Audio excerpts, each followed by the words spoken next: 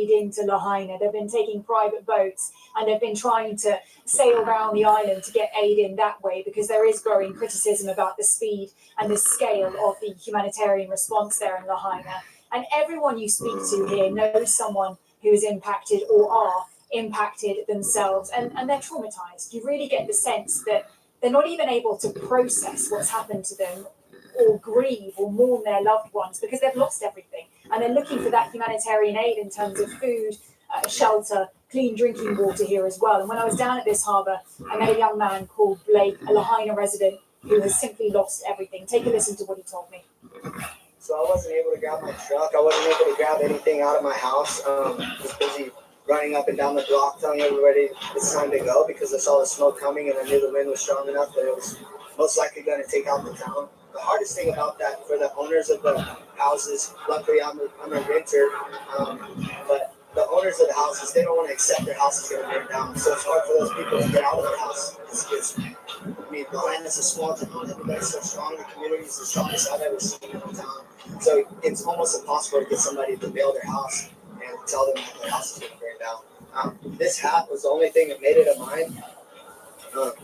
I just recently started riding bulls, so it was a big sign to me that I should just keep doing what I want to do and keep pushing through no matter what. It was in my truck, and my truck was completely melted to the ground. So I've seen you out here with your friends and the truck, and you've lost everything, and yet here you are trying to get help to other people, which is just absolutely remarkable. Is enough help getting into Lahaina? Absolutely not. There should be organizations from all over the world coming in, and I know everybody's working on it, but like I said, Lahaina needs the help now, and we're the ones that can do that. We're the ones that can put forth the effort and do the little that we are for the community.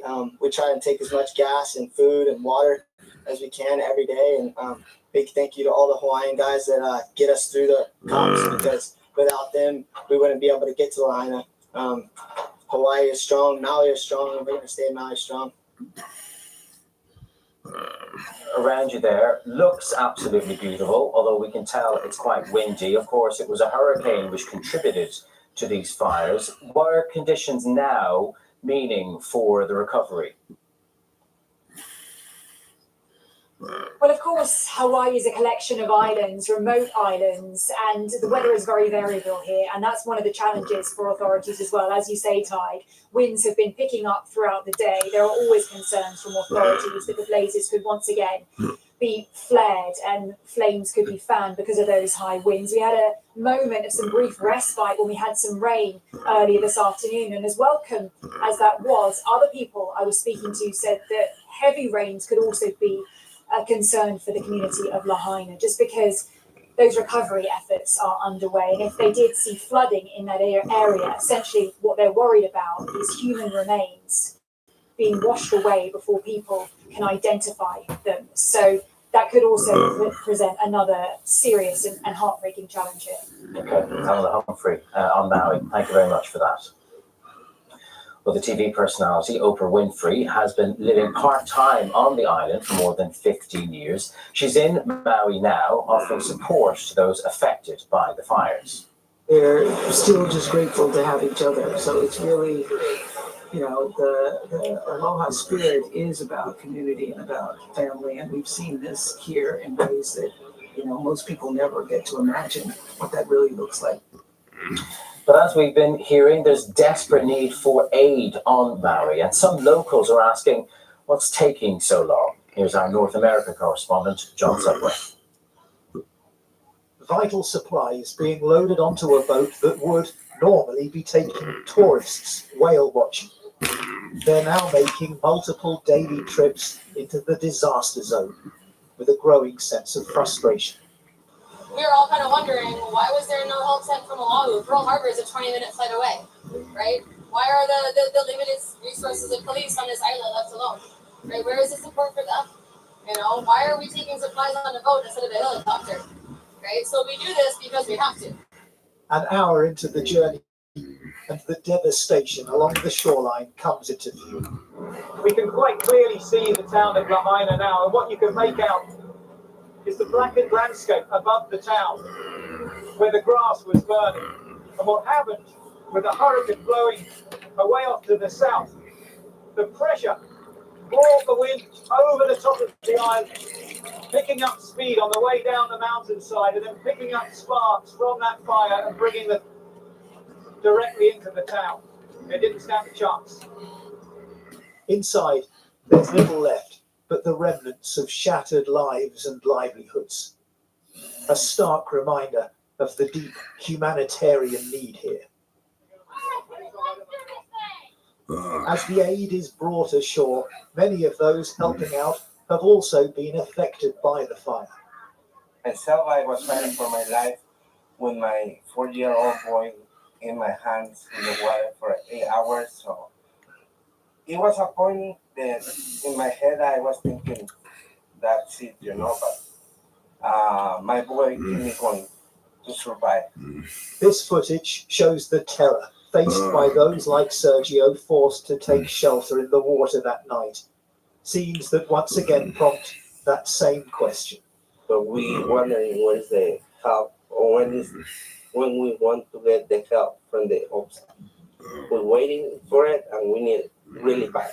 There are huge challenges for the authorities, not least searching for human remains while securing the site from the public. We got to go quick, but we got to do it right. So when we pick up the remains and they fall apart, and so when you have 200 people running through the scene yesterday, and some of you, that's what you're stepping on. I don't know how much more you want me to describe it. That's what you're stepping on. Give us a little bit of time to contain that. Please. 5 days on, the true scale of Hawaii's disaster is becoming clearer. John Sudworth there on the recovery effort in Maui. In other news today, the British Prime Minister Rishi Sunak is coming under renewed pressure over his Stop the Boats pledge. This after 6 migrants drowned during a flurry of channel crossings over the weekend. The UK Home Office figures show that more than 500 people were detained or rescued trying to reach the UK from France on Saturday. Nick Johnson has more. Stopping the boats, one of Rishi Sunak's key priorities. This weekend, the boats kept coming. More than 500 people crossed the channel on Saturday, despite the death of 6 Afghan men after their inflatable capsized off the French coast. And who knows who they are, the 6 that died I'm talking about. How long will it take that message to get back to Afghanistan? And are they men who supported the British forces on operations during the war in Afghanistan? And is that why they've had to flee the Taliban? All those thoughts, of course, go through your mind. The warmer, calmer weather forecast over the coming days means crossings are set to continue, as does the likelihood of further tragedy. Unfortunately, it's going to happen sometime, and we'll have another one before long. All the time, people are trying to cross the channel in these boats, which are not designed for purpose. Then, unfortunately, things will go wrong. The Labour Party says people smugglers are running rings around the government. The government says increased patrols on French beaches has meant fewer people are making the crossing. Further around the coast, the spotlight lingers on the government's migration policy. Asylum seekers who were aboard the Bibby Stockholm barge in Dorset remain in alternative accommodation following the detection of Legionella bacteria on the vessel. Dorset Council now claims it told a Home Office official about the results 3 days before migrants were brought back ashore. Government sources have previously said they knew of the results fewer than 2 days prior. Whether it be the number of asylum seekers crossing the channel or the conditions in which they're housed when they arrive, politically, the forecast is choppy. Nick Johnson, BBC News. Now, since early this year, hundreds of thousands of Israelis have joined unprecedented mass rallies against the country's most right-wing ever government and its highly controversial plans to overhaul the justice system. Now there are signs that more secular Israelis are considering leaving the country. Increasingly, they make up a minority in Israel because of the higher birth rate among religious Jews. One recent poll suggested that 1 in 3 Israelis were thinking of emigrating, Well, a survey of doctors indicated a high number were seeking to move overseas. Relocation firms and lawyers have told the BBC that they're seeing a spike in business. Our Middle East correspondent Yolande Nell reports from Tel Aviv. Another takeover of downtown Tel Aviv. For 6 months, weekend family outings for this top Israeli radiologist have been at these huge anti-government protests. Now, Professor Chen Hoffman's planning a more radical step, moving to a hospital in the UK. I'm going to London for a sabbatical. This will be my laboratory to see if I can live outside Israel. He may leave for good.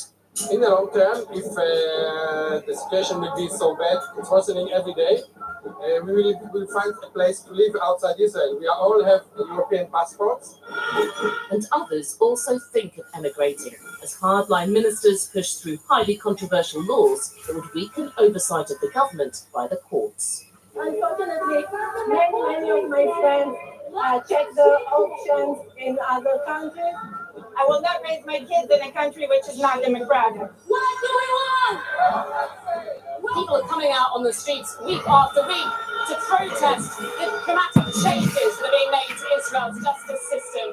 But there are also deep social divisions that are opening up in the country.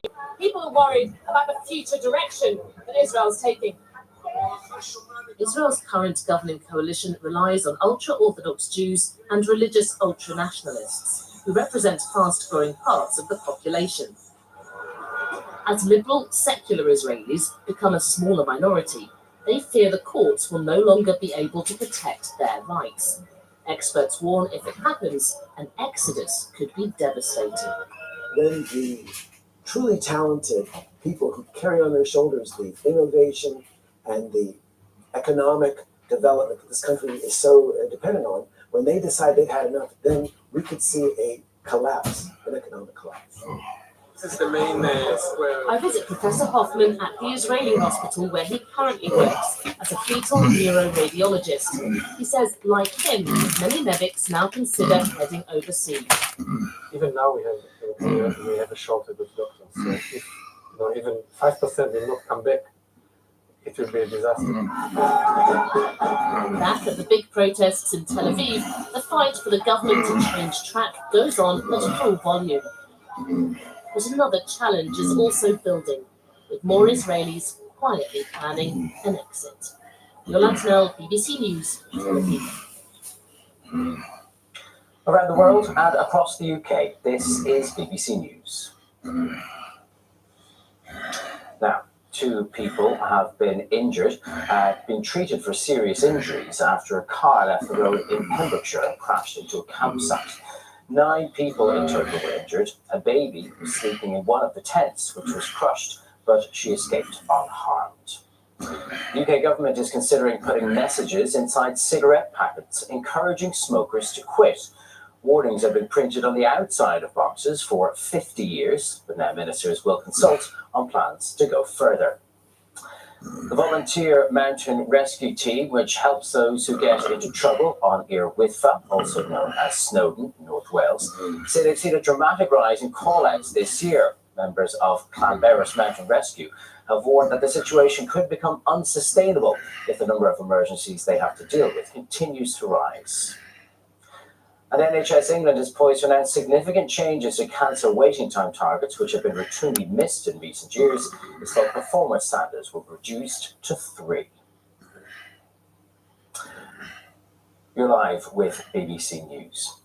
A landmark defence deal between Australia and Japan has come into force. It's only Japan's second defence agreement following its long-standing alliance with the United States. It means their forces will now be able to cooperate in each other's countries, with Japanese F-35 fighters due to be deployed in northern Australia soon. The 2 militaries will also conduct joint drills, with the first due in Japan at the end of the year. The agreement was signed last year amid concerns about an increasingly assertive China. Well, let's speak now for more on this to Sam Rogivan. He's director of the International Security Programme at the Lowy Institute think tank, and he joins me now from Canberra. Thank you very much for being with us today, Sam. Give us the bigger picture as to what this pact actually means for both countries. Well, you're certainly right that this should be seen in the context of China's rise and worries all around the region about China's ultimate foreign policy ambitions. I think, though, that we need to temper any expectations that this will have, that this is a sign of a sort of incipient move towards a joint effort by like-minded nations to come together against the threat of China's rise. So a lot of investment has been made in agreements like this, in the Quad, for instance, the four-way agreement between the United States and Japan, Australia and India. But I do think we need to temper that in as much as the geographical realities will always impose themselves, and so will the economics. All of these countries have major economic relationships with China to keep in mind, and also they're very far apart geographically. Japan and Australia, thousands of kilometres of ocean separates them. So the idea that this is some kind of incipient NATO that's forming in the region is, I think, a bridge too far right now. But from Japan's perspective, it is significant as it seeks to escalate its military capabilities. Yeah, indeed, and this is, as you said in your introduction, the first such agreement after its long-standing treaty commitment to the United States. My understanding is that Japan is also trying to enter a similar agreement with the United Kingdom and with France. So yeah, this definitely signals a shift by Japan. Japan's also substantially boosted its defence spending, but I think first and foremost, Japan will be thinking about how it can secure itself both alone, but also with the United States. I think more distant and middle power allies such as Australia are useful to have, but are not going to make a decisive difference in terms of the balance of forces between Japan and China. And finally, really briefly, Sam, if you can, how much does China pay attention? How much is China rattled by such moves? Look, China always regularly makes statements to the effect that it is worried about the United States entering into a Cold War style containment strategy against China. And to some degree, those are reasonable fears, but actually I think for the reasons already stated, those fears are overstated. I don't think an agreement like this can make a decisive difference in the larger struggle that's now being staged in the region. Okay, Sam Bergigin of the Lowy Institute, thank you very much for joining us today. And today marks 10 years since hundreds of people were killed on the streets of Cairo when Egyptian security forces brutally dispersed a sit-in of protesters who opposed a military takeover. It was described as the deadliest day in the living memory of the country. BBC Arabic's Salih Nabil spoke to some people who were part of the events that day and reflect on their life-changing impact. A day that turned the streets of Cairo into a war zone. 10 years ago, just after dawn, gunfire and police sirens filled the air. Supporters of the former Islamist president, Mohammed Morsi, were camped out in the square of Rabaa al-Adawiyya for weeks after the army deposed him. In a matter of hours, hundreds of them were killed, and the square was in ruins. Was only 20 years old when he took part in the sit-in. Memories of the dispersal still haunt him. He told me he never thought the gathering would be crushed so brutally. Dead bodies were everywhere. A lot of kids lost their lives, and bulldozers were crushing people to death.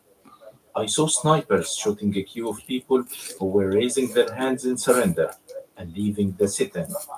Humanity was killed in Egypt on that day. Having spent 5 years behind bars, now lives in the UK.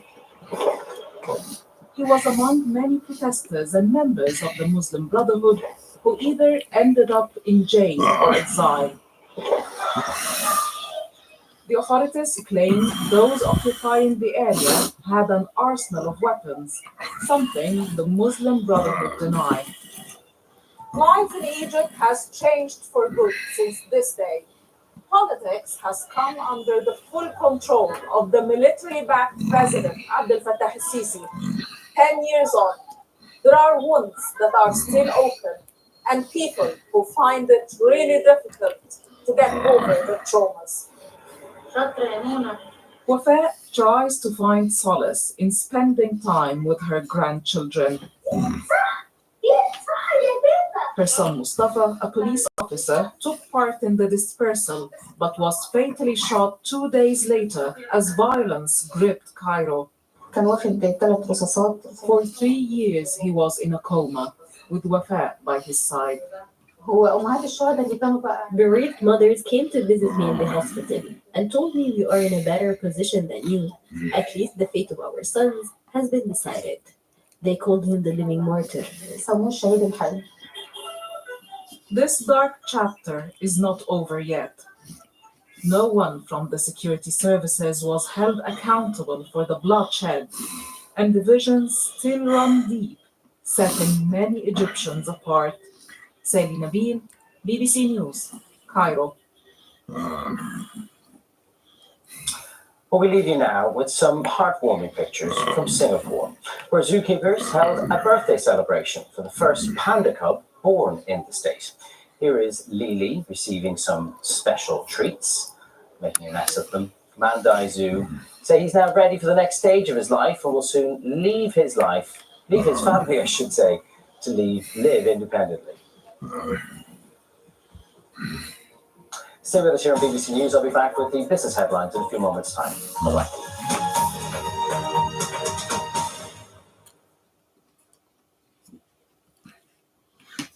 Hello there. This upcoming week looks to be one of mixed fortunes. We're starting the week off with low pressure, much like we had over the weekend, but it could be really quite wet across England and Wales in particular on Monday. Then from Tuesday onwards, high pressure starts to build in. That'll settle things down, will turn drier and also warm up by the end of the week, but also turn more humid, and there is an increasing chance of showers or thunderstorms as low pressure tries to push in off the Atlantic. Back to the here and now, though. Monday looks pretty unsettled for England and Wales. A cloudy, wet start with the heaviest rain across Wales, northern England. Could see some localised flooding as this rain continues to move northwards. An improvement across the rest of England and Wales into the afternoon. Sunny spells, scattered showers. And not a bad day for Scotland and Northern Ireland. Fewer showers here, more in the way of sunshine. Light winds here, but pressure across southern and southeastern areas. Those temperatures range from 18 to 23 degrees. And then as we head through Monday night, that area of low pressure continues to pull out into the North Sea. Many places will turn drier. 1 or 2 showers around, but lengthy clear skies. The temperatures range from 11 to 14 degrees. So as we head into Tuesday then, we're in between weather systems and higher pressure trying to build in. So a much better day for most areas, certainly for England and Wales on Tuesday. Could just see the back edge of that low pressure system clipping eastern Scotland with stronger winds, outbreaks of rain, but that will clear away. And into the afternoon, many places will see sunny spells and just a few showers, mostly light, but the odd heavier one could be ruled out. So we could be up to 22 or 24 degrees in the southeast with lighter winds, more sunshine. For Wednesday then, high pressure sits on top of the country. It will stay dry for most places and winds will be very light. So we could start off a little bit of mist and fog, some low cloud central northern areas. Through the afternoon, although there'll be plenty of sunshine, there could still be an isolated shower through central and northern areas. But it'll feel a little bit warmer at this point, 25 degrees, the warmest spots of the south. And then Thursday, Friday, we see high pressure to the east, lower pressure to the west. That'll start to draw in some warm and humid air off the near continent on a southeasterly breeze. So it really will warm up across southern and eastern areas towards the end of the week. Could be mid to high 20s, but there will be an increasing chance of showers and thunderstorms moving in from the west. Free speech is meaningless unless you allow people you don't like to say things you don't like. After winning, the people were so proud and it was so intense. Сказав моїй дружині, треба збиратись, треба піднімати дітей. Почалась війна. I never thought I was going to be a famous movie person. When big names talk, they talk to the BBC. Extreme weather conditions are hitting Europe, the US, and Asia. It does appear that this year is more extreme than previous monsoon seasons. The climate of southern Europe is changing, say local people. It's becoming more and more like North Africa. And the authorities are warning people that the temperatures aren't just record-breaking, they're life-threatening. Get the full story with bbc.co.uk/news. Follow the story for all the latest with BBC News. We lift everything. Behind every headline, there is a human story. This is Our World, Following Carlton. a series of documentary films that reveal the human drama at the heart of global events. Життя триває, у нас двоє дітей. Our World. Watch on BBC iPlayer.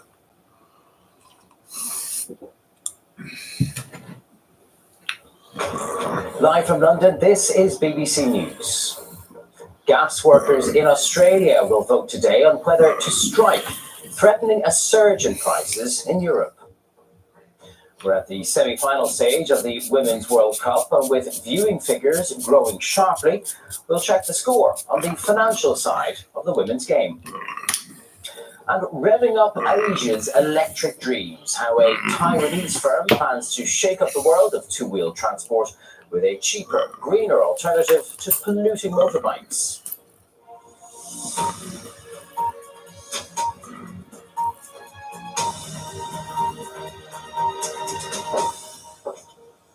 Hello there, I'm Ty Genwright with your top business stories. Well, we start in Australia, where workers of the country's LNG plants, those that produce liquefied natural gas, will decide this week if they'll go on strike over pay and employment rights. European natural gas prices surged by almost 40% last Wednesday when the strike action was first announced. Demand and reliance on LNG has grown, especially since the Russian war in Ukraine has made countries seek out other energy suppliers rather than Russia. Well, if more of these proposed strikes take place, then Europe could face another energy crisis. The International Energy Agency has revealed that LNG now makes up 35% of Europe's energy supplies, which is not far off the 40% contribution that Russia made before it was sanctioned over Ukraine. Well, joining me now is Ben McWilliams, who's an affiliate fellow at Bruegel. Thank you very much for being with us today, Ben. So what are your concerns about where gas prices could go if these workers do vote to strike? Sure, this is certainly a concern, but to be clear up front, nothing comparable to last year.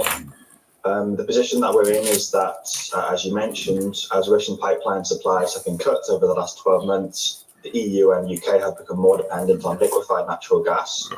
Australia currently supplies about 10% of the market, which is at threat from these strikes. Australia typically supplies Asia, but if these strikes were to go ahead and Australian gas were cut to Asian consumers, we would see Asian consumers turning around and looking, for example, to Qatar and competing with European buyers there, which would in turn have some knock-on effect on prices.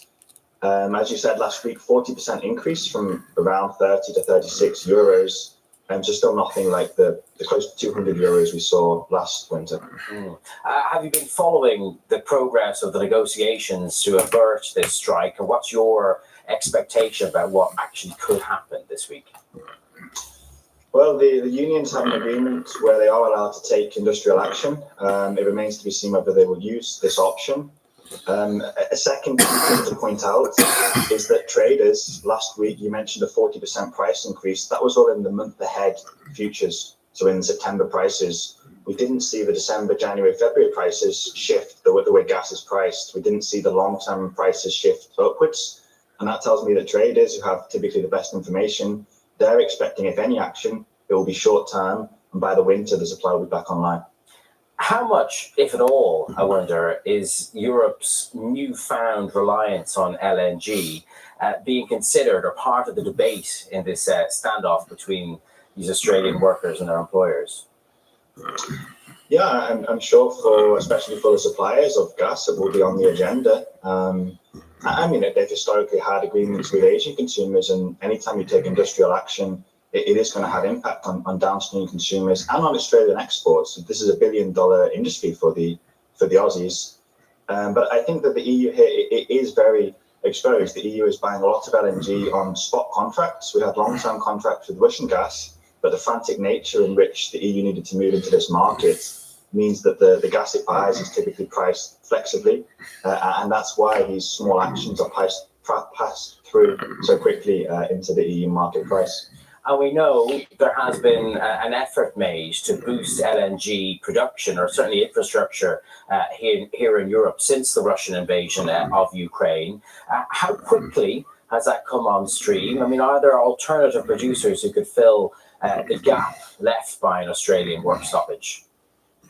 Well, in terms of quick infrastructure development for Europe, that was all about the capacity to receive LNG. So you have floating terminals which you can deploy very rapidly in about 6 months. In terms of rapidly deploying supply, that's not possible. We're looking at 6 to 10 year timelines here. So it's not possible to quickly replace supply, but there is an existing market. There's a big global market. Qatar is supplying a lot. The Americans ramped up their production. So there's certainly lots of other options. And as I said, I would see this as a hit for Europe, and it would increase prices. But again, to emphasize, this is nothing in comparison to what we saw last year. Okay, Ben McWilliams from Bruegel, thank you very much for joining us today. In other business today, pubs in England and Wales will be able to continue selling takeaway drinks after the government decided to keep COVID licensing rules. They had been allowed to serve customers through hatches when they were forced to close under pandemic laws back in 2020. The rules were due to expire at the end of September, but now they'll be continued until March 2025. US Steel has rejected a $7.3 billion takeover offer from its rival, Cleveland Cliffs, and has launched a formal review of its business. The offer from Cleveland was at a 43% premium to US Steel's closing price after trading ended on Friday. Any potential merger between the two would create a global steelmaking giant in an industry currently dominated by China.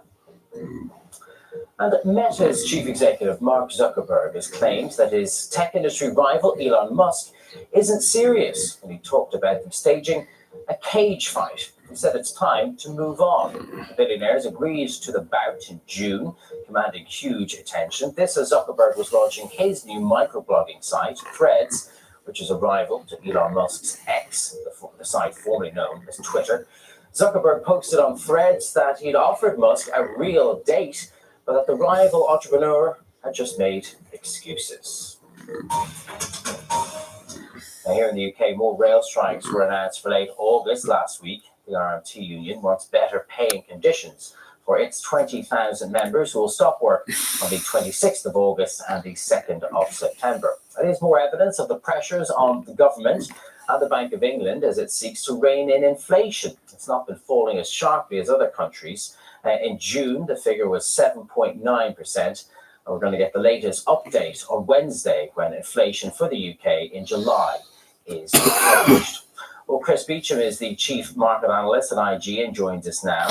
Thanks for being with us today, Chris. Worth pointing out as well, of course, that train fares in the UK are also linked to inflation. But on the subject of pay rises, would you expect a weaker inflation number this week to take the fire out of these pay disputes that have caused so much disruption lately? I think it might sort of weaken maybe the hand of those calling for those higher pay packets. It's been a feature of the summer, really, or the past year for the UK, with those strikes. And with those inflation numbers coming out this week, it does highlight that these price pressures, though they have eased a lot since last year. We were at double-digit figures at the end of last year. We're now, 6.9% expected this summer. And they have eased, but they are still there. And of course, that puts pressure on workers and on consumers across the board, which is why I think we will see these negotiations continue to be very highly charged. Indeed. So the big focal point from a wider economic perspective here in the UK is that inflation data coming out on Wednesday for July. What's your estimate of where it's going to go? Well, still a slower pace of growth for inflation. A headline number should drop to about 6.8%. Now that's, as you said, down from 7.9 last month. And that's quite a sharp deceleration from where we were at the beginning of the year. But as you also noted, it's something that where the UK is seeing a much slower decline in inflation. US inflation has dropped markedly over the past year. That's really given the US economy quite a bit of breathing space to see improvement. So while as GDP figures last week the UK showed we're not in a recession, it still, I think, remains a major concern. And as you highlighted in the previous story with those natural gas prices, there's always the risk that it can go back up again. And we can see perhaps a lot of this flare up again over the winter. Maybe not as dramatic as it was, but certainly it hasn't gone away as a risk to the economy.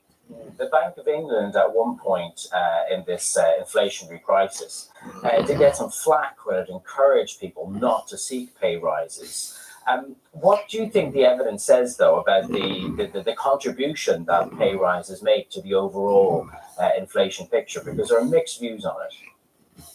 I think the evidence is relatively limited. I think when people talk about people demanding wage rises and that causes that feared wage price rise, they're looking back, of course, to the 70s and oil prices. But that was a very different time. You had much stronger bargaining power of the unions that could really drive this kind of dramatic increase in the inflation through the consumer side of things, asking for those pay rises. It's less of a factor now. I think it's the Bank of England just having to take the flak where they have to and try and get ahead of the game and saying it will get better.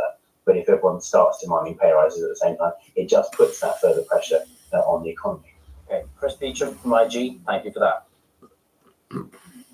Let's go to Asia now, where a new report has suggested, perhaps controversially, that the region's workers are the worst in the world for looking busy at work without actually being very productive. The report by the workplace messaging platform Slack found that employees in India and Japan were the most likely to spend time on what it called performative work.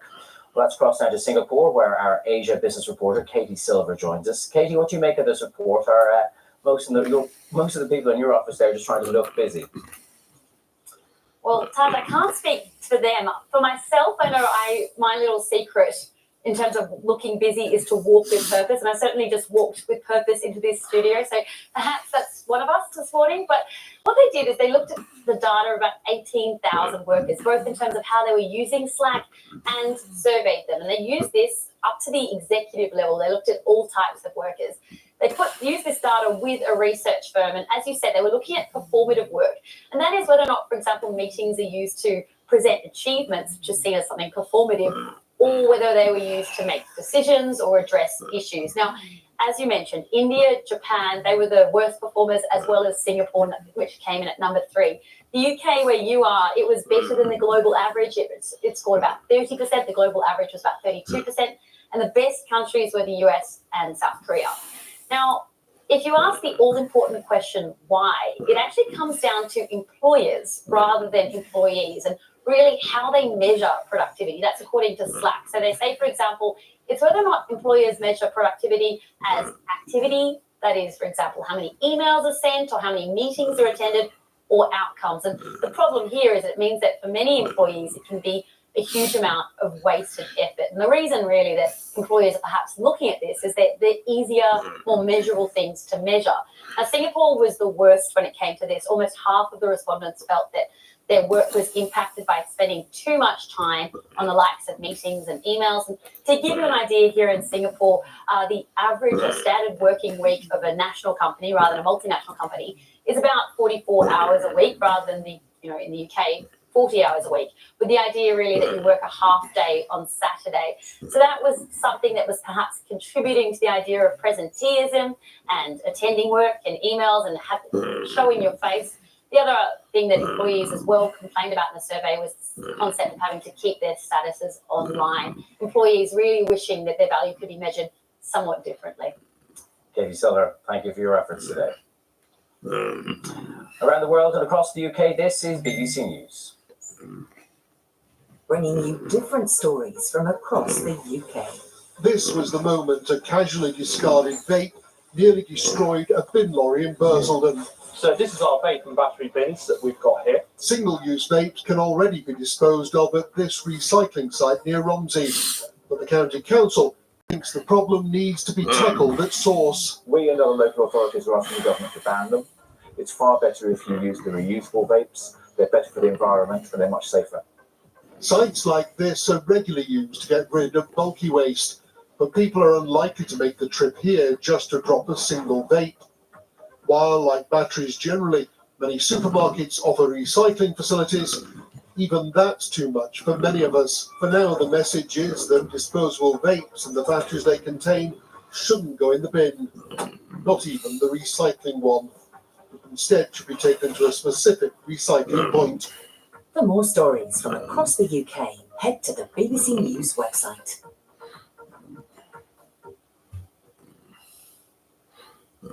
You're live with BBC News. Well, excitement is building down under because we've reached the semi-final stage of the Women's World Cup, with the matches due to be played on Tuesday and Wednesday. Ahead of the tournament, it was estimated that some 2 billion viewers would watch the games. That's nearly a quarter of the world's population. So is the popularity of women's football at a tipping point, one that will consistently bring in more money? We're joined now by Dorothy Calva, who's a senior research analyst at Euromonitor. Thanks for being with us today, Dorothy. What do we know about whether the tournament has actually lived up to hopes and expectations when it comes to fan engagement and viewership? Good morning. So far, we've seen that the World Cup attendance has really been on par with those expectations of really beating the record from 2015. It actually already beat that record with games still to play, so that's really encouraging. In terms of viewership numbers, still a little bit behind in some markets, but in some markets definitely setting records. I think that's mostly due to the difficult viewing times in places like the UK and the US.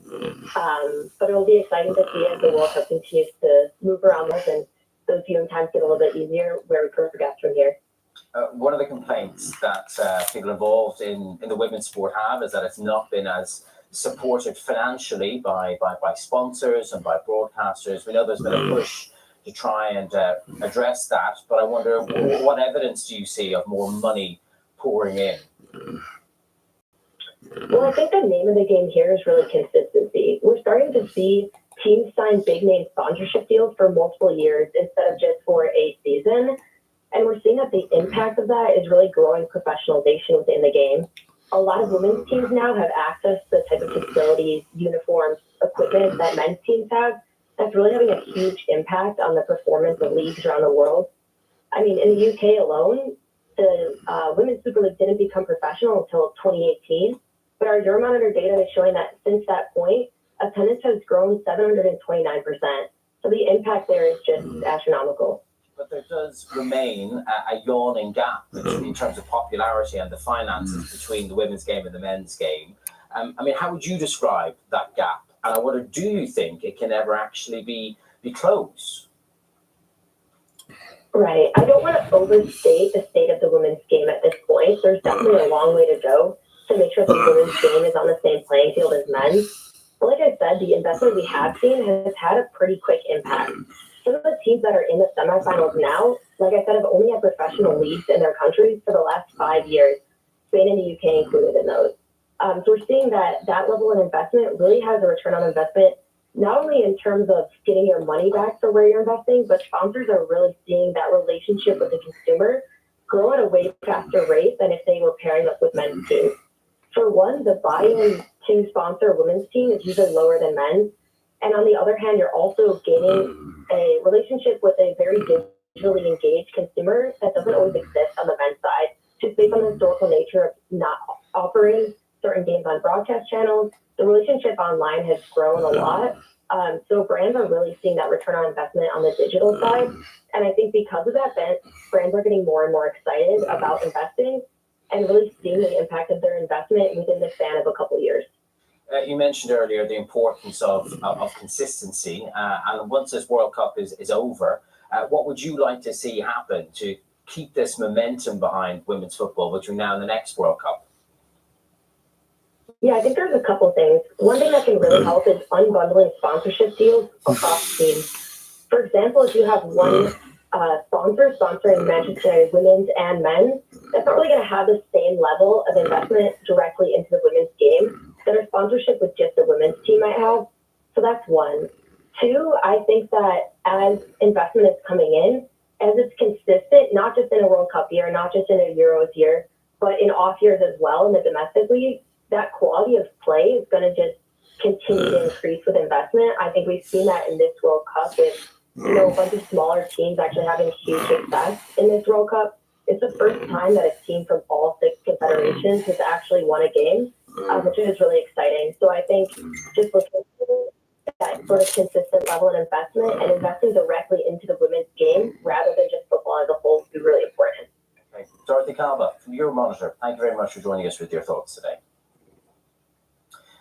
We're returning to Asia now, and from Mumbai to Bangkok and Jakarta, motorbikes are the most popular form of personal transport across the region. They're cheap and convenient, but also extremely polluting. One Taiwanese company, though, believes it has a solution. It's built a large network of battery stations to lower the cost of going electric. Our Asian correspondent, Rupert Wingfield-Hales, sent us this report from Taipei. Here I am in Taiwan, and this little electric scooter may not look like anything revolutionary, but it is. It is a world first, and I'm going to show you why.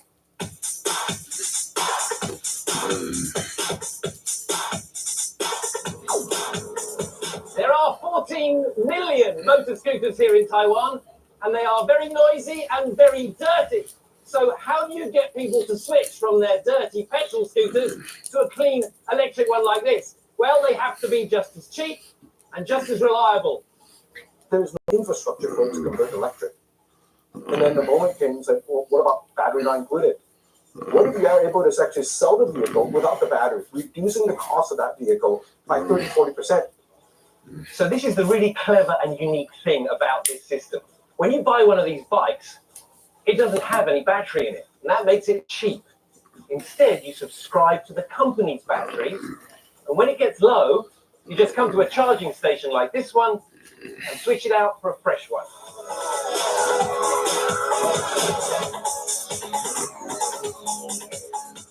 There are more than 10,000 of these charging stations across Taiwan, with more than 1 million of these batteries in them. And that should mean goodbye to range anxiety. You know, if my vehicle has 100-kilometer range, I can only go 50 and then 50 back, which means that now you have a tether on your neck everywhere you go. That's not a solution. We're solving for range anxiety also at the same time because you can just hop from point to point. This could be the answer to zero emissions personal transport for many of Asia's huge megacities. And for this Taiwan startup, the next stop is India. Great stuff. Finally, we've all become keenly aware of the power of social media and connecting people worldwide and giving them a platform in which any one person's voice can go viral. It's also a powerful tool for companies to reach their customers and potential customers with their brand's message. But of course, one wrong move on a company's social media account can result in a PR crisis or what's known as social media fright. So what's changing when it comes to making social media work for your company? We can speak now to Lynn Frost, who's the managing director at the Social Element, a global social media agency which has Visa, Nissan, and Oreo among its clients. Lynn, thanks very much for being with us. Of course, we've had social media now for 10 years plus. For me, I know it's a great tool to kind of get in touch with companies, to raise a complaint, or just ask a question. I wonder how important you think that particular role has become for social. Incredibly important. Social is an amazing opportunity for brands to have a one-to-one conversation with their audience, but as you said, equally for the audience to have that one-to-one conversation with the brand. So it's to have that sort of social fright is where brands are actually fearful of that engagement. So they'll either shut it down, or they will leave people hanging, or they will turn comments off. So you're missing out on this huge opportunity to have that open dialogue and let people have a connection, and let people have their say. How would you describe the evolution, though, of the sector? Is it becoming riskier as time moves on, and you have the likes of Elon Musk's X, which is watered down the kind of filters and the controls that had been in place? I think it's less riskier. It's more actually becoming more powerful. It's becoming more of a mainstream channel. So now we're hearing CEOs and CMOs it used to be digital first, it's now social first. And there's a real spotlight, and you can really see how brands are changing perception through social. How, if you can see recent Barbie campaign, they channeled so much into social and put that effort in there. I mean, with power, there's always risk. So it's about being prepared. So it's knowing that you are going to get comments, you're going to get people looking at you on social. As you said, it's that lovely dialogue. So it's about being prepared and listening to what's going on. So you are ready to respond, and you're ready. There's a real opportunity in turning negativity into positivity. I mean, zoning in actually specifically on X, formerly Twitter.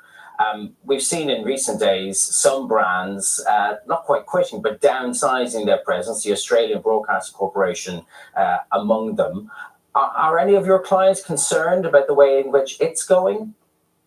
I think you have to always be aware of what's happening on the platforms. As I said, being prepared, you need to have that concern so you can make sure you're responding appropriately.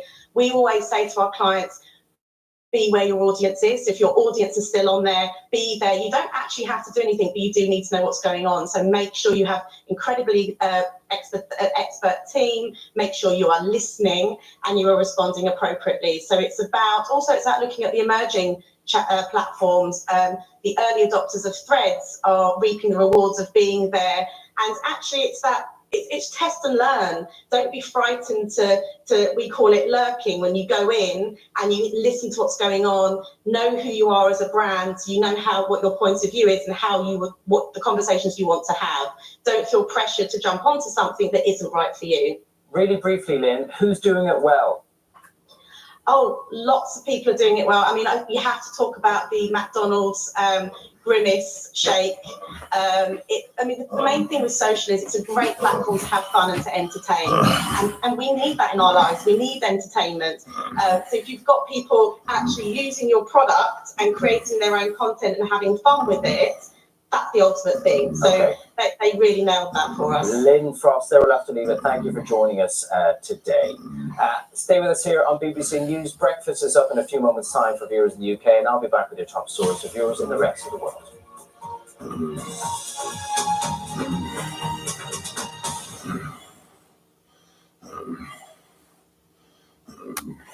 Hello there. This upcoming week looks to be one of mixed fortunes. We're starting the week off with low pressure, much like we had over the weekend, but it could be really quite wet across England and Wales, in particular on Monday. Then from Tuesday onwards, high pressure starts to build in. That'll settle things down, will turn drier and also warm up by the end of the week, but also turn more humid, and there is an increasing chance of showers or thunderstorms as low pressure tries to push in off the Atlantic.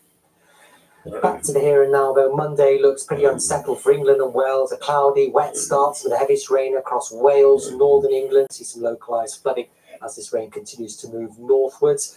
An improvement across the rest of England and Wales into the afternoon. Sunny spells, scattered showers. And not a bad day for Scotland and Northern Ireland. Fewer showers here, more in the way of sunshine. Light winds here, but fresher across southern and southeastern areas. Those temperatures range from 18 to 23 degrees. And then as we head through Monday night, that area of low pressure continues to pull out into the North Sea. Many places will turn drier. One or two showers around, but lengthy clear skies, and temperatures range from 11 to 14 degrees. So as we head into Tuesday, then, we're in between weather systems and higher pressure trying to build in. So a much better day for most areas, certainly for England and Wales on Tuesday. Could just see the back edge of that low pressure system clipping eastern Scotland with stronger winds, outbreaks of rain, but that will clear away. And into the afternoon, many places will see sunny spells and just a few showers, mostly light, but the odd heavier one could be ruled out. And it could be up to 23 or 24 degrees in the southeast with lighter winds, more sunshine. For Wednesday, then, high pressure sits on top of the country. It'll stay dry for most places, and winds will be very light. So we could start off a little bit of mist and fog, some low cloud central northern areas. Through the afternoon, although there'll be plenty of sunshine, there could still be an isolated shower through central and northern areas. But it'll feel a little bit warmer at this point. It could be up to 25 degrees, the warmest spots of the south. And then Thursday, Friday, we see high pressure to the east, lower pressure to the west. That'll start to draw in some warm and humid air off the near continent on a southeasterly breeze. So it really will warm up across southern and eastern areas towards the end of the week. Could be mid to high 20s, but there will be an increasing chance of showers and thunderstorms moving in from the west.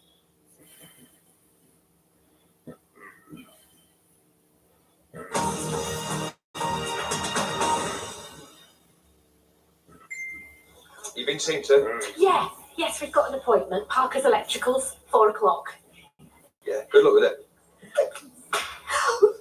What the hell was that? Power of Parker. Press red for all episodes on BBC iPlayer. Miss the end of my show? How very day, but it's all good. With the BBC Sounds app, you can listen to live radio, pause it and rewind it. And if you continue listening, you will never ever lose your place with podcasts or your favourite music mixes. All is forgiven if you download the BBC Sounds app. Go on. You know what they say. You'll get square eyes. They assumed he was mindlessly glued to screens. But maybe we shouldn't be so quick to judge, because it's not always pointless watching. It's learning. It's getting them off the sofa. The judges' scores are in, and it's seeing the bigger picture. To keep our planet in perfect balance. So maybe you don't get square eyes, but can actually become more rounded. Screens. It's what's on them that counts.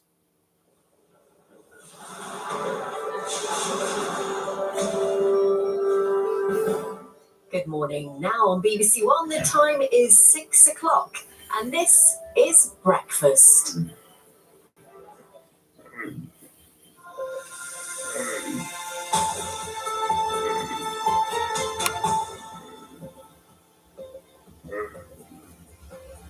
Good morning, welcome to Breakfast with John Kay and Sally Nugent. Hello, morning. Here are your headlines at 6 o'clock. And as the death toll from the Hawaii wildfires approaches 100, anger is growing about the official response to the thousands left without homes. Major changes to cancer diagnosis and treatment targets are expected in England as patient waiting lists hit record levels. The government's accused of moving more asylum seekers onto the Bibi Stockholm last week, despite knowing traces of Legionella had been found on the barge. And are you paying too much for convenience? Supermarkets are told they need to make it cheaper for people to shop in their smaller town centre stores. In sport this morning, Chelsea smashed the British transfer record twice in the same year as they agree a deal to sign the Brighton midfielder Moises Caicedo for 115 million, dipping Liverpool to his signatures. And we meet the woman hoping to become the first person with a stoma to swim the channel. Good morning. Today we've got some heavy and persistent rain moving northeastwards across England and Wales, being replaced later by some sunny spells and showers. For Scotland and Northern Ireland, that's what you have, sunshine and showers. I'll have all the details later in the programme.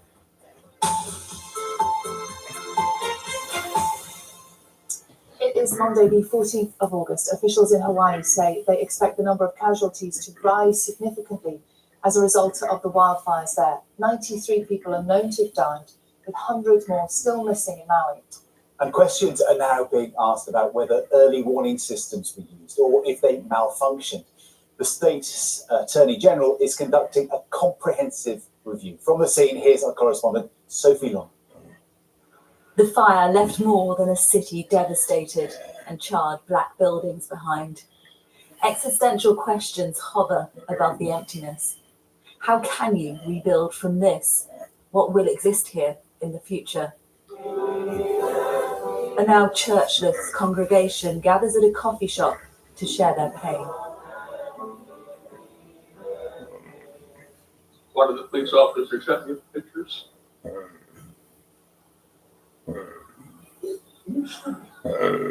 My house. Well, believe it is not lack of faith. Thank God that He gave us ears. There are so many questions that remain without answers. Why did one survive to sit in a makeshift church when their neighbour didn't? What will become of their community so crippled by a loss that's still being counted? I don't think it'll ever be the same. I hope it'll be better. So that's my prayer, and I believe that. I think one day, it can be an even better Lahaina than it was. Hopefully, that's what I hope that means. How do they explain to those too young to understand what their parents can't comprehend? Children live in the moment most when they're young, and so you may have to explain it more than once with them. But all you can do is just be straightforward and tell them the fire took the house. And the terrible thing is that it's going to be hard because the next fire You know, the next time they hear fire, that fear is going to come back. You actually had one lady beat on the window, save me, save me. These people may have lost their homes, but they haven't lost their hope. We're going to build ourselves up. We're going to shake ourselves up, and we're going to keep going forward. You know, we're not broken. The place might be for now, but, you know, it won't stay that way. And even the elderly with other places they could go will stay and rebuild. Family on the mainland are trying to get me to move back. And my son told my daughter, said, you don't get it. Dad's going to die there. So that's his home. It's our home. But we'll come back. We'll survive. We'll get through this. They'll tell their children that there has been mass death and destruction, but out of it came heroes and hope. Sophie Long, BBC News, Maui. Well, Sophie joins us live now. And Sophie, I imagine the attention is now turning to recovery. Are supplies able to get through? Yeah, I mean, the first and foremost, what they're focusing on is the search and recovery operation, which, 5 days on now since Lahaina was engulfed in flames, remains in its early stages. The latest update we had about 24 hours ago was that the crews working with cadaver dogs have only covered some 3%. Obviously, that will have increased, but it's still in its early stages. And the relief effort is ongoing as well. A lot of local people are taking it into their own hands and have been trying to get supplies into Lahaina. Lahaina has a road, there's only one road really that goes in, has been opened today, but there is a checkpoint and only residents with identification are being allowed through. Now that has been the subject of some criticism because for a lot of these residents, their ID cards are with the rest of their belongings in the ashes. But the authorities have been very clear about why they are controlling access to that devastated city, and that's because there are still remains that are uncovered and they don't want people unknowingly to tread on them. Tourism, of course, this state relies on tourism. They are encouraging people not to visit Maui at the moment. They understand that it's a beautiful place so people want to come. They're not saying don't come to Hawaii, but they're saying don't come to Maui at the moment. They want to keep hotel rooms free for the more than 4,000 people who've been made homeless on an island where there was already a severe housing crisis. Sophie, thanks very much, Eva. Sophie Long, live in Maui for us this morning. John now has more of this morning. Yes, and targets for cancer waiting times could be dropped as NHS England aims to make diagnosis and treatment timelines easier for patients to understand. The targets have been routinely missed in recent years, as our health editor Hugh Pym explains. NHS England says the aim is to simplify and update cancer standards with advice from clinical leaders.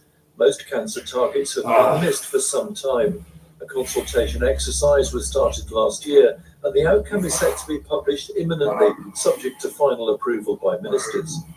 3 targets would be maintained: diagnosis of cancer within 28 days of referral, the start of treatment within 2 months of an urgent referral, and treatment starting 1 month after a decision to treat. But other targets, for example, a 2-week wait from an urgent GP referral to see a consultant, including for breast cancer patients, will be dropped. An NHS spokesperson said the changes would remove the need for unnecessary outpatient appointments in order to comply with waiting time rules and allow more patients to get a faster diagnosis. But a spokesperson for the Catch Up with Cancer campaign said while chasing too many targets could be disruptive, the real truth was not enough was being invested in treatment capacity, and tinkering at the edges with sound bites would not put this right. Hugh Pym, BBC News. Dorset Council claims that a Home Office official was told about traces of the potentially deadly Legionella bacteria found on an accommodation barge for migrants earlier than the government has admitted. Let's go live to Westminster and speak to our political correspondent, Peter Saul, who's been checking this out for us. Hi, morning, Peter. What's the timeline then of who said what to whom when?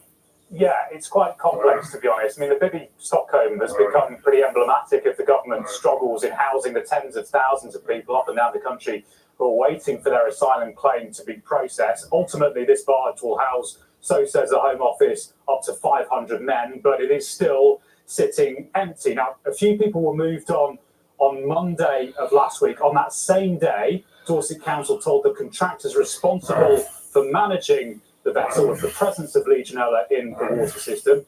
It's now emerged that the following day, so Tuesday of last week, a Home Office official was also told. The question is, what happened between then, Tuesday of last week, and Thursday? Because we're told that ministers weren't made aware of this problem until Thursday, and there's some suggestion perhaps that it was because there were lower levels of Legionella initially. That proved then to be higher, which is when ultimately they decided to act to move the 49 men who'd been put on board the Bibi Stockholm off eventually on Friday of last week. But really lots and lots of problems with this particular accommodation. We had a former cabinet minister in David Davis over the weekend accusing the Home Office of startling incompetence. Rishi Sunak has been on holiday, incidentally, in California for the past 10 days. He's due back, and his big pledge really to stop the boats under intense scrutiny once again, particularly after the tragic loss of life that we saw at the weekend too. On Saturday, 6 people dying in the Channel. Okay, for now, Peter, thank you very much indeed. Now, around 3.9 million working days have been lost to industrial action in the last year. That's more than at any point since the 1980s. The report by the Resolution Foundation think tank says many of the strikes have been fueled by a real terms drop in pay of more than 9%. That's across several sectors. An education union has called on the First Minister of Scotland to take action on the lack of job security among newly qualified teachers. The Educational Institute of Scotland said teachers have been appointed on short-term temporary contracts. A spokesman for the Scottish Government said that while teachers are employed by local authorities and not the government, it is taking strong action to protect increased teacher numbers. 2 people remain in a serious condition in hospital after a car crashed into a campsite. 9 people were injured when the car left the road in Pembrokeshire on Saturday night, as Matthew Murray reports. It was just after 10:30 at night when the Ford Fiesta left the road, which runs alongside the campsite here at Newgale near St David's in Pembrokeshire. There's no barrier or hedge between the campsite field and the road, just this small bank and a ditch. The car rolled 3 times before landing on top of several people who were sitting outside their tent.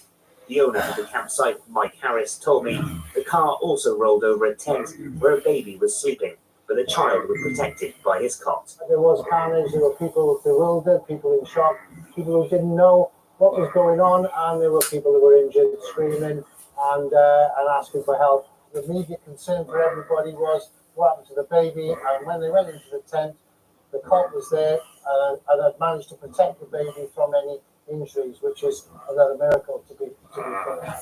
The skid marks from the car are just behind on the road here. Now, I've seen the CCTV footage as well from the campsite. It shows the car losing control, spinning 180 degrees, and then rolling onto the campsite here. It rolled 3 times before ending up at its final destination, which is around about 70 meters from here. Fern Wilson and Joshua Tam, who is a firefighter on holiday at the campsite, helped the injured. Well, you ran pretty much straight away over to help. We just tried to help as much as possible with first aid. And yeah, we had the crash pretty much as it happened. Everyone got there pretty quick. You helped move the car over. Yeah, setting up space where we could treat the people. One person was airlifted to the University Hospital of Wales in Cardiff by a Coast Guard rescue helicopter, while police are appealing for anyone with information to come forward. Matt Murray, BBC News, Newgale in Pembrokeshire.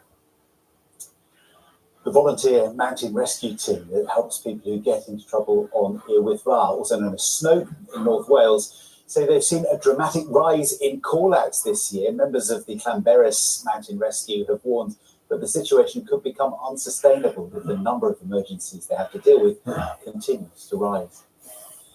Messages encouraging smokers to quit could be added to the inside of cigarette packets under proposals being considered by the government. Warnings, of course, have been printed on the outside of boxes for 50 years. Matt Cole has more. Images like this have been on cigarette packets since the late noughties. Written warnings have been around even longer, but now the plan is to think inside the box. Messages could be popped into packets which would set out the health and financial benefits of giving up and offer information on support for quitting. The grim warnings on the outside are warnings about the harm, and they help prevent children from starting to smoke, and they help encourage smokers to think about why they should quit. You can't put much information on them, so the pack inserts can give you a lot more information about how best to quit. The Department of Health says a similar scheme in Canada found those exposed to the inserts multiple times were significantly more likely to try to give up smoking. The UK government believes smoking places a huge burden on the NHS, claiming it is the single leading preventable cause of illness and mortality in the UK, resulting in nearly 4% of all hospital admissions at an annual cost to the NHS of £2 billion a year. The government wants to drive those figures down, having pledged to have fewer than 5% of Britons smoking by 2030. Earlier this year, experts predicted that target would be missed without further action. But if the idea to put inserts into packets is taken up, the government believes they could help an additional 30,000 smokers to quit their habit. The consultation on this new approach will run until October. Matt Cole, BBC News. Now, you've probably spotted some of the classical big hitters if you've been tuning into BBC Proms. But if you look a little bit closer, you might have seen this man, Felix Klise, and his toes. It's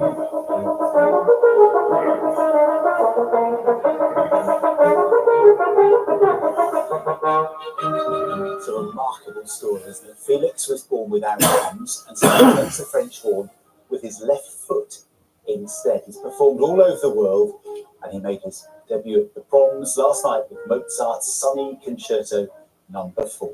Absolutely amazing. Isn't that incredible? What a gift. Fantastic. It's 16 minutes past 6 and Carol can tell us how sunny the weather's going to be over the next few days. Good morning. That was a rainbow, John. Absolutely, that's the clue, John. Good morning, both. Good morning to you too. We've had a deluge of rain last night across parts of England and Wales.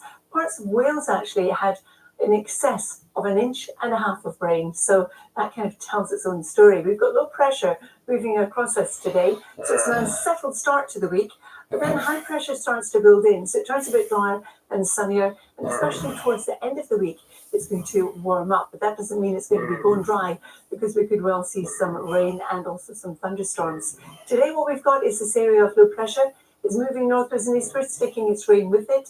The heaviest at the moment is across England and Wales, but we do have some showers across northern parts of Scotland as well, in between some clearer conditions. So as we head on through the course of the morning, the rain will continue to advance northwards and eastwards. The heaviest by the afternoon will be across northwest England and also North Wales. There's a risk of flooding from this rain, and there'll be a lot of surface water and spray around.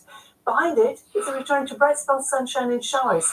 Now, some of this rain could just clip southern Scotland, but for most of Scotland and for Northern Ireland, we're looking at a drier day with some sunshine and just a few showers. Top temperatures 16 to 24 degrees. Heading on through this evening and overnight, the low pressure continues to push northwards and eastwards, dragging its rain into the North Sea. Then we'll have some clear skies, just the odd spot of rain here and there. And these are our temperatures, 11 to 14 degrees. So it's not going to be a cold night. And then into tomorrow, high pressure starts to build in. So things will be a little bit more settled. Sam and John. That's good to hear, Carol. Thank you. Now, when Jill Castle had to be fitted with a stoma bag following a traumatic birth, she was determined to show her son that it wouldn't stop her from achieving anything in her life. Yes, she's now attempting to become the first person with a colostomy pouch to swim the channel. And alongside her family, she's got a famous fan cheering her on, as Alison Freeman discovered when she went to meet her in training.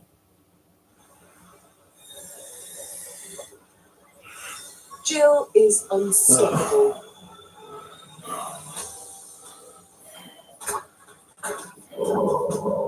We are at bed. Everyone should do this. Oh. 12 years ago, she was so badly injured during the birth of her son that she had to have a stoma fitted. It diverts her bowel to a bag on her abdomen. But in just over a week's time, she's aiming to become the first woman with a stoma to swim the channel. Because a lot of people with stomas are really, really fearful to be active and to go out there and to do things. They think they're going to be judged by people, particularly swimming. A lot of people won't go to their local pool. And this is kind of like my really in-your-face way of saying, if I can swim the channel, you can go to your local pool. But really, ultimately, my everything is to show my son that his birth didn't ruin my life. Times were tough for Jill at first. She found it hard to manage her stoma. Her mental health suffered, and she was no longer able to keep working as a police officer. Jill also felt frustrated by the lack of support available to her. People didn't really know what to do with me. People kept saying that you're really unique, which is not what you want to hear, because you want to feel safe and looked after, and that people know what they're doing. So I was sort of left really for years to try and sort it out myself. It sounds quite lonely.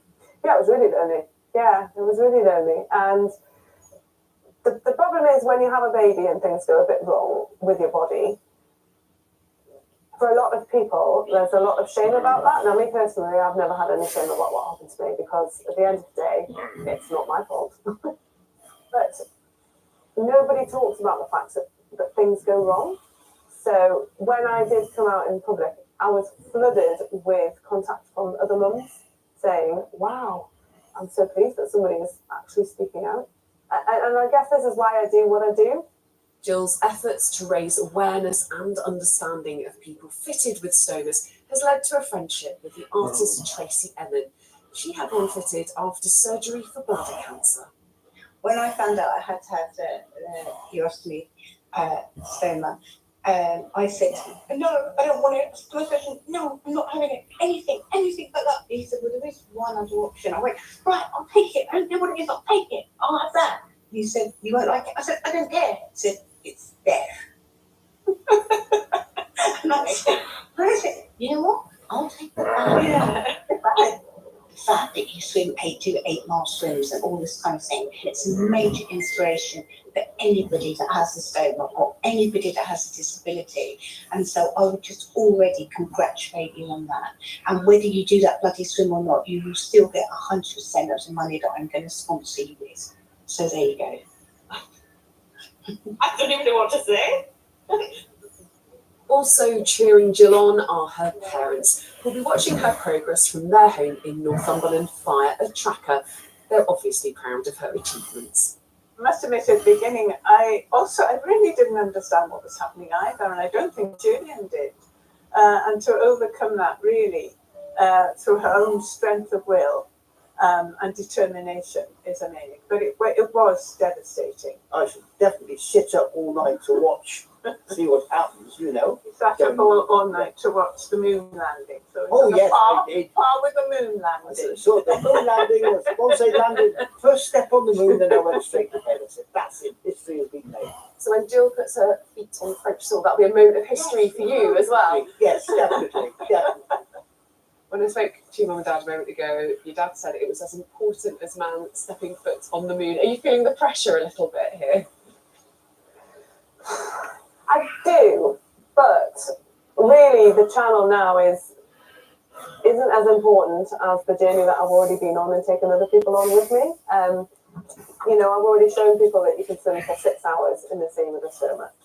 I've got a lot of attention already on birth trauma, on childbirth injuries. So really, in many ways, my job's kind of already done, and getting to France will be the icing on the cake. I'm ready. Bring it on. Alison Freeman, BBC News, Northumberland. Bring it on, indeed. Well done, Jill, with your training. We're looking out for your next expedition, but good luck. Looks great, doesn't it? Yeah, and you can hear more about Jill's story on BBC Sounds. Just search for The Stoma Swimmer.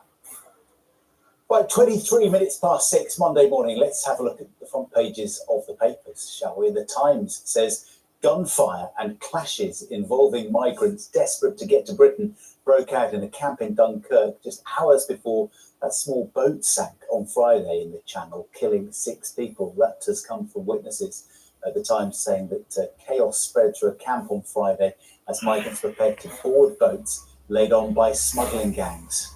The Mirror is leading on the story we brought to you this morning about the campsite crash in Pembrokeshire and the incredible escape of a baby who survived.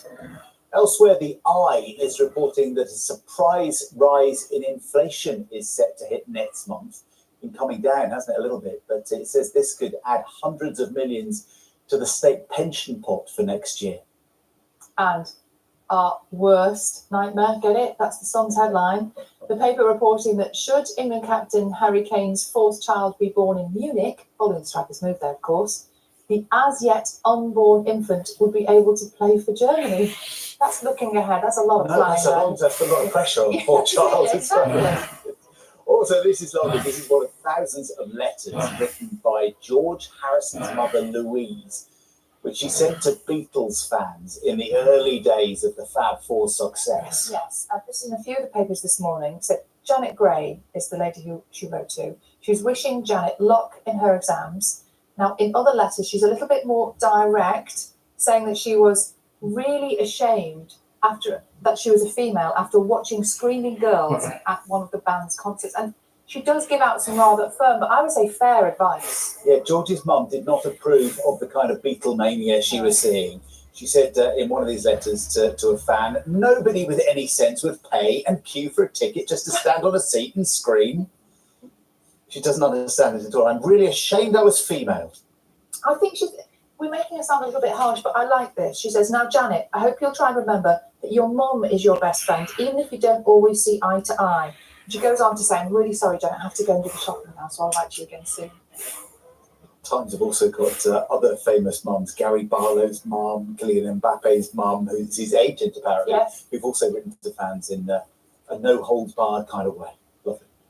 Now, for any young athletes, the goal of reaching the Olympics is, of course, the ultimate dream, but being coached by one of your sporting heroes probably comes pretty close. And on top of training for Paris next year, triple Olympic gold medalist Adam Peaty has been busy training young swimmers on not just how to swim, but how to race, as Joanna Kent's been finding out.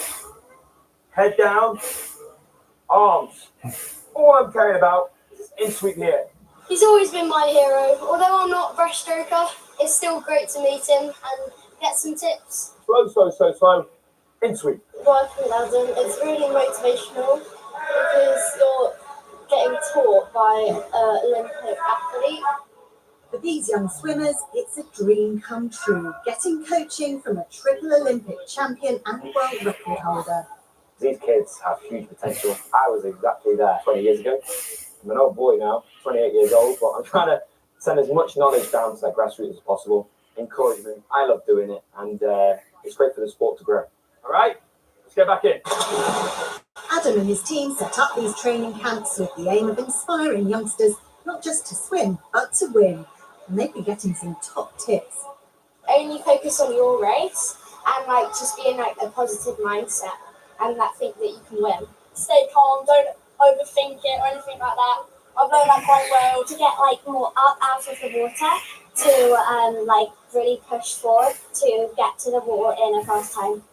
The sessions aren't limited to the pool.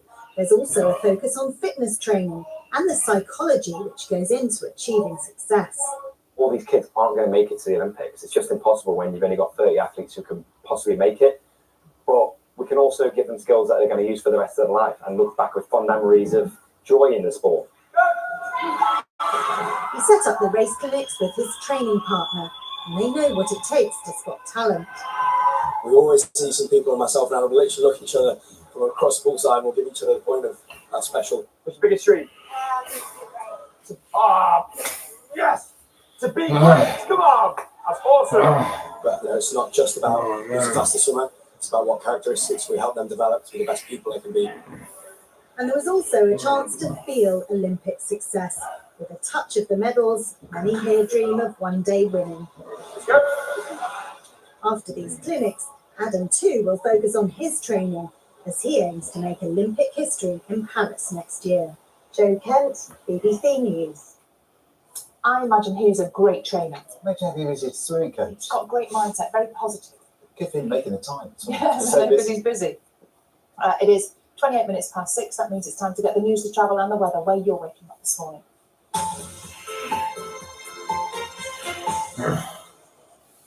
Hello, I'm David Allard with the news in the south. Dorset Council says a Home Office official was told about traces of Legionella bacteria found on an accommodation barge for migrants earlier than the government has admitted. The first group of asylum seekers was taken onto the Bibby Stockholm, docked in Portland last Monday. Government sources say ministers didn't know about the test result until Wednesday evening, but the council says it told someone in the department the day before. The discovery of the bacteria led to the removal of all 39 people from the barge on Friday. A 25-year-old woman is due before magistrates in Oxford today, charged with the murder of a man 2 years ago.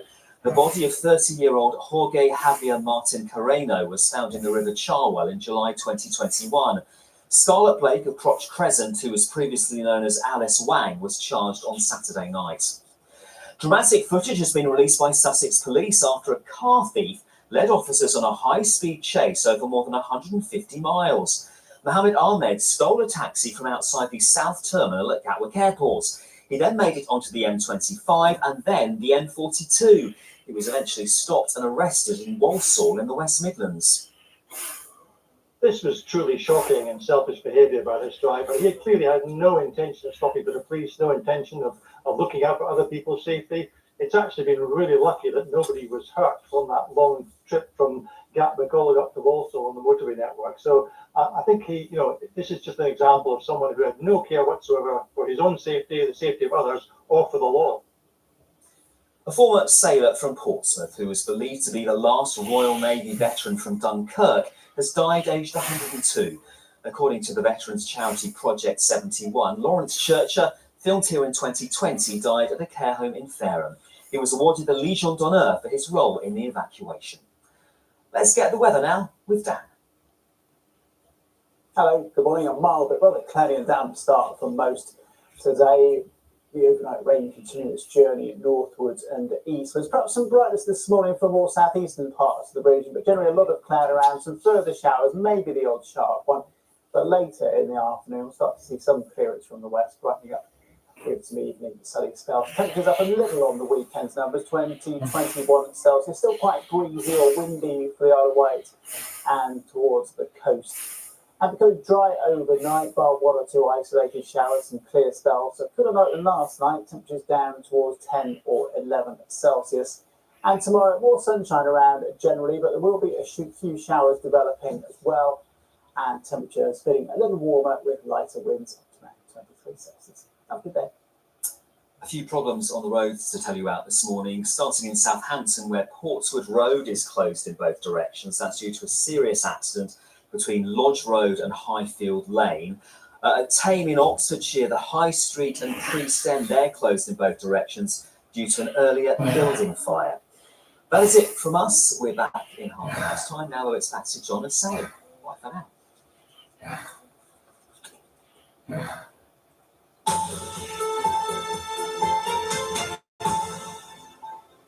Hello, welcome back to Breakfast Monday morning. And the US state of Hawaii is bracing itself for a significant rise in casualties following those deadly wildfires we've seen over the last few days. So far, 93 people are known to have died, but it's thought that figure could go up considerably. Hundreds of people remain unaccounted for, and while many others are staying in shelters across Maui after having to flee their homes. Meanwhile, it remains unclear if early warning systems were used or if they just malfunctioned. Lots of people have told the BBC they didn't get a warning about the fires. The State Attorney General is now conducting a review to try to work out how the authorities responded and what they might do better if it ever happened again. We can speak now to Kim McLaughlin, who works at a diving firm in Maui. Kim, thank you so much for joining us, and we're so sorry about what you and so many people there have been going through. How are things looking today? Hi, yes, thanks for having me. I actually sell real estate here, but I am very happy to be here. And things are going well here. The community is really coming together and helping the people on the west side in all the ways that they can.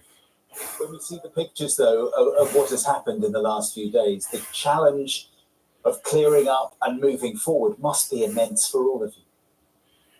It is quite overwhelming. What you see on the news, I will say, does not scratch the surface of the emotional weight of the impact here. I've been fortunate enough to go to the west side almost daily since the incident has happened. We've been bringing convoys of supplies and bringing people in that need to reach people on the west side, and it is quite overwhelming. The magnitude is almost unimaginable. So you're involved in the rescue and relief effort now. So what we're doing is I am just my own person, and I have a strong network of real estate clients and friends and vendors, and we have all banded together. What you see over here are larger scale organizations such as the Red Cross, FEMA, MEMA that are doing their part, but there are a lot of grassroots people like us in the community that are just going out and handpicking ways that we can help. Costco runs, deliveries. We have massive amount of thousands of private donors that are simply bringing cash in that allows us to work directly with families and individuals. And the amount of people that not only lost their homes, but also their jobs, you know, they really need every ounce that we can help them. Well done you for the help that you've given them so far. I mean, it must be hard to know where to begin. There's such a huge amount to do. It is very hard to begin, and especially when you're a small situation like us. In fact, our group have decided to start a nonprofit organization. We're working with Legal Tomorrow because the volume of donations and private donors, we have everything from people that have donated $20 to a benefactor that is spending over $2 million to purchase homes, to donate to people. And for someone like me that is not a formal organization, we are literally going on Facebook, making posts asking for people that need help and connecting them with our donors and our contributors and taking them to Target, taking them to Walmart, giving them donations to help one by one. And that's the best we can do for an unorganized group. I suppose the challenge is keeping that going, isn't it? Keeping it sustainable into the long term, because it's going to be weeks, months, maybe years before Maui properly recovers. Really, we think it's going to be years. It's going to be months and months before we can even get to starting to think about rebuilding infrastructure. The amount of debris that needs to be taken out of there, the amount of supplies that need to happen to get there is quite vast. We're constantly on the phone. Everyone is reaching deep into their networks for things like, for example, today we had somebody in Haiku. They're offering 20 acres of their land. And we have an organization that is going to build platforms for several temporary shelters. We've found a pipe company that is donating the ability to draw water lines for kitchens and bathrooms. So the big problem that we're going to face in the long haul is we already had a housing crisis here, and we are absolutely skyrocketed into even more of a housing crisis. Much of this demographic, or some of this demographic, are hand to mouth. They live paycheck to paycheck. So while you do have some people that lost everything, they are able to go to the store and buy supplies. There is a massive amount of people that not only did they lose everything, they cannot go to Walmart and buy $500 worth of supplies. So they are completely dependent on people like us and you guys, people that contribute to help them get back on their feet. And Kim, while the rescue and the relief operation goes on, questions for the authorities about the fact that warnings didn't seem to go off for a lot of people. You didn't get alerts about what was about to happen. In your own experience, what happened to you and the people you've spoken to? Were you informed? Did you get a warning? Now, I live in central Maui. I am very fortunate to be on the aid side. We have lots of friends and family that were on West Maui, and I am a lot like you all. We hear conflicting stories. I have spoken to many people that were on the west side, that I have a cleaner that works with one of my teams that literally ran from Lahaina, through the fire, all the way to Kihei to get to his children. He reported to me that he did hear sirens. He heard all kinds of bells and whistles. What you have to realize is the winds were over 70 miles an hour. There were explosions, there were fires, there was debris flying everywhere, there was mass confusion.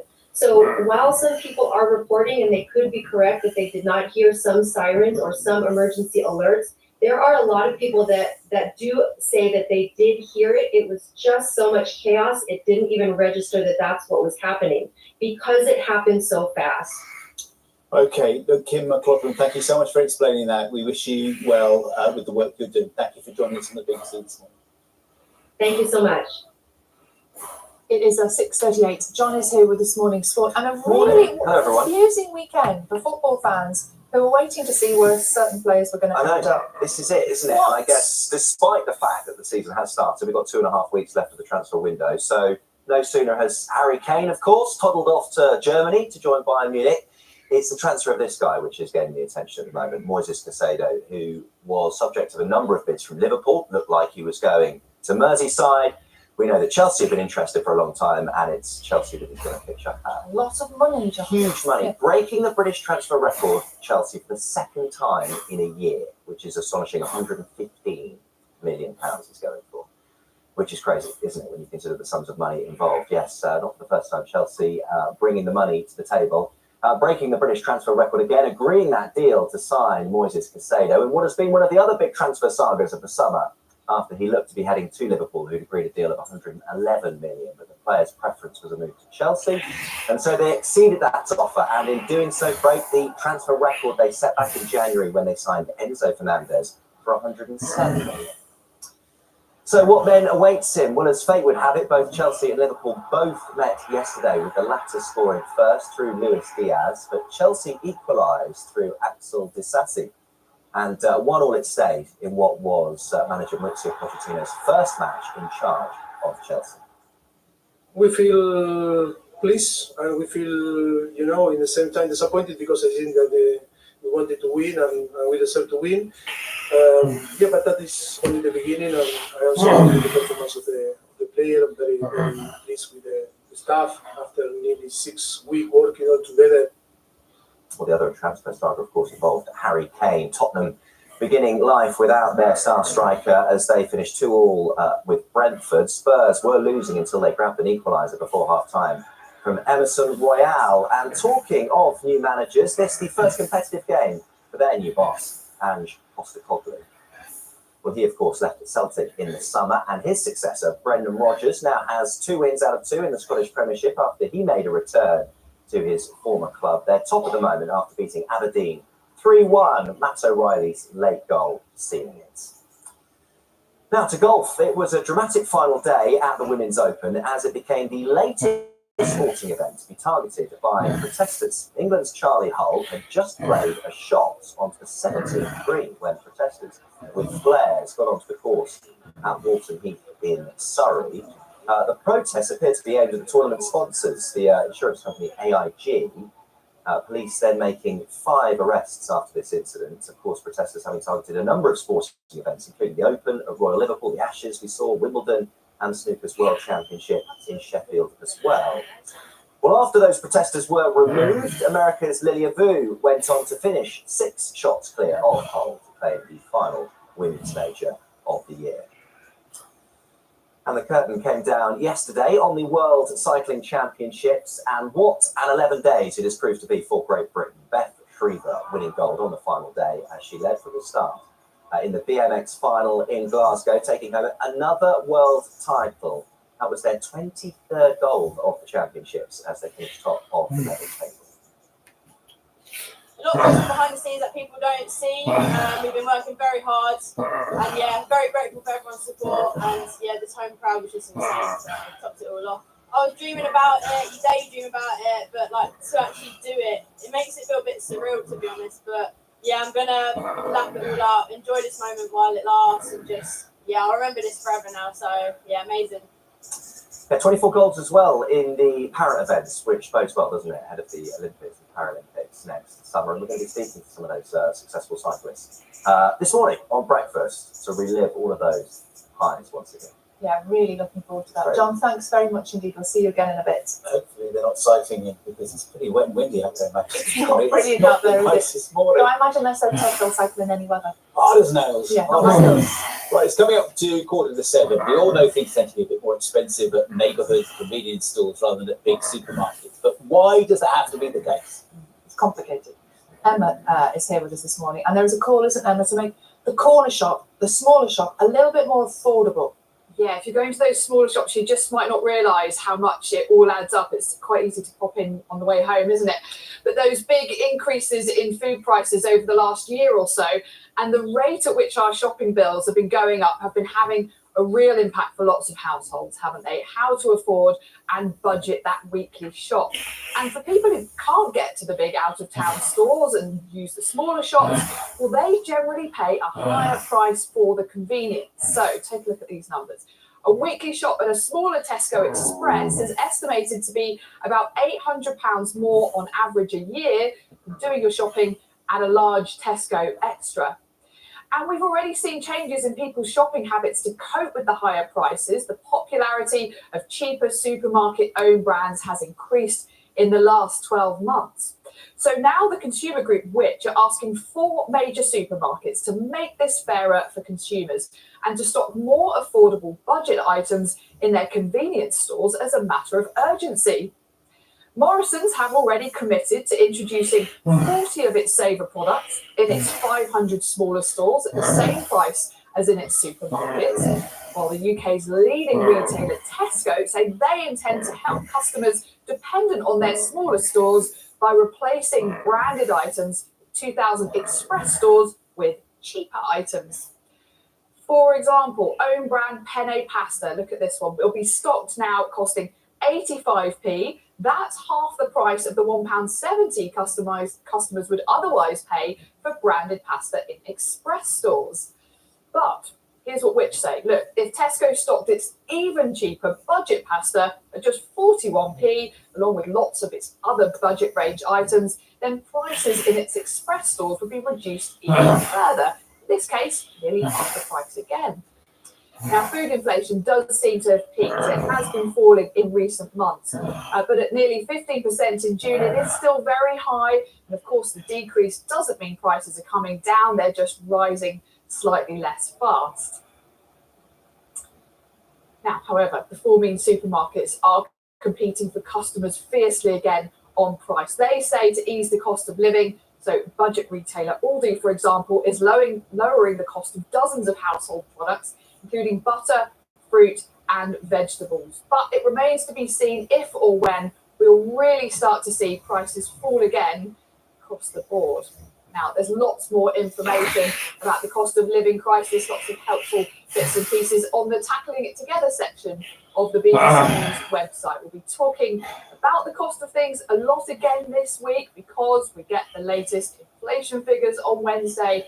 And we'll be in the market seeing how those wholesale prices are changing. Yeah, inflation figures back again very soon.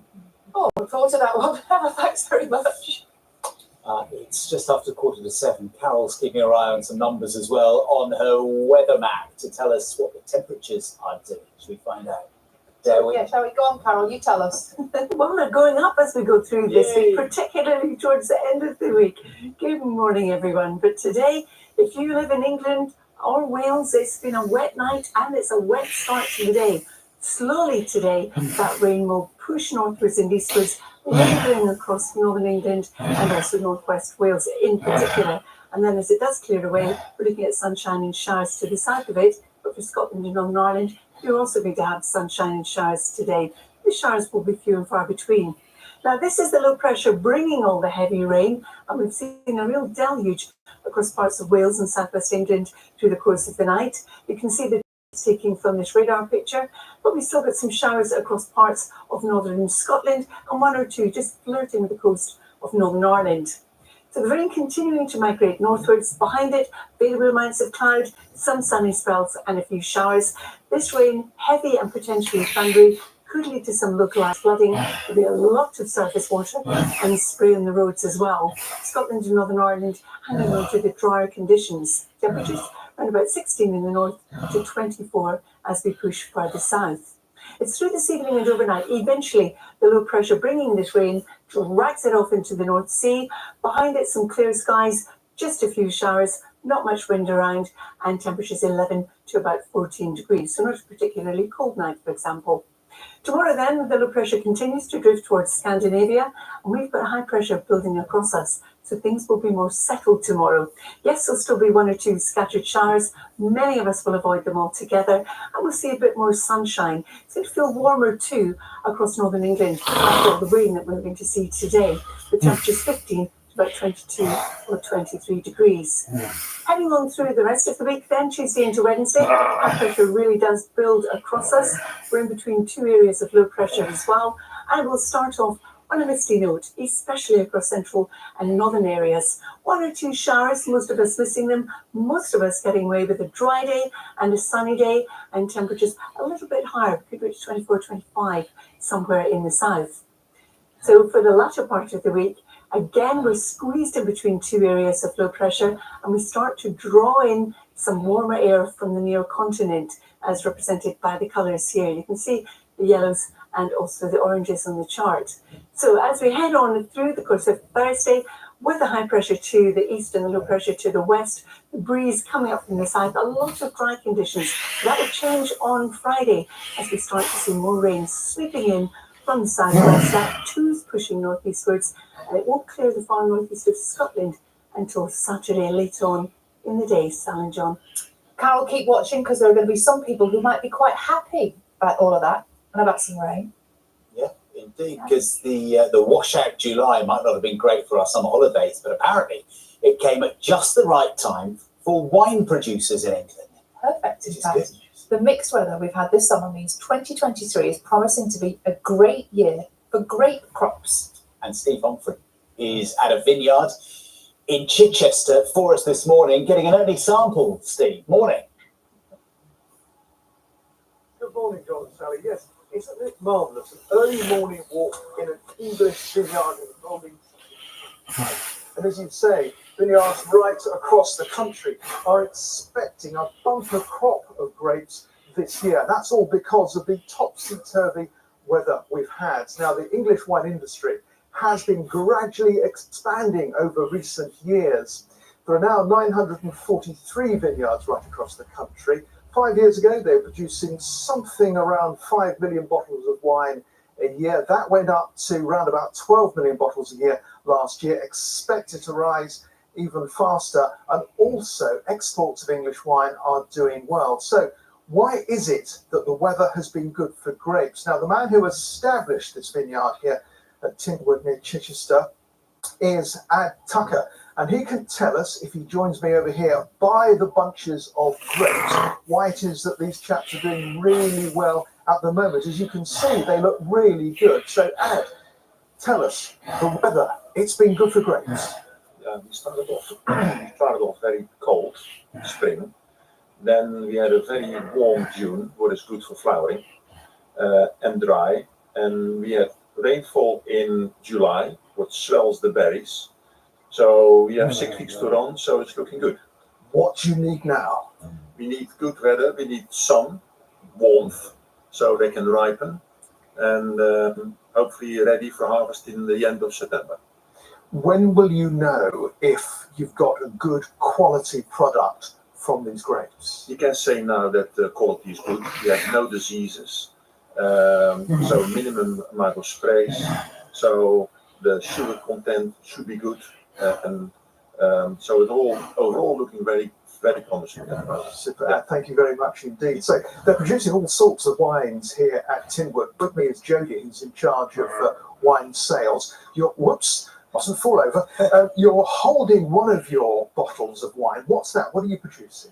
Good morning. So here at Tynward Estate, we are producing 3 different English sparkling wines. The first one I'm holding is our lovely Blanc de Blanc. Now, our wines get mainly enjoyed by visitors that come and visit us for our vineyard tour or even stay the night with us. Our Blanc de Blanc, our first wine, is made of our Chardonnay grape only. We here on the farm, we are actually growing 3 different grapes, Chardonnay, Pinot Noir and Pinot Meunier. And you're doing, as well as the still wines, you're doing sparkling wines as well? Sparkling wines only, yeah, correct. And are they, in terms of quality, are they rubbing shoulders with the best produced in places like that? Rubbing shoulders, I would probably say that we are the best. English sparkling wine is rising in popularity, and we can make these award-winning sparkling wines in England due to, unfortunately, global warming. Temperatures are increasing, so we are making the best wines in the world eventually. So all you need now is that Indian summer to finish things off for this year. Yeah, correct. Another couple of nice weeks just to give the last little bit of complexity to the wine. Eventually, we'll have in 2 years' time, we'll have the luck to try these beautiful wines with all of our customers. We can't wait for this. Super, Jenny, thank you very much. Very indeed. promising. Yes, well, let's keep our fingers crossed. We all want some sunshine and some warmth from the timber vineyards, Richard. Back to you. Steve, thank you very much indeed. We'll see you again a little bit later. It's lovely. It's beautiful.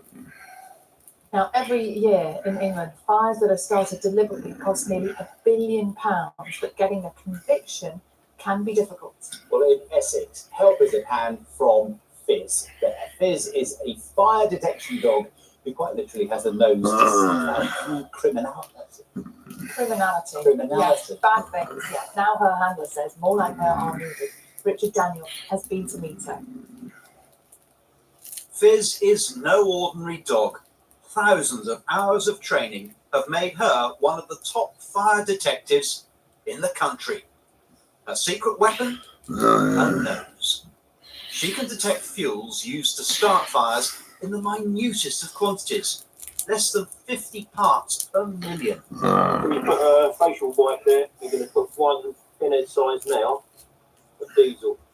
That's the size of a pinhead in there. And she'll pick that up. So hopefully.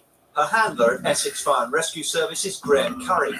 Before Fizz gets to work, she has to be suited and booted. 5 different fuels planted, she finds them all. For Fizz, it's all the big game. Her reward each time, her toy, or a small bit of cheese paste. In just 2 years and 200 call-outs, she's had a huge impact in catching criminals. Vehicle fires, for instance, she's indicated that fuel has actually been poured over the vehicles. She's then found a container that's contained that same fuel nearby, which then the investigating officers, once it's tested, maybe do fingerprints or DNA from that and link them into a suspect. Do you think there should be more fire detection dogs across the country like this? Yeah, definitely. Why? Because of how quickly she can find evidence on incidents that we're already maybe looking at possible accidental. And would it make financial sense? Yeah, most definitely. The more we can actually combat arson and get these arsonists put away, or even deter them if they feel now we've got a tool that's going to link them to an incident, perhaps they think twice about actually. The Home Office says funding for fire detection dogs is a matter for individual fire services. Fizz can cover a huge amount of ground really, really quickly, much quicker than you or I could, or even a number of professionally trained officers could do so. More so, she's really reliable. Dogs have an intuition. They have senses that humans don't have. And being able to use her as part of the team means that actually we've got a much better chance of identifying whether accelerant's been used. And that means Fizz is unlikely to have much time with her toy before she's back out on another job. Richard Daniel, BBC News. Fizz looks very happy. Very good at the job. I'm very, very good at the job. Yes, very well behaved as well. Coming up here on Breakfast this morning, we're going to be joined by the drag artist Cheryl Hold, who has joined the all-star lineup on this year's Celebrity MasterChef. Yeah, that's about 10 to 9 this morning. Really looking forward to that. That was just pairs. Very good. Yeah. Yes. Right, it's 6:57. Time to get the news to travel and where you are. We'll see you in a moment with the headlines.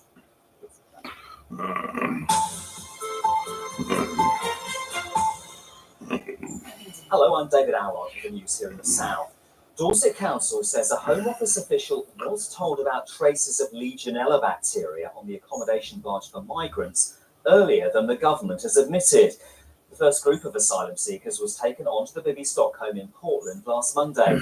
Government sources say ministers didn't know about the test results until Wednesday evening, but the council says it told someone in the department the day before. The discovery of the bacteria led to the removal of all 39 people from the barge on Friday. A 25-year-old woman is due before magistrates in Oxford today, charged with the murder of a man 2 years ago. The body of 30-year-old Jorge Javier Martin Carreno was found in the River Cherwell in July 2021. Scarlett Blake of Crotch Crescent, who was previously known as Alice Wang, was charged on Saturday night. A mother from Portsmouth is asking more parents to put their children on the organ donor register. Kelly Greaves says it could help to save hundreds of young people who are waiting for life-saving or life-changing operations. Her 13-year-old son Jude had multiple organs in 2018 but developed complications earlier this year. He needs 5 different organs. More than 230 children are waiting for organ transplants because of a national shortage of donors. A number of refugees in the south who fled Ukraine last year have returned home to see their loved ones. Exania from Reading has just returned to Berkshire after an emotional trip home to see family and friends in Lviv.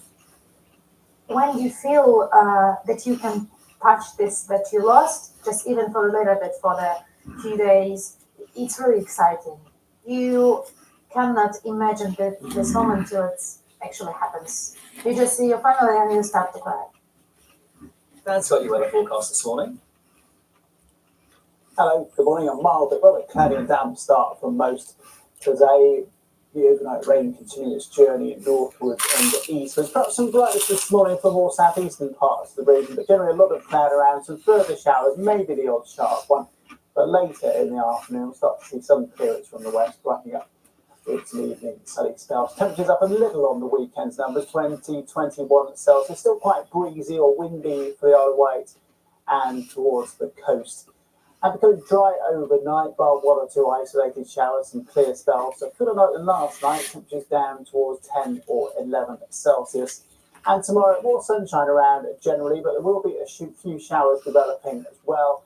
And temperatures feeling a little warmer with lighter winds up to around 23 Celsius. Have a good day. On the roads in Southampton, Portswood Road is closed in both directions due to a serious accident. That's between Lodge Road and Highfield Lane.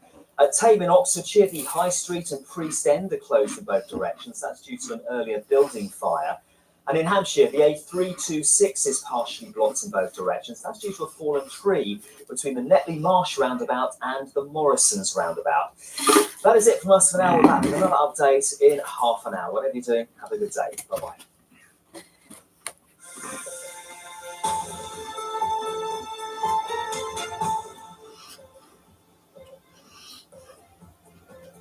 Good morning, welcome to Breakfast with John Kay and Sally Nugent. Good morning, 7 o'clock. Here are your headlines. And as the death toll from the Hawaii wildfires approaches 100, questions are growing about the official response to the thousands left without homes. So home. But we'll come back. We'll survive. We'll get through this. Major changes to cancer diagnosis and treatment targets are expected in England as patient waiting lists hit record levels. The government's accused of moving more asylum seekers onto the Bibby Stockholm last week, despite knowing that traces of Legionella had been found on the barge. In sport this morning, Chelsea smashed the British transfer record twice in the same year as they agree a deal to sign the Brighton midfielder Moises Caicedo for £115 million. Taking Liverpool to a signature. Good morning. We've got some heavy rain pushing northwards and eastwards across England and Wales this morning. Behind it, we'll see a return to bright spells, sunshine and showers. Up in Scotland and Northern Ireland, that's your forecast. 1 of sunny spells and some scattered showers. I'll have all the details later in the programme.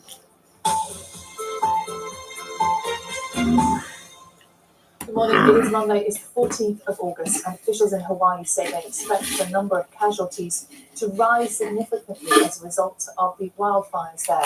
93 people are known to have died, with hundreds still missing in Maui. Questions are now being asked about whether early warning systems were used or if they malfunctioned. The state attorney general is conducting a comprehensive review. From Hawaii, this report from our correspondent, Sophie Long. The fire left more than a city devastated and charred black buildings behind. Existential questions hover above the emptiness. How can you rebuild from this? What will exist here in the future?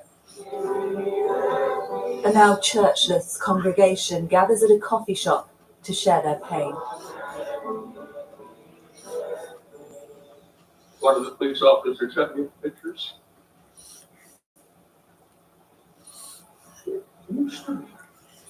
My house. And left. The week is about lack of faith. We thought that he gave us cures. There are so many questions that remain without answers. Why did one survive to sit in a makeshift church when their neighbour didn't? What will become of their community so crippled by a loss that's still being counted? I don't think it'll ever be the same. I hope it'll be better.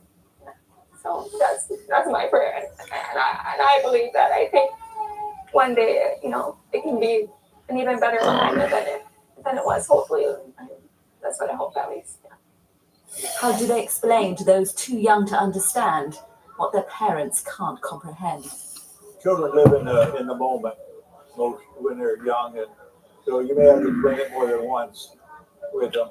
But all you can do is just be straightforward. The fire at the house, and the terrible thing is that it's going to be hard because the next fire, the next time they hear a fire, that fear is going to come back.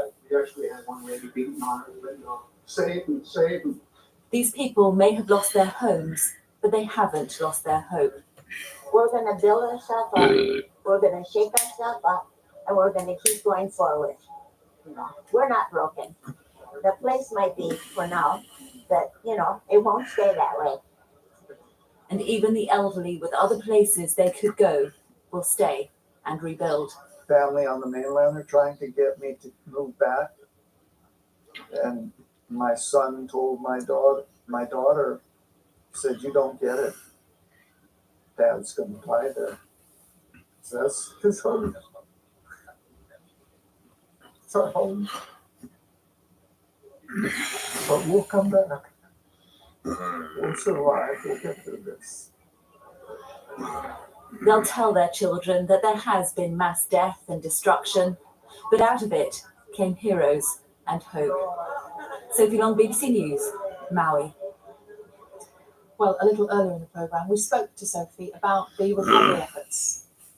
First and foremost, what they're focusing on is the search and recovery operation, which, 5 days on now since Lahaina was engulfed in flames, remains in its early stages. The latest update we had about 24 hours ago was that the crews working with cadaver dogs have only covered some 3%. Obviously, that will have increased, but it's still in its early stages. And the relief effort is ongoing as well. A lot of local people are taking it into their own hands and have been trying to get supplies into Lahaina. Lahaina has the road, there's only one road really that goes in, has been opened today, but there is a checkpoint and only residents with identification are being allowed through. Now that has been the subject of some criticism because for a lot of these residents, their ID cards are with the rest of their belongings in the ashes. But the authorities have been very clear about why they are controlling access to that devastated city, and that's because there are still remains that are uncovered and they don't want people unknowingly to tread on them. Tourism, of course, this state relies on tourism. They are encouraging people not to visit Maui at the moment. They understand that it's a beautiful place and people want to come. They're not saying don't come to Hawaii, but they're saying don't come to Maui at the moment. They want to keep hotel rooms free for the more than 4,000 people who've been made homeless on an island where there was already a severe housing crisis. Now let's go to John, who has more of this morning's news. Yeah, we start with a health story because 2/3 of NHS cancer waiting time targets are expected to be scrapped in England. This includes dropping the 2-week wait from getting an urgent GP referral to see a consultant for breast cancer patients. The NHS says the move will simplify the system. The targets have been routinely missed in recent years, as our health editor Hugh Pym explains. NHS England says the aim is to simplify and update cancer standards with advice from clinical leaders. Most cancer targets have been missed for some time. A consultation exercise was started last year, and the outcome is set to be published imminently, subject to final approval by ministers. 3 targets would be maintained: diagnosis of cancer within 28 days of referral, the start of treatment within 2 months of an urgent referral, and treatment starting 1 month after a decision to treat. But other targets, for example, a 2-week wait from an urgent GP referral to see a consultant, including for breast cancer patients, will be dropped. An NHS spokesperson said the changes would remove the need for unnecessary outpatient appointments in order to comply with waiting time rules and allow more patients to get a faster diagnosis. But a spokesperson for the Catch Up with Cancer campaign said while chasing too many targets could be disruptive, the real truth was not enough was being invested in treatment capacity, and tinkering at the edges with sound bites would not put this right. Hugh Pym, BBC News. We'll be speaking to the Health Secretary, Steve Barclay, here on Breakfast in the next half hour. Now, Dorset Council is claiming that a Home Office official was told about traces of the potentially deadly Legionella bacteria found on an accommodation barge for migrants earlier than the government has admitted. Let's go live to Westminster and speak to our political correspondent, Peter Saul, because, Peter, there seems to be some debate about when the government knew about this bacteria. Yes, it has become quite the saga, hasn't it? The Bibby Stockholm. The government hoped that this would be really the standard bearer for its plans to move asylum seekers out of hotels and into more basic accommodation. There have been delays, partly down to safety concerns, but the first few migrants were initially moved on anyway last Monday. But Dorset Council says that on that same day, it told the contractors responsible for managing the vessel of the presence of Legionella in the water supply. And then on the following day, so Tuesday of last week, a Home Office official was informed. Now, I'm told from the Home Office side that this was a junior official who just happened to be at a meeting involving the contractors, and actually official notification about Legionella didn't come into the Home Office until Wednesday evening. And then it wasn't until Thursday evening that the health authorities changed their advice to move people off the boat, which duly happened on Friday. Now, Rishi Sunak has been out of the country for the past 10 days or so on holiday in California. He'll have hoped all of this would have been sorted out while he was away. It clearly has not been. Whoever is responsible for all of this, the question is why those migrants were allowed on Monday. It took until Friday for them to be removed. And I suppose the wider small boat strategy has been brought into sharp focus again over the weekend with the tragic loss of life in the Channel, 6 migrants losing their lives on Saturday. Okay, but for now, thank you very much indeed. Around 3.9 million working days have been lost to industrial action in the last year. That's more than anything since the 1980s. A report by the Resolution Foundation think tank today says many of the strikes have been fueled by a real terms drop in pay of more than 9% in several sectors. An education union has called on the First Minister of Scotland to take action on what it calls the lack of job security among newly qualified teachers. The Educational Institute of Scotland says teachers have been appointed on short-term, temporary contracts. But a spokesperson for the Scottish Government said that while teachers are employed by local authorities, not by the government, it is taking strong action to protect increased teacher numbers. 2 people remain in a serious condition in hospital this morning after a car crashed into a campsite. 9 people were injured in all when the car left the road in Pembrokeshire on Saturday night, as Matthew Murray reports. It was just after 10:30 at night when the Ford Fiesta left the road, which runs alongside the campsite here at Newdale near St David's in Pembrokeshire. There's no barrier or hedge between the campsite field and the road, just this small bank and a ditch. The car rolled 3 times before landing on top of several people who were sitting outside their tent. The owner of the campsite, Mike Harris, told me the car also rolled over a tent where a baby was sleeping, but the child was protected by his cot. There was carnage, there were people bewildered, people in shock, people who didn't know what was going on, and there were people who were injured, screaming and asking for help. The immediate concern for everybody was what happened to the baby, and when they went into the tent, the cot was there and had managed to protect the baby from any injuries, which is another miracle to be fair. The skid marks from the car are just behind on the road here. Now, I've seen the CCTV footage as well from the campsite. It shows the car losing control, spinning 180 degrees, and then rolling onto the campsite here. It rolled 3 times before ending up at its final destination, which is around about 70 meters from here. Fern Wilson and Joshua Tam, who was a firefighter on holiday at the campsite, helped the injured.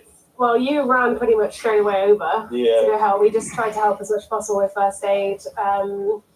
And yeah, we had the crash pretty much as it happened. Everyone got there pretty quick. You helped move the car over. Yeah, just setting up space where we could treat the people. One person was airlifted to the University Hospital of Wales in Cardiff by a Coast Guard rescue helicopter, while police are appealing for anyone with information to come forward.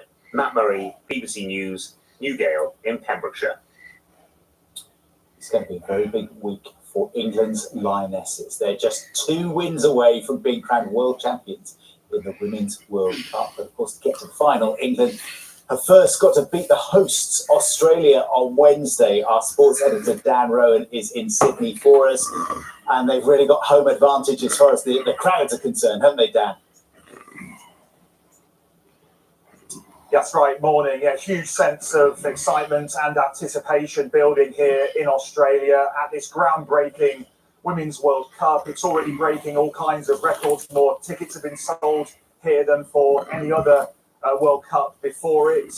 There's been huge merchandise sales, bumper TV viewing figures as well, especially when the Matildas, as the Australian team is known, have been playing. And if excitement levels were high here and in New Zealand, the other co-hosts before, well, they've only been intensified as a result of that extraordinary penalty shootout victory that Australia enjoyed over France in the quarter-final at the weekend. There's been comparisons drawn in terms of the viewing figures with that iconic gold medal performance by Cathy Freeman some 23 years ago at the Olympics that were held here. And now they face their arch rivals, their arch sporting rivals anyway, England, in this titanic semi-final on Wednesday evening here. Australia, of course, will be confident. They'll have a huge wave of support. England are in good form. They'll have got confidence from that battling victory against Colombia in their quarter-final. There's been memories provoked of the Rugby Union World Cup final 20 years ago, classic Ashes series as well. I think this feels right up there in terms of how special it will be. Both teams have close training sessions today, and it will perhaps be a slight concern to England fans that the only time that Serena Beadman has experienced defeat in her 37-match tenure in charge of England was against Australia earlier this year in a friendly. It'll be the toughest test her team faces, but England will be favourites, I think. We're in on Wednesday, Dan. Thank you very much indeed.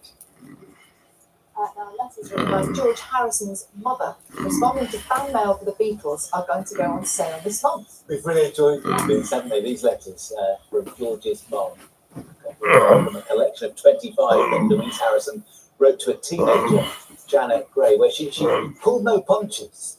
But she was really, I think she's good advice. She did say, this is going to sound a little bit harsh, she was ashamed of being female after watching Screaming Girls at one of the band's concerts. They're actually being sold at the annual Liverpool Beatles auction. But she also, she wrote so many letters to fans who'd written to George or to her, replied to so many, and gave them really quite sound life advice. Answering lots of questions and telling them everything, but totally disapproving of standing on seats and screaming at her son. It's 16 minutes past 7. Let's go to someone who also knows how to behave. Here's Carol. Thank you, Sal. Good morning, both. Good morning to you too. It has been a pretty wet start to the day, especially so across England and Wales, as you can see from our Weather Watchers picture, taken a wee bit earlier in Staffordshire. This is the extent of the rainfall we've had. We've also got a few showers across Scotland, 1 or 2 flirting with the coast of Northern Ireland. And when I put on the cloud from the satellite, you can see there's not a lot of cloud around, away from where we've got the rain, of course. So through the morning, you'll find as the rain pushes northwards and eastwards, we'll be left with some showers across Wales, the southwest, the Channel Islands, in through the Midlands, East Anglia, for example. The heaviest rain pushing into northwest Wales and also northern England. That could prove to be thundery. And then for Northern Ireland and for Scotland, it's scattered showers. Many of us will miss them. Many of us will have a dry day with sunny spells and at times areas of cloud floating around. But this rain will be with us as we go through the course of the afternoon, fringing into southern Scotland, the showers persisting on either side of it here and there, with temperatures 15 in the north to 24 in the south. Now, as we head on through the evening and overnight period, the low pressure driving all this rain will pull it away into the North Sea, leaving a mostly dry night with just 1 or 2 showers, light winds and overnight lows 11 to 14. Tomorrow, high pressure bolts across us, so things will be much more settled. A lot of dry weather, quite a bit of sunshine tomorrow as well. The odd scattered shower here and there, but again, they are going to be hit and miss, and feeling warmer across northern England and North Wales, where we've got the rain today. Our top temperature up to about 23 degrees. John and Sal. Thank you, Carol. Thank you very much. Thanks. Now, from driverless cars to 3D printing, artificial intelligence has been transforming how we live our lives for quite a while now. Yeah, the BBC's Panorama is this week investigating the potential risks as well as the benefits of the AI revolution. And Laura Lewington has been to the USA, listen to this, to see whether it could be capable one day of reading our minds. Hi, Laura. Hi, good to meet Good to see you. Thank you for having us. Come on in. Thanks very much. Neuroscientist Alexander Huth has spent a decade trying to understand how the brain works. If we want to build intelligent machines, maybe we want to make things that act more like human brains. So that's kind of what got me into neuroscience. This year, his team had a breakthrough. Using AI technology that can understand language, they built a computer that can read minds.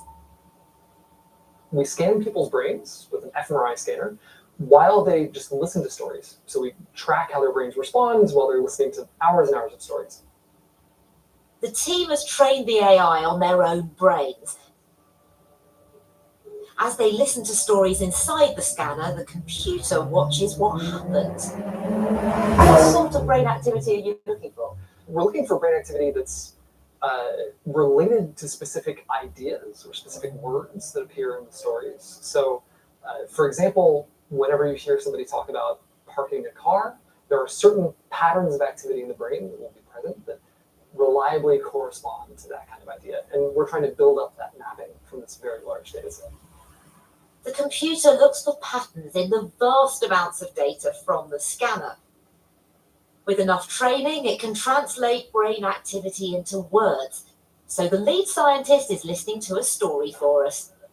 The War of the Worlds.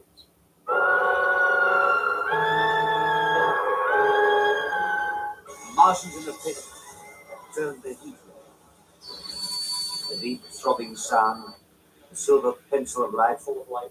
And a narrow ribbon of bracken grass and trees and houses stretching as far as the eye could see was scorched. And this is the text that the AI created from the brain scan. And the decoded version, which misses a lot of things, but it gets some of the good stuff, fired the bullets out of the clip he had on him as he ran, and then I heard a huge crack as a large piece of concrete hit my forehead, and then a giant ball of fire. The general idea of big noise got hurt is there in both of them. Yeah, and then also the idea that something was on fire, the scorched versus a giant ball of fire. It captured all those things, but clearly not exactly the right words. So far, it's only analysed the brains of a handful of volunteers who've all spent 16 hours being scanned, but they hope it'll unlock the secrets of how our minds work. We are really pushing on, and a lot of our effort in the lab goes toward, is using this to actually understand the brain better. Right? That's our scientific goal. We want to know, how does the brain work? How do our brains process language? How do we understand ideas? How do we think? Sounds great, but what happens if it ends up in the wrong hands? Some people are scared or think the police is coming. I think, I think it's a fair reaction to this to say, like, this is scary. I don't want this to happen. That was kind of our reaction too. Like, the first thing that we thought when we got this working was like, this is fantastic, it's working. And then like, oh my God, this is working. Like, yeah. Are the thought police coming? Not yet. None of the current technologies that we have would be effective at actually policing people's thoughts. Laura is here with us on the sofa now, so the thought police aren't coming. They're not yet. Hopefully ever. At the end of this investigation, what are your thoughts about AI? Do you think, are they closer to understanding our brains? Well, it's a big question, and we covered loads of different AI things in the programme. But in terms of this brain tracking, well, first of all, you've got to be in an MRI scanner for it to happen. So walking along the street, we're not going to be having our minds read. And I think also the other thing that was interesting here was the people who have been experimented on for this have been in the scanner for 16 hours. I tried to have my mind read, having not done that 16 hours of data collection on me, and it came up with complete nonsense. I promise you, I wasn't thinking nonsense. I was listening to the story like the professor was. Okay, that's interesting. So as far as you were concerned, it didn't really work.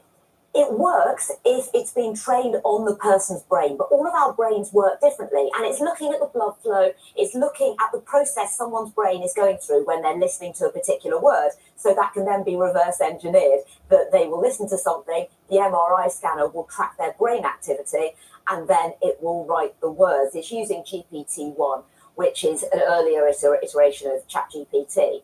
And so it's also not even the latest technology that it's using. So it is pretty impressive. What's going on is really impressive.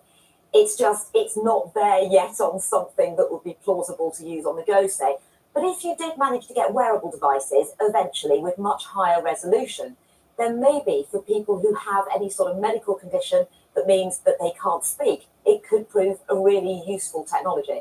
And that's the key of it, isn't it? For people who struggle to communicate, there is potential for something to develop there.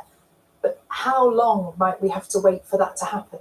Well, it's going to take a long time to be able to miniaturize a device, to be able to do anything close to what the fMRI could do. And so it's not that easy to create a wearable device that could do anything to that level. But of course, in terms of the amount of data that it needs to be trained on, well, for individuals, you can do that. So if somebody was using it for that purpose, of course, it would be well and truly worth doing that. I suppose what this proves is that we are just at the beginning of this revolution, aren't we? We don't really know where it's going. Exactly. We are just at the beginning. And what we're seeing here is something really impressive. It's a technology that can do something. And as time goes on, we always see devices being miniaturized. We always see more and more things becoming possible with it and real world uses. Because what we see in labs is not the real world. That's an experiment. It's a demonstration. It's a proof of concept. So there's something interesting here that hopefully will progress into something very useful, whilst right now it feels not fun. This also does sound a little bit fanciful, I suppose, doesn't it? You know, when you look at the investigations you've done. But what is next for AI? What's realistic? So much. And I think we hear a lot about existential risk. The headlines that we've seen over the past few months have, of course, leapt ahead to that, about how bad things could be. But there's also enormous benefits that AI is already bringing, especially in healthcare, in tracking our health, diagnosis, managing conditions, drug discovery. There's so much that AI is doing that's positive. And in the programme, we've really tried to bring together a lot of the positive and negative side so people can come away with some real balance on where we're at now with AI. Because we keep on seeing existential risk, but what does it actually mean? And we try to get to the bottom of that for people to really understand what the risks are and what the potential benefits are that we could see. There will be people here this morning mind reading computers, and they're going to be scared. They're going to find this like terrifying. Well, that's it. It's very easy to jump ahead to something that sounds so sensational.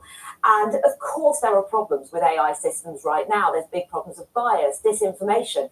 And you ask an AI to do something, and it'll try and achieve that end goal, not knowing in the way that a human does all the things that should be avoided along the way. And we speak to two of the so-called godfathers of AI in the programme, and we discuss with them why they're now worried. Some of the people at the forefront of the AI revolution who got us to the point that we're at now are the ones who've been signing the letter that we should be concerned.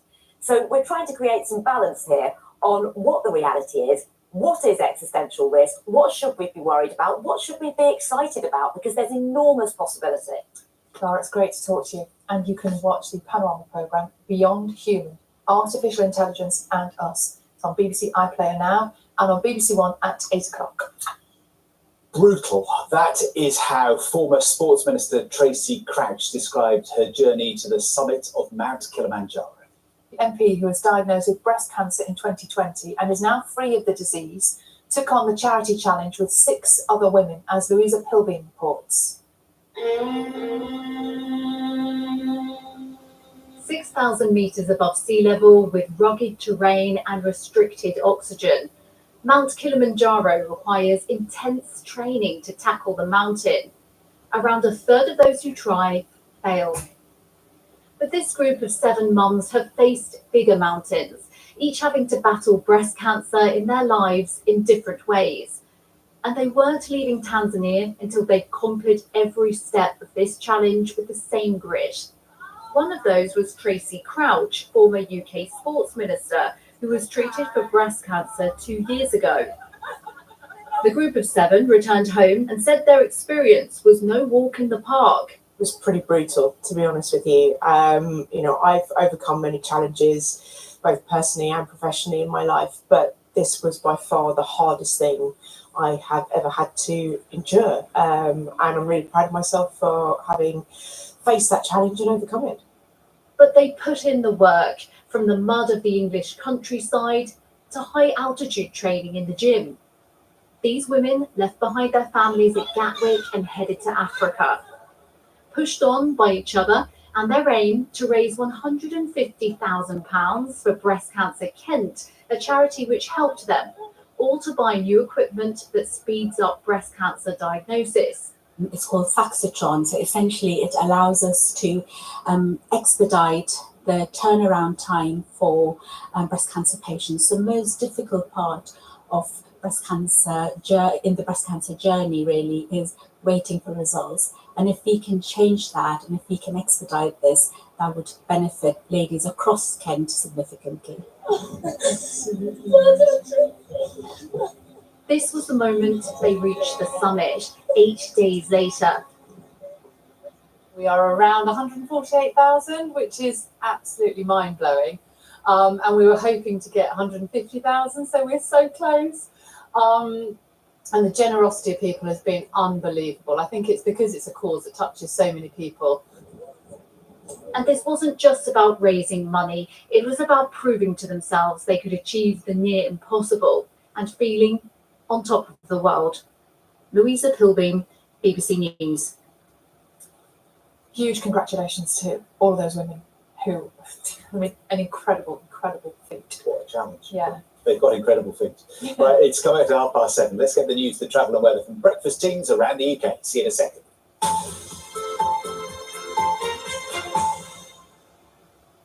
Good morning, I'm David Allard. Dorset Council says a Home Office official was told about traces of Legionella bacteria on the migrant accommodation barge earlier than the government has admitted. The first group of asylum seekers was taken onto the Bibby Stockholm in Portland last Monday. Government sources say ministers didn't know about the test results until Wednesday evening, but the council says it told someone in the department the day before. The discovery of the bacteria led to the removal of all 39 people from the barge on Friday. A 25-year-old woman is due before magistrates in Oxford today, charged with the murder of a man 2 years ago. The body of 30-year-old Jorge Javier Martin Carreno was found in the River Cherwell in July 2021. Scarlett Blake of Crotch Crescent, who was previously known as Alice Wang, was charged on Saturday night. Dramatic footage has been released by Sussex police after a car thief led police on a high-speed chase over more than 150 miles. Mohammed Ahmed stole a taxi from outside the South Terminal at Gatwick Airport. He then made it onto the M25 and then the M42. He was eventually stopped and arrested in Walsall in the West Midlands. A Wiltshire Army veteran is hoping to become the first wheelchair user to complete Hadrian's Wall in 24 hours today. Tom Green from Salisbury is taking on the 84-mile challenge to mark 3 years since an accident that left him paralysed from the waist down. He's raising money for the veterans charity Combat Stress. Let's get your weather forecast now with Dan. Hello, good morning. A mild but rather cloudy and damp start from most today. The overnight rain continuing its journey northwards and eastwards. Perhaps some brightness this morning for more southeastern parts of the region, but generally a lot of cloud around, some further showers, maybe the odd sharp one. But later in the afternoon, we'll start to see some clearance from the west, brightening up with some evening sunny spells. Temperatures up a little on the weekend's numbers, 20, 21 Celsius. Still quite breezy or windy for the Isle of Wight and towards the coast. And becoming dry overnight, bar 1 or 2 isolated showers, some clear spells. So cooler night than last night, temperatures down towards 10 or 11 Celsius. And tomorrow, more sunshine around generally, but there will be a few showers developing as well. And temperatures feeling a little warmer with lighter winds up to around 23 Celsius. Have a good day. Some travel for you now, and on the trains, services are at a stand between Basingstoke and Reading and Newbury and Reading. That's due to problems with the signals at Reading West Station. On the roads in Hampshire, the A326 is partially blocked in both directions due to a fallen tree. That's between the Netley Marsh roundabout and Morrison's roundabout. And another fallen tree is causing problems on the A27 Salisbury Road at Sherfield English. And that's close to Glebe Garage. In Southampton, Portswood Road is closed in both directions due to a serious accident between Lodge Road and Highfield Lane. And at Tame in Oxfordshire, the High Street and Priest End are closed in both directions just due to a building fire over the weekend. More, of course, on your BBC local radio station. Now, though, it's back to John and Sally. Bye-bye.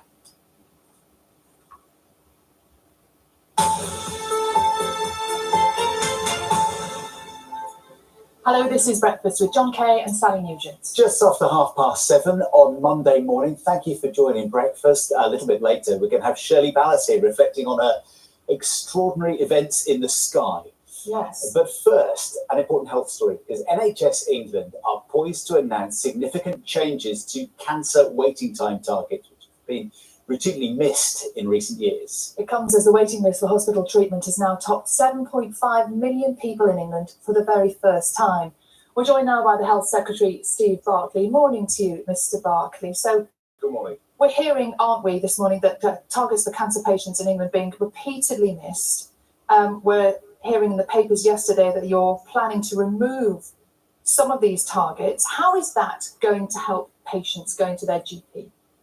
Well, we're treating more patients for cancer, so more checks, 3 million checks, 600,000 more than before the pandemic. There's been an increase in 28% in the number of urgent GP referrals for cancer. So more people are being seen, and more of those are being diagnosed early, and indeed more people are being treated. So there's 20,000 more being treated this year than before the pandemic. So there's more people being checked and treated, and the survival rates for cancer are also improving over the last 15 years. The survival rate for all cancers for 1 year increased by 9%. So progress is being made. What we have is a consultation at the moment with leading clinical figures in the cancer world and with the cancer charities, asking whether the checks we've got are driving the right outcomes in terms of cancer survival, or whether there's better ways of measuring those. So this is something led by clinicians working in cancer. It's not something being imposed by the government. It's in response to requests by those working in the cancer field. And any changes, if they are announced in the coming days, will be in consultation with the leading cancer charities. So, for example, if a woman went to her GP today with a lump in her breast, we all know, don't we, there's that 2-week target. You would hope to at least see a consultant, talk to somebody, have more information within 2 weeks. And that's very, very important. We talk about this all the time. Early diagnosis is so important. How will that change? Well, as I say, I mean, there's a consultation at the moment. The story relates to a leak, and ministers don't comment on leaks. But if I take your example, Sally, in terms of breast cancer, the survival rates over the last 20 years for breast cancer have improved by 66%. So the key is, how do we get the right treatment to people quickly? And the best way of doing that is by detecting cancer earlier. And that's why we're investing in more screening. For example, particularly some of the hard to detect cancers like lung cancer. We're rolling out a national screening program that's transformed the rate of cancer that is detected early compared to late. And that makes a big difference in terms of survival rates. So it's about having much earlier detection, having more checks, picking up cancer earlier, and ensuring that we're focused on the survival rate as opposed to whether someone's had a check at a particular point, because it's the treatment that really matters, and getting that treatment to people as quickly as possible. So your consultation, you mentioned that's going on at the moment, you're collaborating with charities. I want to just tell you this from Cancer Research UK, who said very recently, the missed targets for cancer represent years of underinvestment by the UK government. Now, they've called for long-term funding and a clear strategy, which currently isn't there. How do you respond to that? Well, if I take both the long-term and what we're doing immediately. So in terms of the long-term, since 2010, the cancer workforce has increased by more than 50%. There's over 3,000 more consultants working in cancer fields as opposed to in 2010. So there is a much larger workforce working on cancer. But what we're doing immediately, It's still not enough. But what we're doing immediately is £2.3 billion of investment in expanding our diagnostic capacity. We've got 114 new community diagnostic centres that have opened there. delivered already 4.5 million additional tests and scans. And it comes back to this key point: how do we detect cancer quicker?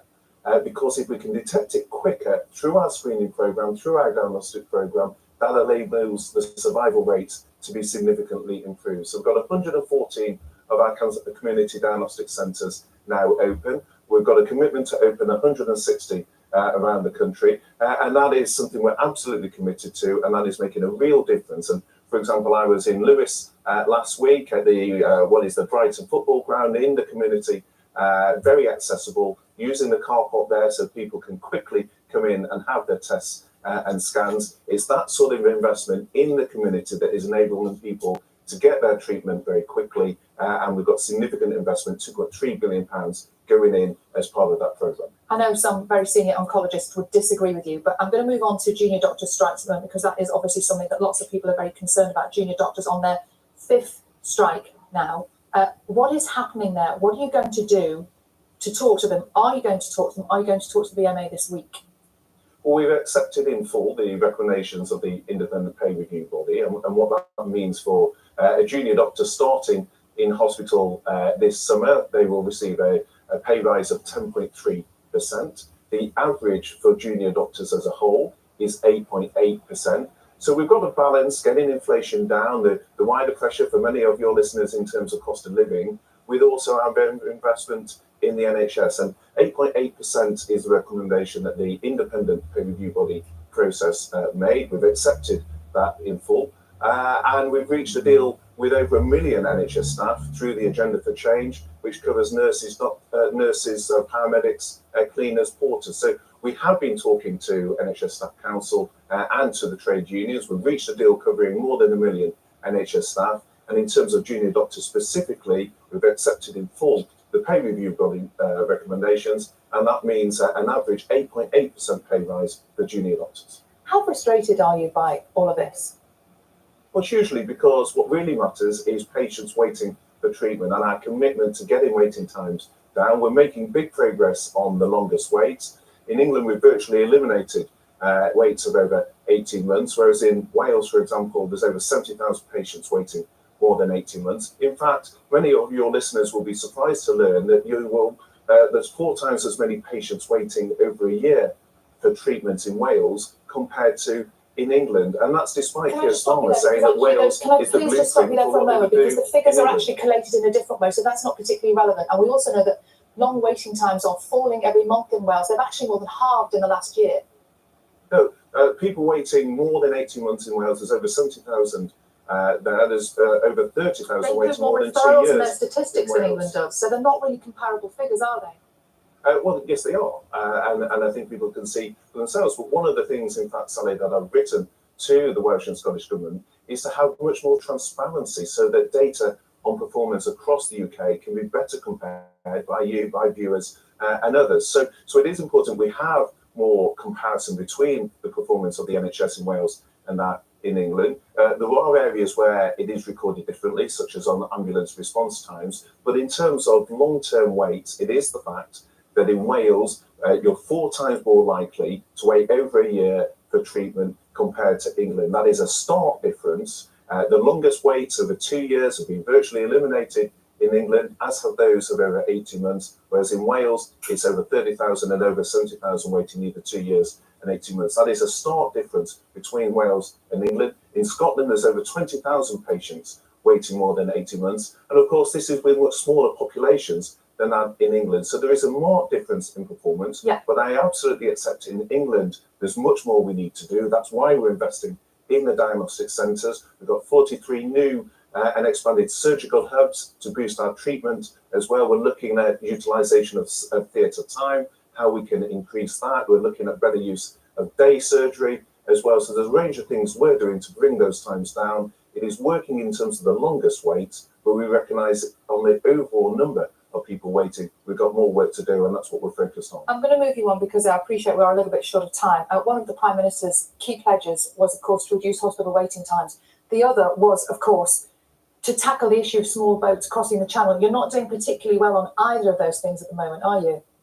Well, the overall number of crossings has come down. It's lower this year than it was last year. There's been a 90% fall in the numbers coming over from Albania after the return agreement was put in place. There's been 40% more boats stopped by the French authorities this year than last year. So progress is being made, but we absolutely accept, Sally, there is more that needs to be done, and that's why we're going to the Supreme Court in terms of the decision on Rwanda. It's why we're looking at getting our hotel bill down. It's costing £6 million a day in terms of hotel costs. That's far too high for the British taxpayer. So we're looking at getting that down through things like the use of barges. There's no simple single answer to this, but there's a range of things we're doing, whether it's the policy on Rwanda, whether it's the barges, whether it's working constructively with the French authorities, or whether it's taking action upstream against the criminal gangs in terms of disrupting their business model to stop the flow coming into northern France. So there's a range of things that we're doing, but the overall numbers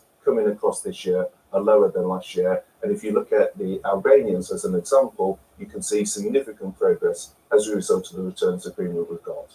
When did you know there was a risk of Legionella on the barge? You've spoken about barges, on the Billy Stockholm. When did you hear about that? Well, ministers were made aware of that on Thursday evening, and obviously that's been discussed with the council in terms of the importance of that information coming across quicker. So ministers were aware on Thursday evening. Dorset Council say they told a Home Office contractor on Monday night. Well, as Health Secretary, obviously, I wouldn't be cited on whether someone in the Home Office had been notified or not, but I know in terms of Home Office ministers, they were notified on Thursday evening and took action on a precautionary basis. But it is important that we That goes quite a long time, though. Well, as I said, this is a Home Office lead, but I know Home Office Health ministers is your were brief. You notified. know how dangerous Legionella is. Say again, sorry?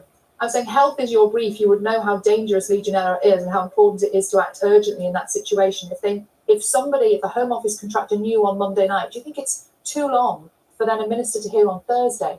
Well, I absolutely recognise that it can be dangerous, and that's why, as a precautionary measure, people were moved off the barge as soon as ministers were aware. No one people have had health assessments. There's been no concerns in terms of any of the people that have been on the barge.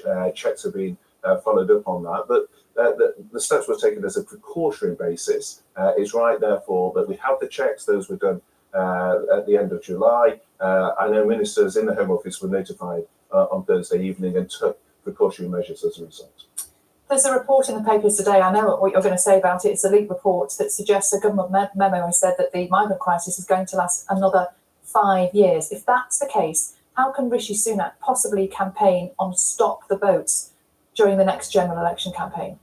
Well, as you say, I mean, ministers don't comment on leaked reports, but I think it is important to note there's a world of difference between saying a facility that is put in place would be available for 5 years and saying that it would be needed for 5 years. So it's important not to conflate different issues. The key issue is that the numbers are coming down. We're taking action, for example, with our returns deal with Albania. We're working constructively with the French authorities. That is having an impact, but we recognise we need to do more. That is why we're taking steps to bring the cost of hotels down through the use of barges. It's also why, through our policy with Rwanda, we're looking at how we can have the deterrent effect of processing in a third country to again bring those numbers down.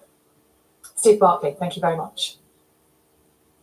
The time just after 7:45. We're going to get some tips for you in a moment about looking at those meteor showers, the Perseid meteor showers, which took place over the weekend.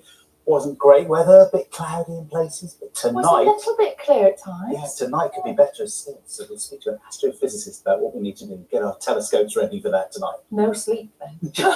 Again. Again, yes. It is 7:46 exactly, and John is here. And you're talking about ridiculous amounts of money. Huge money. And it's obviously the Premier League returning this weekend. We saw Harry Kane making his move to Bayern Munich, and we're still talking transfers this morning because Chelsea are about to break the British transfer record for the second time in a year with the signing of Moises Caicedo from Brighton. They would have given Brighton around £200 million since the new owners took over. 800 million they would have spent on new transfers. It's just eye-watering sums of money, isn't it? Wow. Astonishing stuff. Yeah, very good morning.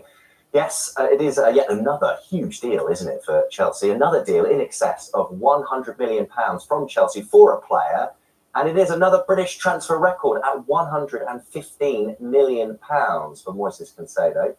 Alongside Kane, this, of course, has been one of the big transfer sagas of the summer as well. Why? Well, Caicedo looked to be heading to Liverpool, who'd agreed a deal of 111 million, but the player preferred a move to Chelsea, leaving them to break the transfer record they set back in January when they signed Enzo Fernandez for 107 million.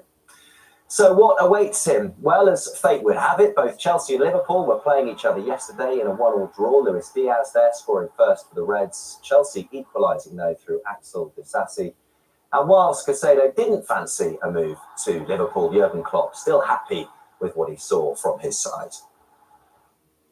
We were there as well. We could have scored as well in our moments. It was a super intense game, a wild game in moments, and we should have controlled it much more often. That would have helped, but for some reason couldn't do that or didn't do, and now we will keep working. Well, Tottenham began life without Harry Kane yesterday. Under their new manager, Ange Postecoglou, Spurs were losing against Brentford until they grabbed an equaliser before half-time. It came from Emerson Royale. 2-2 it finished. This the first competitive game for their new manager. Well, Postecoglou left Celtic in the summer, and his successor, Brendan Rodgers, has 2 wins out of 2 in the Scottish Premiership after he made a return to the club. They're top currently after beating Aberdeen 3-1. Matt O'Reilly's late goal there sealed it. To golf, and it was a dramatic final day at the Women's Open as it became the latest sporting event to be targeted by protesters. England's Charlie Hull had just played a shot onto the 17th green when protesters with flares got onto the course of Walton Heath in Surrey. Now, the protests appeared to be aimed at the tournament's sponsors, the insurance company AIG.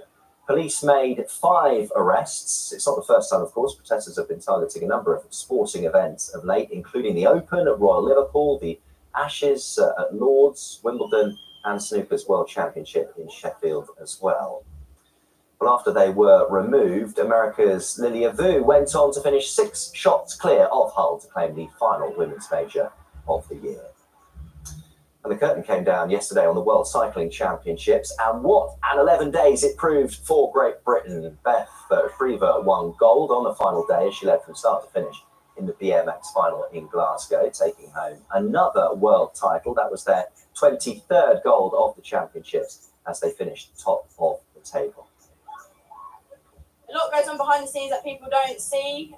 We've been working very hard. And yeah, very grateful for everyone's support. And yeah, this home crowd was just insane. So tops it all off. I was dreaming about it, you daydream about it, but like to actually do it, it makes it feel a bit surreal, to be honest. But yeah, I'm gonna lap it all up, enjoy this moment while it lasts, and just I'll remember this forever now. So yeah, amazing. Yeah, it was amazing. 24 golds in the Parrot events as well, and we couldn't let the event pass without showing you this. Okay, cycle ball. Have you ever seen this? Honestly, I never have seen this in my life. It was one of the events at the World Championships, essentially football on 2 wheels. How skillful is that? It's really incredible. I mean, forget Kane and Caicedo. Could they do that? I think not. Brilliant, right? Genius. Absolutely incredible. Yeah, we might be talking a bit of cycle ball later. We're going to be speaking to some of those who were competing at the World Championship. Plenty of goals to talk about as well. We should have a go at that. Oh, John, I knew you were going to say I that. can absolutely see you doing that. Yeah, on the floor. John, thank you very much indeed. It's 7:51. Let's go straight to Carol, who has, I think, mixed news for us this morning. Morning, Carol. Good morning, everyone. Sal is absolutely right. It's very mixed. This Weather Watcher picture behind me was taken a wee bit earlier in Ullapool in the Highlands. You can see just a little bit of blue sky there. And in fact, Scotland and Northern Ireland faring quite well for the weather today in terms of it being dry. There are a few scattered showers that you can see across England and also Wales. We've had some heavy rain, as depicted in this picture, taken a wee bit earlier by one of our other weather watchers in Leicestershire. Now, low pressure is very much driving our weather. It's going to be pushing northwards and eastwards, eventually this evening heading off into the North Sea. May just clip southern Scotland before it does so. But the heaviest rain as we go through the rest of this morning and into the afternoon is really going to be across northern Wales and northern England. This could not just be heavy, it could also be quite thundery. Behind it, a return to bright spells, some sunny spells, and a few showers. And ahead of it for Scotland and Northern Ireland, we hang on to that combination of sunshine and showers. Temperature-wise, 15 in the north to about 24 as we come further south. Now, through this evening and overnight, you can see how the rain does pull away into the North Sea. Some clearer skies follow on with just 1 or 2 showers. It's not going to be a cold night. Temperatures falling away to between 11 and 14 degrees. So that leads us into tomorrow. Tomorrow, high pressure starts to build across us, so things settle down more. We'll see a bit more sunshine. It will be a drier day. Yes, there'll still be a few showers here and there, but they will be well scattered, and many of us will miss them altogether. And it will feel better across northern England and North Wales without all today's rain. We're looking at 22 Celsius as the top temperature here, but the highest temperature is likely to be around about 23. Then as we head on into the middle part of the week, high pressure really very much in charge of our weather. Things remain settled. And as we go through the rest of the week, what you'll find is after a misty start with some sunshine, it is going to turn that bit warmer. But Sal and John, that doesn't mean it's going to be bone dry. Carol, thank you. Clear skies would be a good thing, wouldn't they? Yes. Because we're talking now about the Perseid meteor showers lighting up skies across the world over the weekend. The flashes known as shooting stars, one of the highlights of the year normally. Yes, but guess what? Here in the UK, cloudy weather meant it was hard for most of us to get a decent view, but there could be another chance tonight. Yes, we're joined now on the sofa by astrophysicist Chris Copperweek. Good morning. Good morning. So you didn't see it at the weekend? No, I'll be honest with you. My entire weekend was all about my team Luton Town's debut in the Premier League. Well, that's fair enough. But tonight I'm off to the Lake District camping for a few days with my family. So I'm really hoping for some nice clear skies over the next few nights. Well, we've given you a representation this morning of what you've missed and what you might still see. This is what I'm looking at. And it's not just tonight. It's for the next week or so. That's right, yeah. So it's really over the entire course of August. So it hit a peak yesterday. Yesterday was a peak, but it's now tailing off. But the next few days are still going to be absolutely great, and maybe for the next 10 days or so, you can expect to see something to get some nice dark skies. Okay, what is it? What is it? Right, so meteors are shooting stars. So hopefully all of us have seen shooting stars. A meteor shower is when you see a huge number of them. So we can expect maybe 1 shooting star every minute, something like that at the moment. So why is that, you might ask? So it all comes down to comets. Comets are these large sort of icy snowballs in the solar system, but dirty snowballs with sort of rock embedded in them. As they move into the solar system, past the sun, they're heated up and they start to melt, and that's where you get these sort of beautiful tails of the comets. And some of these sort of rock and ice and dust that's all embedded, that gets lost by the comets, gets some sort of trail of debris left behind. And what the meteor shower is, the Earth is passing through that. So we're passing through this kind of mess left behind by the comet, and it's entering our atmosphere, burning up, and we see all these shooting stars. Kind of all at the same time, potentially. Yeah. So let's say sort of 1 a minute. It's a huge number, and they all come from one point in the sky because we're passing through this tail. There's this point on the sky with radiant, and all of the shooting stars all originated from that one point. So, okay, the people who can go outside tonight. Yep. What do they need to do other than look up at the sky? You know, what do they need to do? So we need clear conditions. Not too much light pollution. Yeah, you need a nice dark skies to get away from street lights. One of the reasons why it's really good this year is we're very close to full moon. New moon.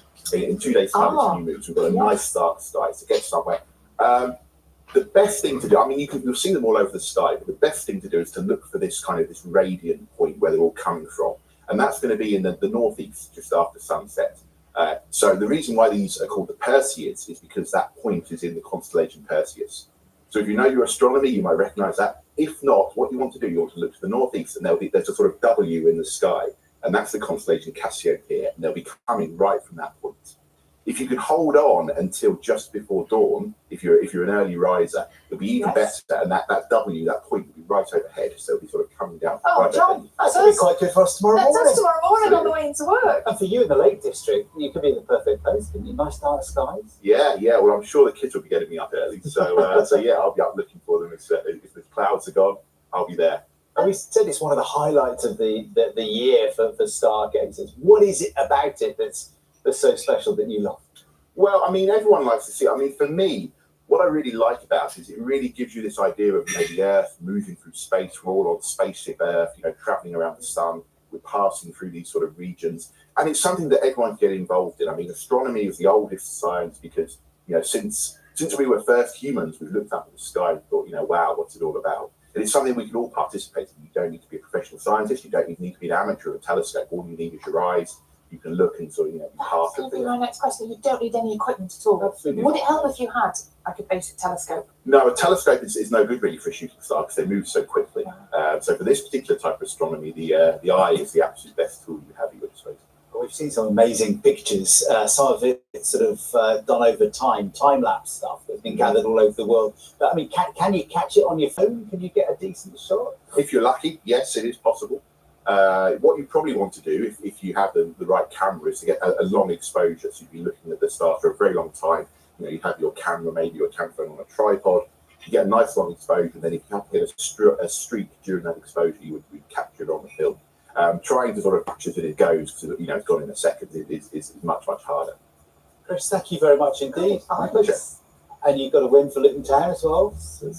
Sadly not, but we're going to get many wins this season. Okay, No, sorry. we're not going to win every game this season.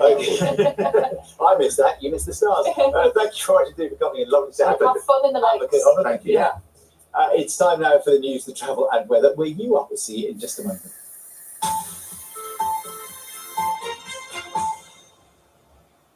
Good morning, I'm David Allard. Dorset Council says it told a Home Office official about traces of Legionella bacteria on the migrant accommodation barge earlier than the government has admitted. Asylum seekers were taken off the Bibby Stockholm in Portland on Friday after the germs discovered. Ministers say they didn't know about the findings until Wednesday. The council says someone in the department knew the day before. A former sailor from Portsmouth, who is believed to be the last Royal Navy veteran from Dunkirk, has died aged 102. According to the veterans charity Project 71, Lawrence Churcher, filmed here in 2020, died at a care home in Fareham. He was awarded the Legion d'Honneur for his role in the evacuation. On to the weather then. A largely cloudy day today with spells of rain pushing in from the southwest early on and also later this afternoon. Occasional sunny spells may develop and highs today of 21 Celsius. On the train, services are at a stand between Basingstoke and Reading and Newbury Reading. That's due to problems with the signals at Reading West Station. On the roads in Hampshire, the A326 is partially blocked in both directions due to a fallen tree. That's between Netley Marsh roundabout and Morrison's roundabout. In Southampton, Portswood Road is closed in both directions after an accident between Sainsbury's and Kent Road. And at Tame in Oxfordshire, the High Street and Priest End are closed in both directions after an earlier fire. That's it from me. Have a good morning. Bye-bye.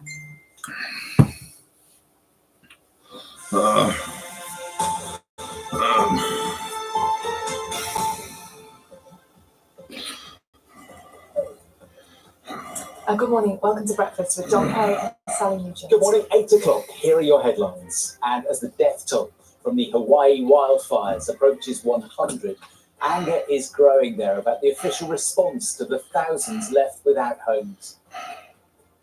It's at home, but we'll come back. We'll survive. We'll get through this.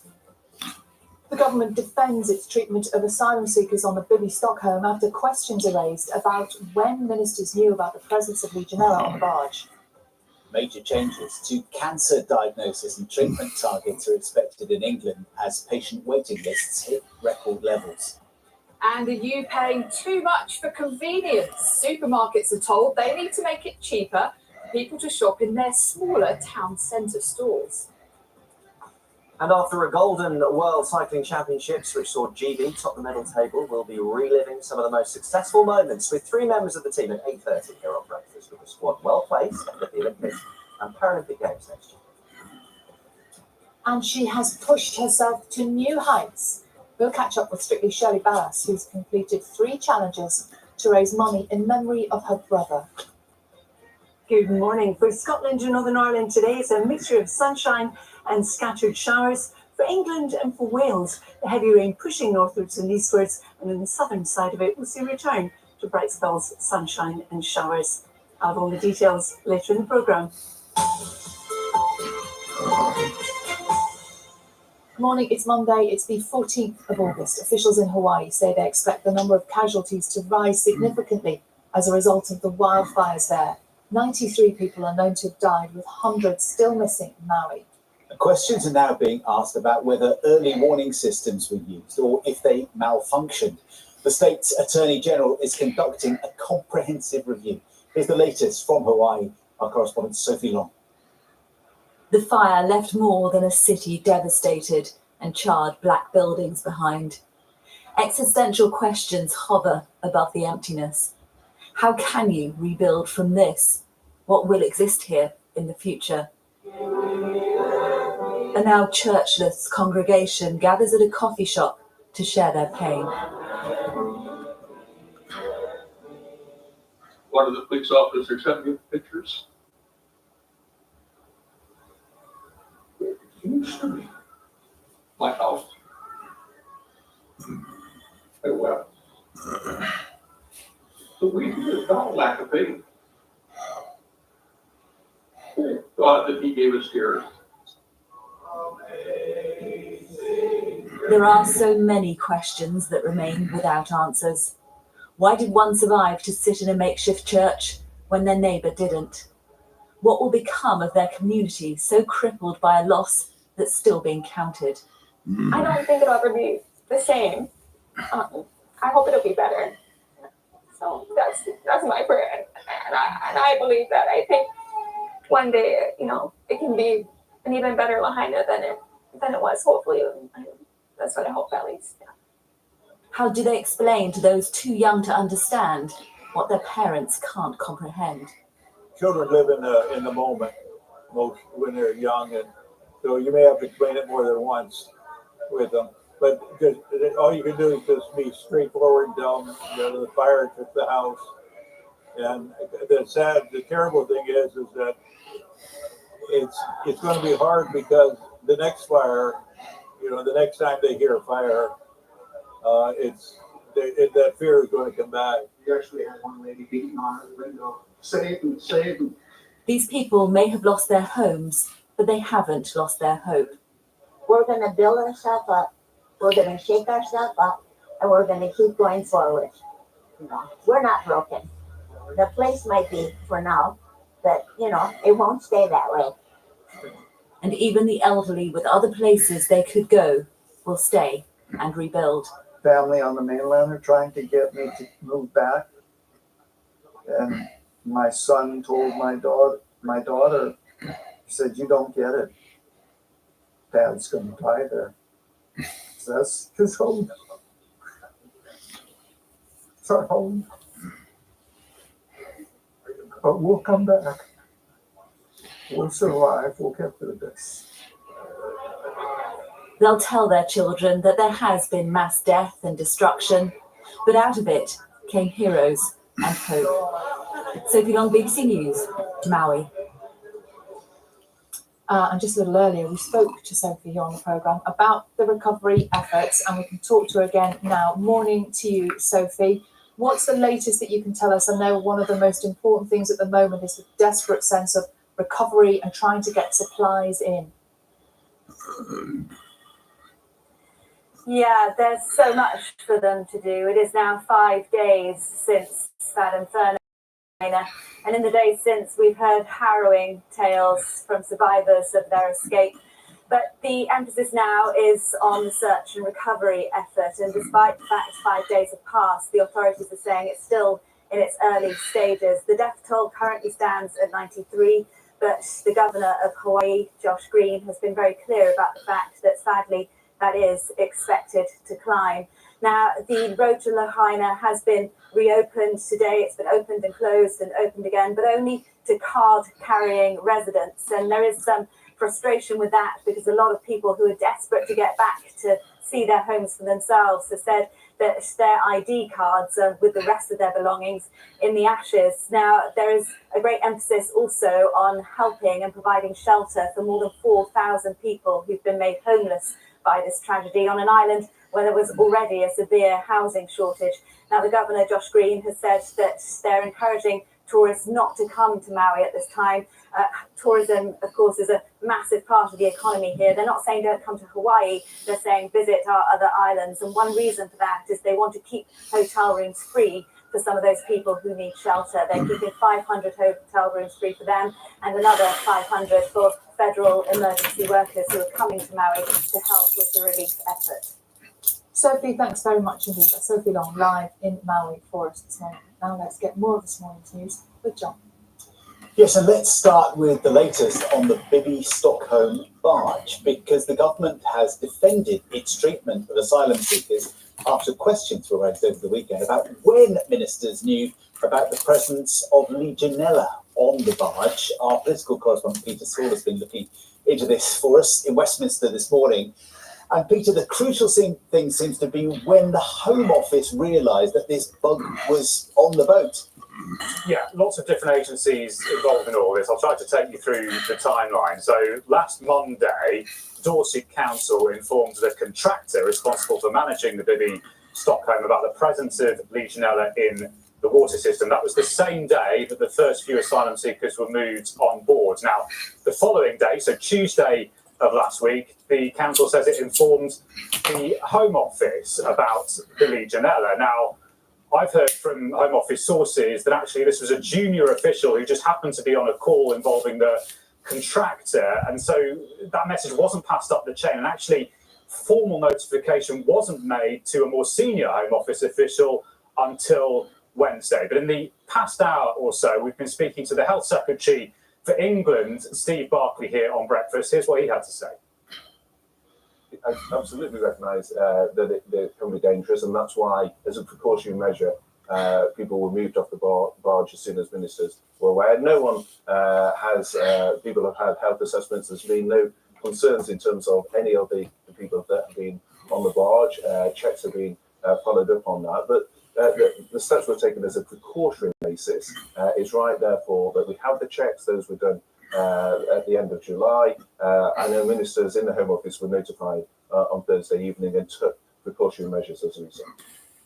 Now, the government are also stressing that actually they are led by the UK Health Security Agency on this. And Jenny Harries is the chief executive of the UK HSA. Has been on another part of the BBC this morning and insisted that due process was followed. Yes, they were notified earlier on in the week about the presence of Legionella, but it takes a couple of days to work out whether or not it poses a health risk. And that is why it took until Thursday evening for them to change their advice, to hand it over to the government, and ultimately those migrants were removed on Friday. But lots of questions still, I suppose, about why they went on Monday, and it took 4 days for them to ultimately be removed. OK, Peter, thank you for that update. Speak again a bit later. Now, 2/3 of NHS cancer waiting time targets are expected to be scrapped, including dropping that 2-week wait from getting an urgent GP referral to see a consultant for breast cancer patients. The NHS says the move will simplify the system. Of course, targets have been routinely missed in recent years, as our health editor Hugh Pym explains. NHS England says the aim is to simplify and update cancer standards with advice from clinical leaders. Most cancer targets have been missed for some time. A consultation exercise was started last year, and the outcome is set to be published imminently, subject to final approval by ministers. 3 targets would be maintained: diagnosis of cancer within 28 days of referral, the start of treatment within 2 months of an urgent referral, and treatment starting 1 month after a decision to treat. But other targets, for example, a 2-week wait from an urgent GP referral to see a consultant, including for breast cancer patients, will be dropped. An NHS spokesperson said the changes would remove the need for unnecessary outpatient appointments in order to comply with waiting time rules and allow more patients to get a faster diagnosis. Everyone wants simpler targets. That'll be easier for patients to understand. But the problem is we're in the worst cancer crisis of my lifetime, and simply changing targets won't cure patients. We need to treat them faster and quicker. Recent figures revealed that fewer than 6 in 10 cancer patients in England who had their first treatment in June after an urgent GP referral had waited less than 2 months, up slightly on the previous month, but still well below the target of 85%, which was last met in 2015. Hugh Pym, BBC News.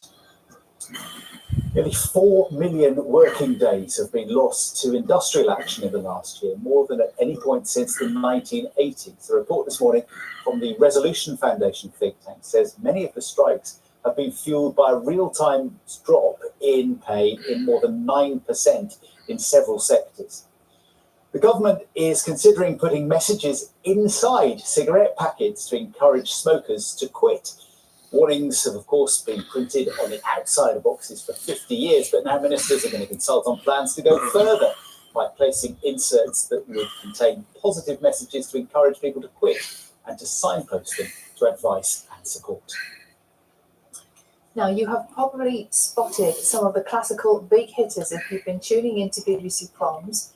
But if you look a little bit closer, you might have seen this man, Felix Klieser, and his toes.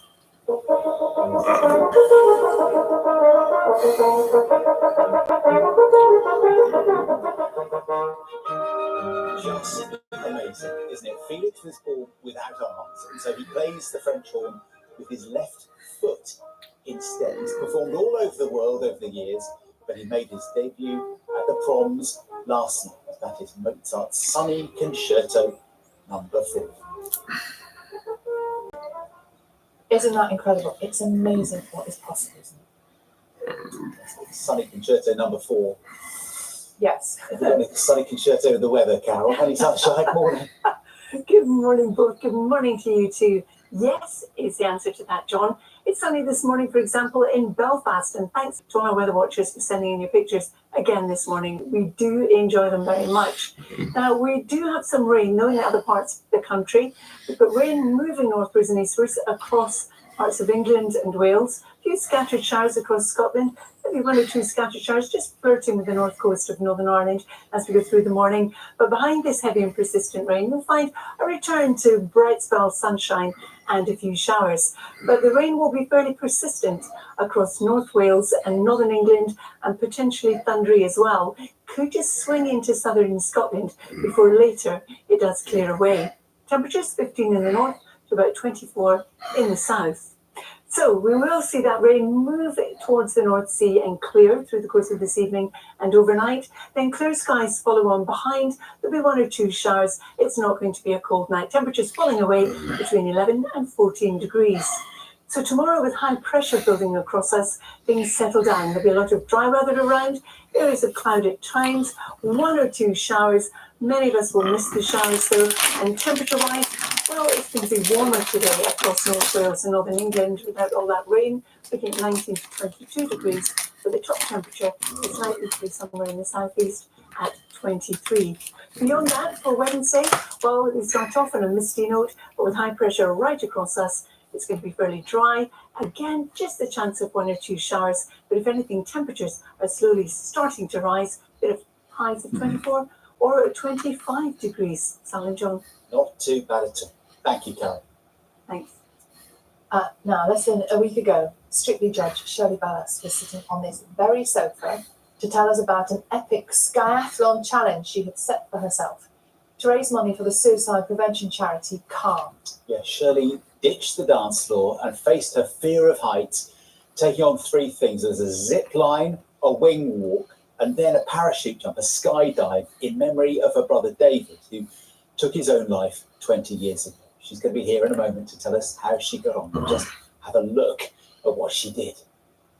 So I thought, what could I do that people are going to look at and say she's totally bonkers, but they understand the cause? And get it up from head to toe, you can see, and about to go on the zip.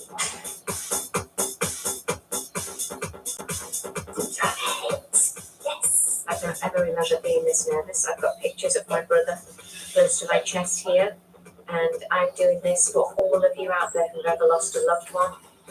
Here we go, Shirley. 10 out of 10 for braveness.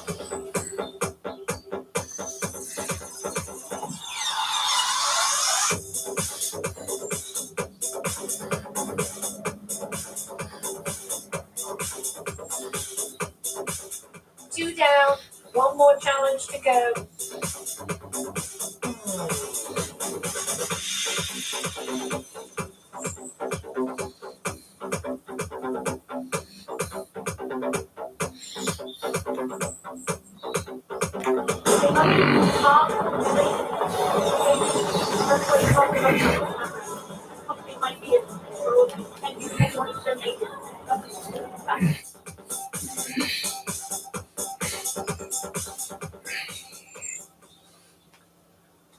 Here is the woman of the moment. Morning, Shirley. Morning. Well done for that. You faced some fears, didn't you? How are you now? How was it? Well, I have to say this morning, for some reason, and I apologise, I feel extremely emotional. That's because it's come to the end of the week, and I found the week actually quite tough on many levels, not only from the challenges, but also I underestimated how it was going to take a toll on my mum, who's 86, and her mental health. You know, we relived everything about my brother.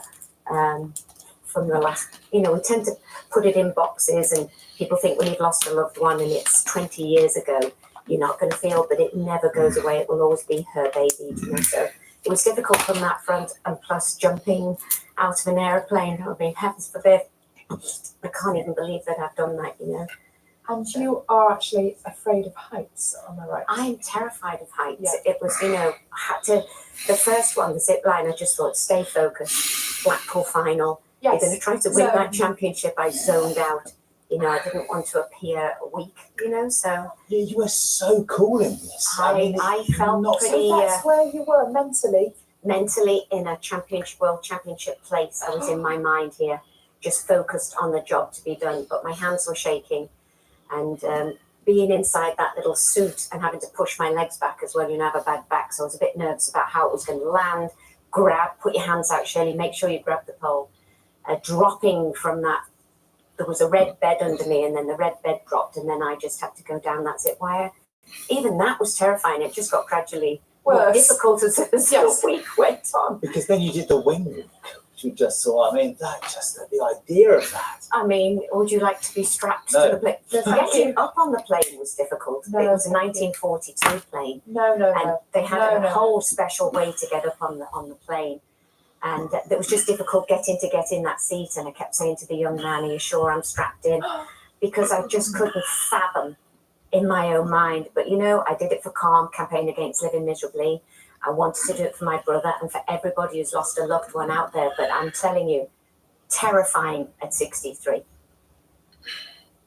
I can't even watch the pictures. It is hard to watch, isn't it? You. I know. You look at it and think, that's me. But you know what? I've decided that maybe every year around the same time I should take on 3 new challenges. Every year for CALM. And I should do this yearly now for my brother while ever I'm blessed to be alive, and for people's loved ones. So please, audience, write in your challenges for me, what you think would be great for me to do every year at this time. Are you sure? You're opening the floodgates there. It's a bit of a risk. Except bungee jumping, just because I've had 2 broken ankles and they, you know, a sore back. But everything else I'm pretty game to try if it brings in those vital funds for CALM. Oh, Shirley, you're amazing. And that's how important this is to you, because you're prepared to do something that actually scares the living daylights out of you, whatever it is, and let go of that control. That must be so hard. Well, I think, you know, one of my friends said, well, I suppose you could walk down the street and get hit by a bus. That was reassuring. No. You know, so it is what it is, you know. We do what we need to do to get the messages out there. I've been with a CALM ambassador now for a long time. And I just want to see it thrive. Every 59 seconds, we're answering a call, you know, from 5 till midnight. It can be anonymous. They can intervene. They can help you. They can be there for you if you know anyone who's living miserably.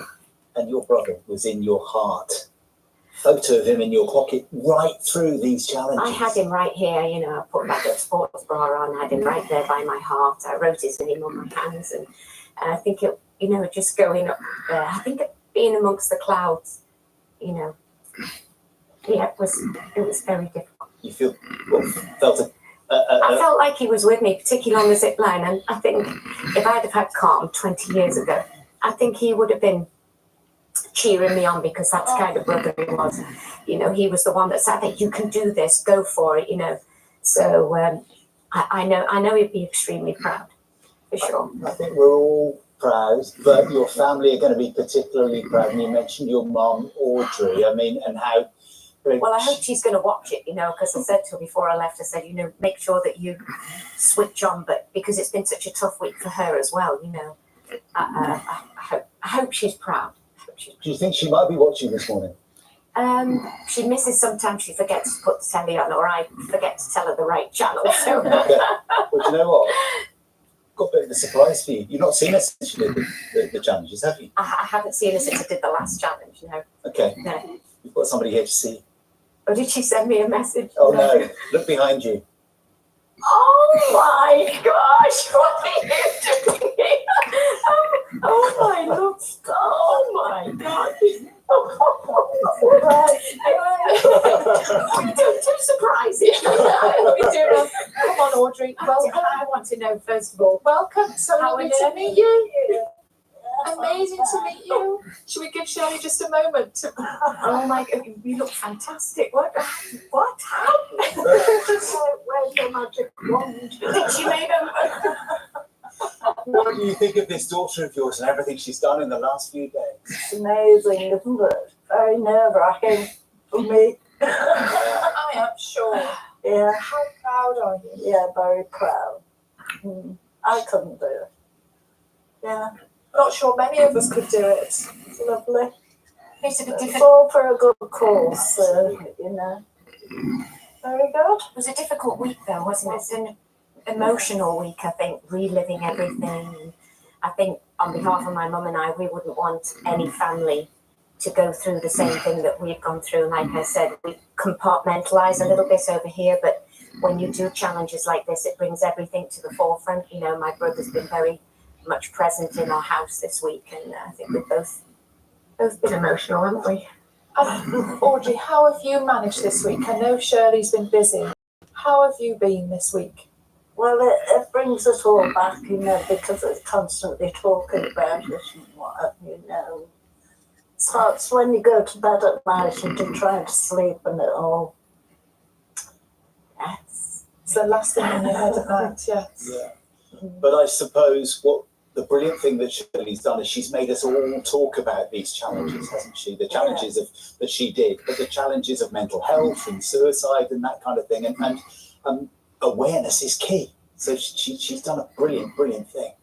Because, well, you can only, you know, try and help people, can't you, through it? But you never really get over it, you know. It's very hard. It's at night when you go to bed and you relive it all. Yeah. But if people just gave it, you know, the person that's suffering, if they just gave it more time, but they seem to panic, don't they? And, so what's the message?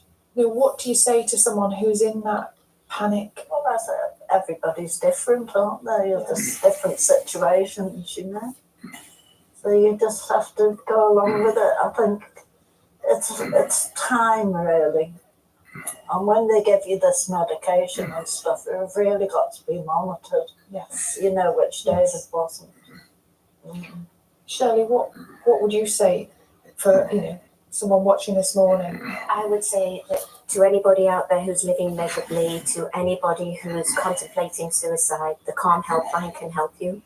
They are there for you. We want to help you. You know, a bit like my mum said with our situation with David, we give him medication. Actually, I read on the medication bottle after David had passed that this may accelerate feelings of suicide. So like my mum said, in our scenario, everything needed to have been monitored. We didn't get that kind of help for him.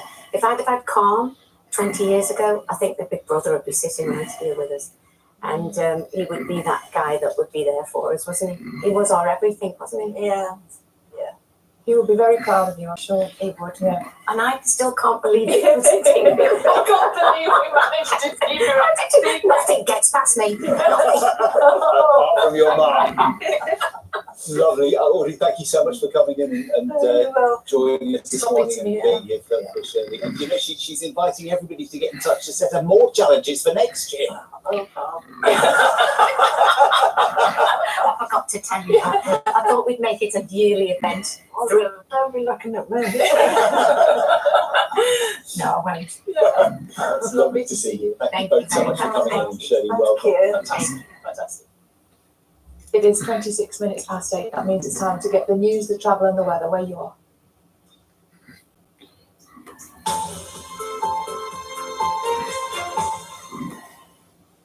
Hello, I'm David Allard with the headlines now from South Today. Dorset Council says it told a Home Office official about traces of Legionella on the Bibby Stockholm barge earlier than the government has admitted. Asylum seekers boarded the vessel in Poland from last Monday, but were all removed on Friday after the bacteria was discovered. Ministers say they didn't know about the findings until Wednesday evening, but the council says a Home Office official knew the day before. A 25-year-old woman is due before magistrates charged with the murder of a man in Oxford 2 years ago. The body of 30-year-old Jorge Javier Martin Moreno was found in the River Charles in July 2021. Scarlett Blake, who was previously known as Alice Wang, was charged on Saturday night. Dramatic footage has been released by Sussex Police after a car thief led officers on a high-speed chase over more than 150 miles. Mohammed Ahmed stole a taxi from outside the South Terminal at Gatwick Airport. He then made it onto the M25 and then the M42. He was eventually stopped and arrested in Walsall in the West Midlands. A mother from Portsmouth is asking more parents to put their children on the organ donor register. Kelly Greaves' 13-year-old son Jude had a multiple organ transplant in 2018, but developed complications earlier this year. He needs 5 different organs. More than 230 children are waiting for organ transplants because of a national shortage of donors. A former sailor from Portsmouth, who is believed to be the last Royal Navy veteran from Dunkirk, has died aged 102. According to the veterans charity Project 71, Lawrence Churcher, filmed here in 2020, died at a care home in Fareham. He was awarded the Legion d'Honneur for his role in the evacuation. Let's get Monday's weather forecast now with Dan. Hello, good morning. I'm mild but rather cloudy and damp start for most today. The overnight rain continues its journey northwards and eastwards. Perhaps some brightness this morning from more southeastern parts of the region, but generally a lot of cloud around, some further showers, maybe the odd sharp one. But later in the afternoon, we'll start to see some clearance from the west, brightening up with some evening sunny spells. Temperatures up a little on the weekend's numbers, 20, 21 Celsius. Still quite breezy or windy for the Isle of Wight and towards the coast. And becoming dry overnight, bar 1 or 2 isolated showers and clear spells. So cooler night than last night, temperatures down towards 10 or 11 Celsius. And tomorrow, more sunshine around generally, but there will be a few showers developing as well. And temperatures getting a little warmer with lighter winds. On the trains, delays of up to 45 minutes between Newbury and Reading due to an earlier signalling problem at Reading West Station. The Reading to Basingstoke line is running normally again. On the roads in Hampshire, the A326 is partially blocked in both directions due to a fallen tree. That's between Netley Marsh roundabout and the Morrisons roundabout. And in Southampton, Portswood Road is still closed in both directions following an accident. That's between Sainsbury's and Kent Road. That's it from us. I'm back just after 9 o'clock with a final update. Have a good day.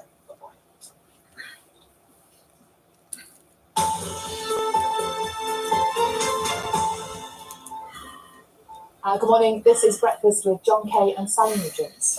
You're watching BBC Breakfast at 8:30, and it's hardly a dry eye in the house this morning. No, sorry, we're all a bit of a kerfuffle. We haven't recovered from Shirley and Audrey. They were amazing. We've got another amazing story for you now about this lady, Jill Castle, who had to be fitted with a stoma bag after giving birth rather dramatically years ago. But she was determined to show her son that it wouldn't stop her from achieving anything in her life. She's now attempting to become the first person with a colostomy patch to swim the channel. And alongside her family, she's got a famous fan cheering her on, as Alison Freeman discovered when she went to see her in training. Jill is unstoppable.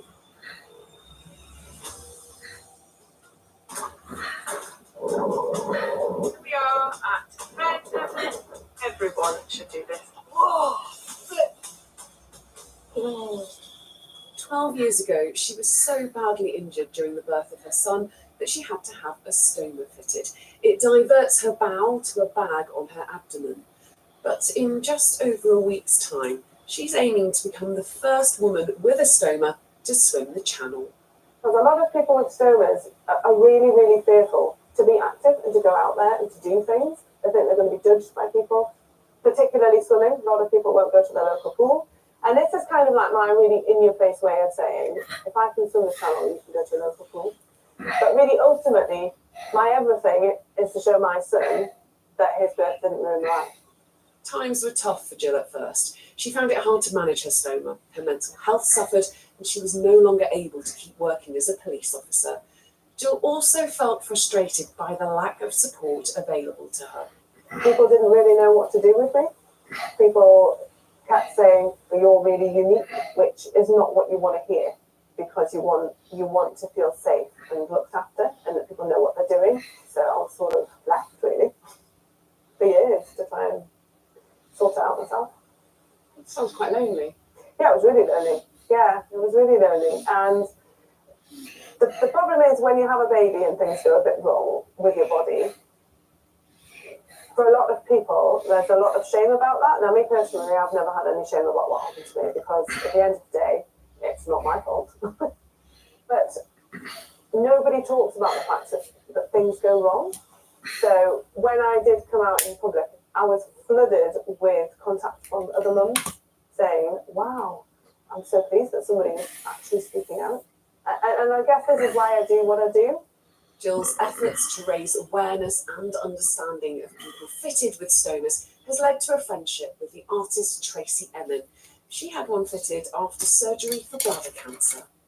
When I found out I had to have the urostomy stoma, I said, no, I don't want it. No, I'm not doing anything but that. He said, well, there's only one other option. I went, right, I'll take it. I don't care what it is, I'll take it. I'll have that.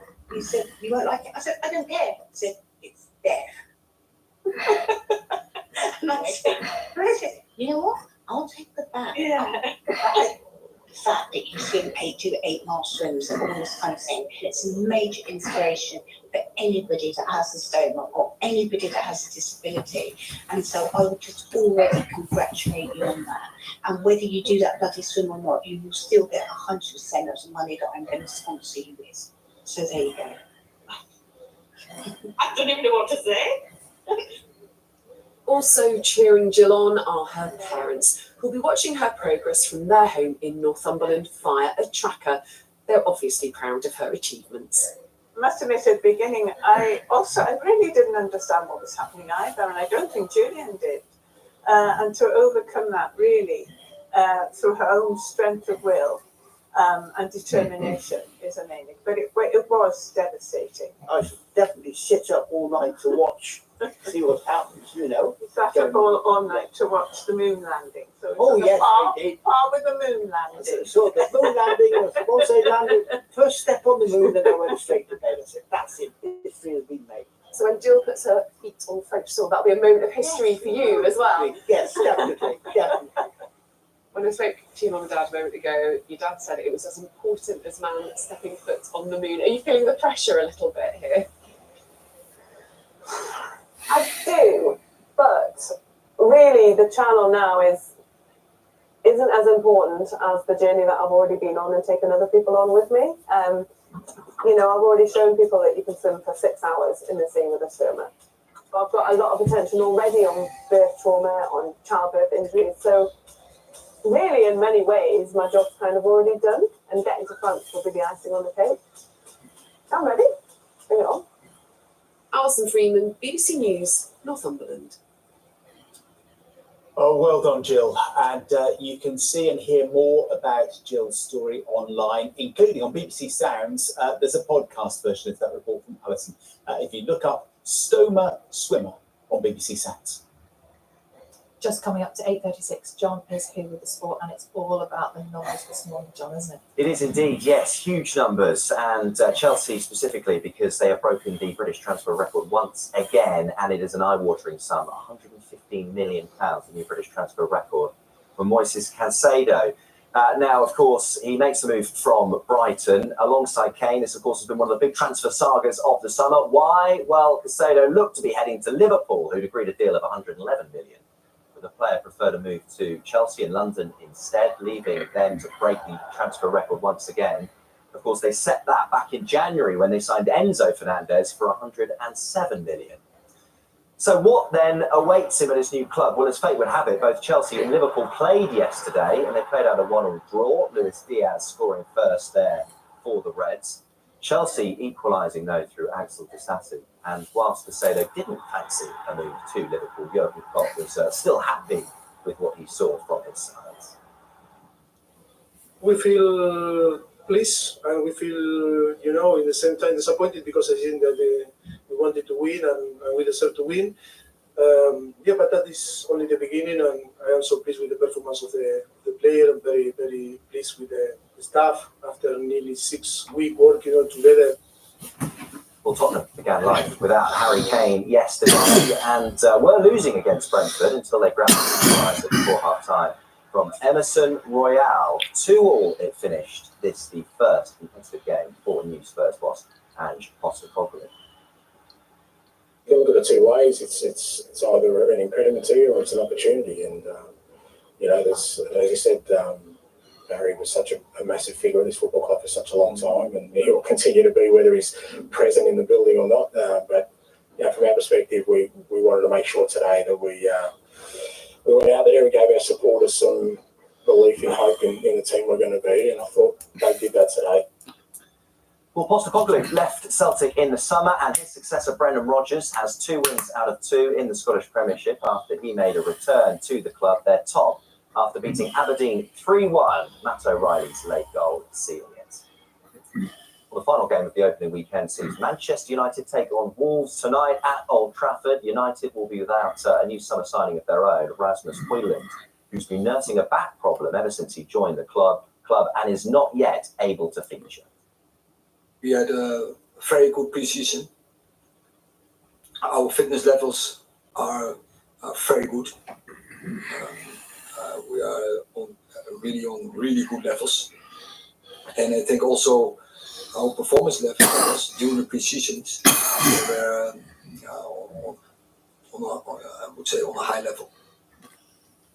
Now, as we've seen over the last 11 days, cyclists have sped, balanced and flipped through the World Cycling Championships in Glasgow, which came to a close at the weekend. It was the first tournament of its kind, bringing together competitors from over 130 nations across a range of disciplines, and proved very successful for Great Britain. We can look back at some of the many highlights.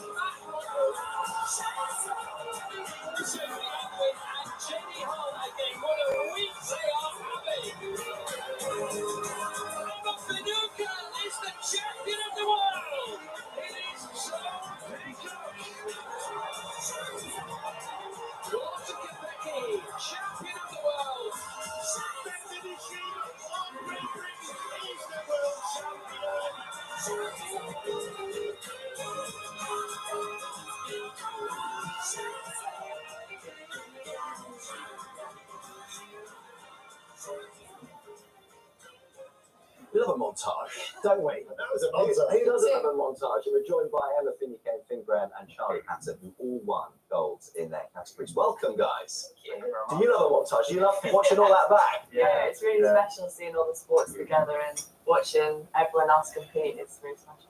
Well, I suppose we should see the bling, right? Yeah, all this Emma, women's sprint gold medalist. Let's have a little closer look. Yeah, there we go. Wow. They're actually really nice medals, to be They honest. are beautiful, aren't They they? are gorgeous. There we go. Stunning. And how does it feel to get your hands on one of those?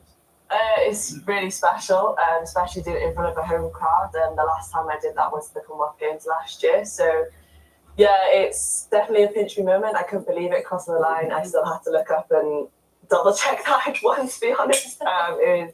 It's a surreal moment and it'll forever stay with me. That's very subtly done then, the clank. Yeah, I know. Just a reminder, there's more than one. And Finn, how was it for you as well? Because, I mean, it's worth pointing out the para events were being run alongside all the other events. So very different, I guess. Yeah, no, 100%. Like, it's the first time that, we've had a shared championships, and as para events, we're not used to having that kind of crowd at events, so it was so nice to be racing in a full velodrome, and for the first time it being in Scotland at home event, it makes it even more special. The noise that the crowd were making as we were riding and racing, it was phenomenal. 24 goals, weren't there, in the para events, which is astonishing, and I guess bodes very well, doesn't it, heading into the Olympics and Paralympics next year? Yeah, no, definitely. Again, having an event like this, it is a bit of a kind of dry run of the games, because it would be a track events going into road at the games, so it's a bit of a kind of like practice event for that. So yeah, it's all gearing towards Paris, and a good kind of practice for that. Charlie, is it right that you weren't one of the pre-race favourites? Probably coming in, probably not the favourite. And you ended up with? Yeah, I ended up one of these. Yeah, it was a good weekend, to be fair. It was really good. But conditions were really tough for your race, weren't they? Yeah, the rain came down about an hour before my run, which most people were probably scared. I was probably excited for that. I was warming up at the top, had a little smile on my face, and being British, we always ride in the wet, so it was really good. So you were excited because the conditions were bad?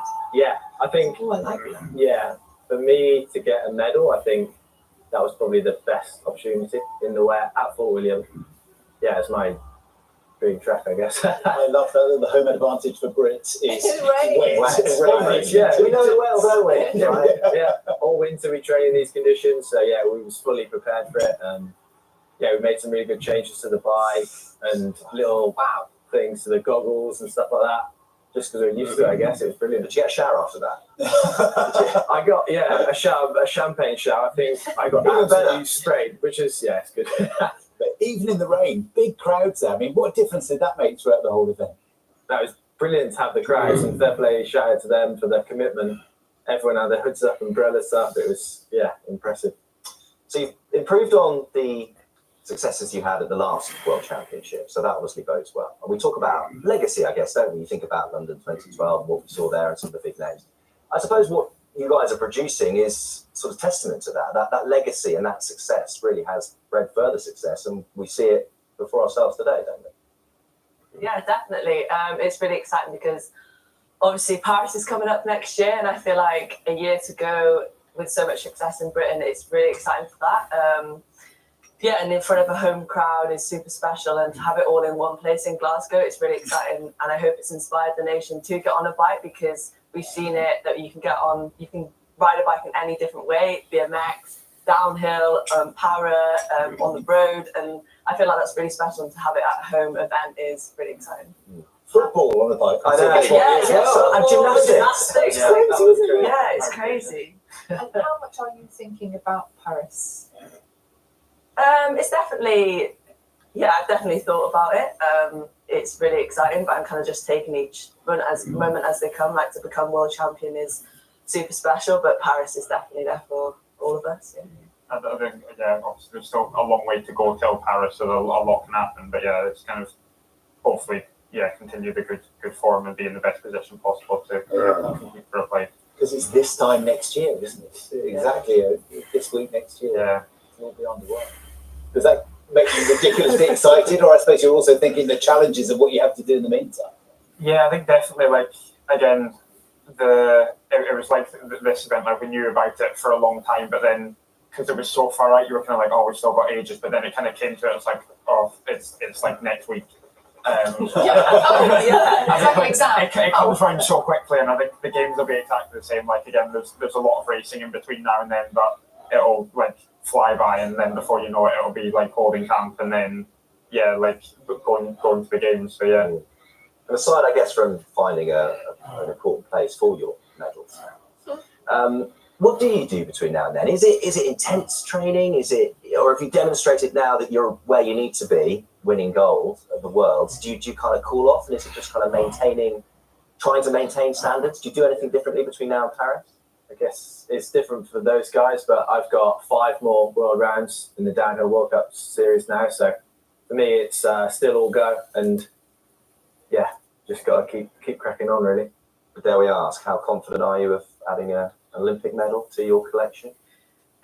This has definitely given me momentum for that, and I feel like as a whole GB squad, even getting a silver in the women's team sprint and being so close to the Germans in that final is really exciting for Paris. And I feel like there's a lot of hard work to go into that and a lot of training, but it's also, we can take the evidence now that we have come away with successful Worlds and take that for Paris for next year. And a Paralympic medal as well for you, Finn? Yeah, again, that would be nice again to add to the 2 in silvers in Tokyo. But again, as I said, there's a long way to go, and hopefully it would be nice. But you never know. Everyone steps their game up massively for these events, so it's see what happens. Brilliant. Charlie's just hoping it's going to be wet. You need rain in Paris, right? Yeah, that's what you need. Unfortunately, downhill's not actually an Olympic sport, Yes. so but we just got the World Series. So, yeah, to be fair, that's the pinnacle. So I'm happy to take that one. Fantastic. You should be wearing it. Yeah. Thanks so much for coming in. Great. And if you missed any of the action from this year's Cycling World Championships, you can catch up with it all on iPlayer. It's nearly 10 to 9. We're talking about the wet weather we've had. July was a washout, wasn't it? Not great for the summer holidays, but apparently there have been some winners in this. All that wet weather came at exactly the right time for wine producers. The weather we've had this summer means 2023 is promising to be a great year for grape crops. Steve Humphrey is at a vineyard in Chichester for us this morning. Morning.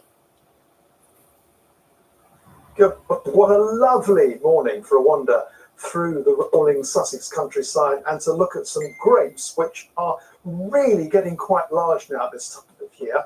It really does look as though it's going to be a bumper year for English vineyards. Of course, the English wine industry has been gradually expanding over the years. There are now 943 vineyards in the UK, and their wine output has gradually been going up.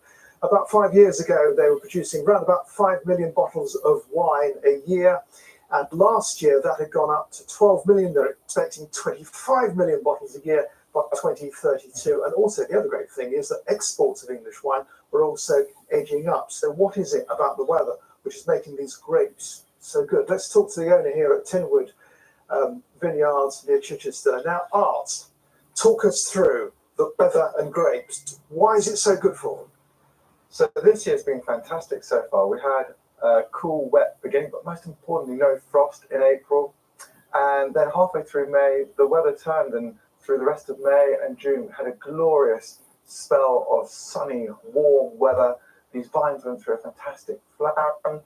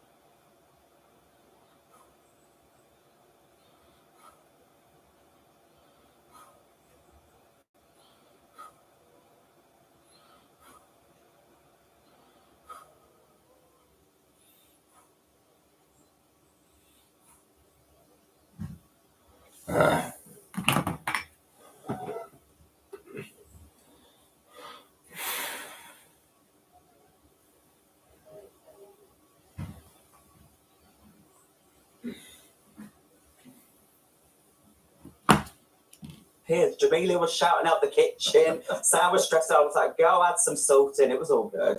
And what was it? The judges can be a bit scary, can't they? What were they like with you? Me. Oh, nothing scares me. We're I'd just, be terrified. look, I think if you show that you're sweating, you just got to dab that brow down and just go, everything's fine. But I guess, I mean, you're used to live, aren't you? Audiences reacting, interacting. I guess that is the perfect preparation for the kind of scrutiny you get on MasterChef. Oh, truly. You've just got to be like, when an audience member heckles you, you've got to come straight back with a funny joke. So I was just hoping that I could win John and Greg over with a bit of charm and charisma. So come on then, did you win them over? We have to tune in and find out. Look, my sister Kitty was on last year and she had a love romance that entire season. So let's see if there's any blossoming romance in the kitchen this year. Oh, you're teasing us. And so if it was chicken nuggets for tea beforehand, at least you can tell us how it's changed what we're going to have for dinner tonight. Changed your entire menu. So my mum makes the most fabulous lasagna, which is one of those recipes that stayed in our family. And now my husband Hayden requests it once a week now. So I'm there with the pasta sheets, I'm doing my bolognese mix, and I'm cooking, working with flour, bacon and stuff. It's fabulous. I've been on MasterChef. Yes. You know who I am. I've got the apron to prove it. So you're baking as well now? Yeah, baking and stuff, working with flour. It's just so fun. I just enjoy it. It's so much fun. And is it relaxing away from the day job? I want to call it day job. But, you know, is it relaxing away from your other life, basically? Well, actually, saying that about my husband, he's the cook in our family. So I never really had an opportunity to get my teeth stuck into the kitchen because he can just come up with everything. I said he needs to go on the normal MasterChef because he's fabulous. But I love putting a podcast on. I love putting a bit of music on and not having an hour and a half to come up with a dish. So I'll take 3 hours. So what does Hayden now think of your cooking? I mean, he loves my lasagna. I'll leave it as that. So that's a recipe that's in the family. What's the secret special ingredient? I'll tell you off camera when we haven't got loads of people watching us. Oh, I look forward to that. That's also embargo, Tally. It's all under wraps until NDA. Well, look, it's fantastic to have you here. It's wonderful to hear about your success. I can tell you've enjoyed it. Oh, I've had a blast. And look, I'm always like, life's too short to be going, oh, should I, shouldn't I? Just grab any opportunity, have fun, and just let loose. Cheryl, thank you so much. We look forward to seeing it for ourselves. Cheryl on Celebrity MasterChef continues Wednesday this week, 9 o'clock here on BBC One. You're watching BBC Breakfast. It is exactly 8:59.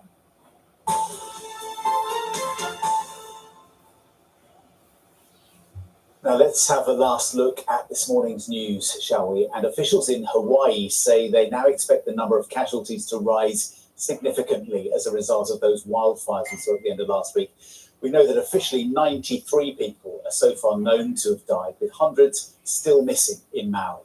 Questions are now being asked about whether early warning systems were used or if they malfunctioned. The state's Attorney General is conducting a comprehensive review. Our correspondent Sophie Long reports now from Hawaii.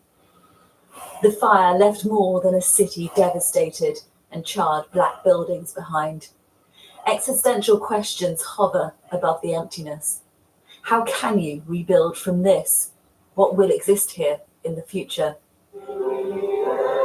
A now churchless congregation gathers at a coffee shop to share their pain. One of the police officers sent me pictures. Houston, my house. I wept. The weeping is not a lack of faith. Thank God that He gave us tears. There are so many questions that remain without answers. Why did one survive to sit in a makeshift church when their neighbour didn't? What will become of their community so crippled by a loss that's still being counted? I don't think it'll ever be the same. I hope it'll be better. So that's my prayer, and I believe that. I think one day, it can be an even better Lahaina than it was. Hopefully, that's what I hope at least. Yeah. How do they explain to those too young to understand what their parents can't comprehend. Children live in the moment both when they're young, and so you may have to explain it more than once with them. But all you can do is just be straightforward and tell them the fire is just the house. And the terrible thing is that it's going to be hard because the next fire, the next time they hear a fire, that fear is going to come back. We actually had one lady beating on our window, save me, save me.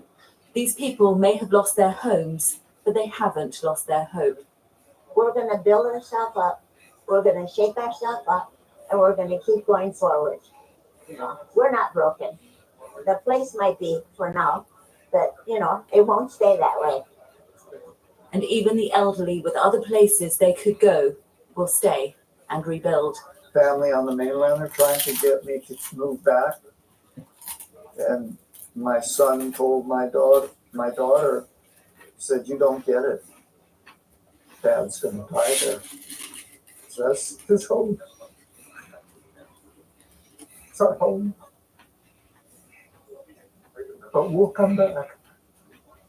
We'll survive. We'll get through this. They'll tell their children that there has been mass death and destruction, but out of it came heroes and hope. Sophie Long, BBC News, Maui. Well, here the government has defended its treatment of asylum seekers after questions were raised about when ministers knew about the presence of Legionella on the Bibby Stockholm barge. Our correspondent, Peter Saul, joins us now from Westminster. Morning, Peter. So the government is standing by its decision.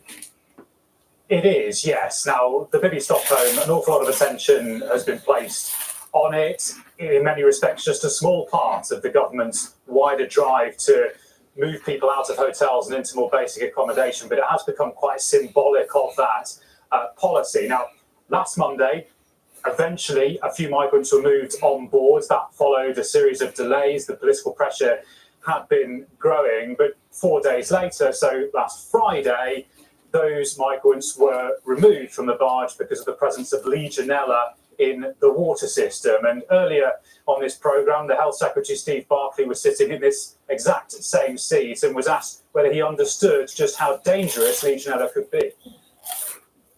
I absolutely recognise that it can be dangerous, and that's why, as a precautionary measure, people were moved off the barge as soon as ministers were aware. No one people have had health assessments. There's been no concerns in terms of any of the people that have been on the barge.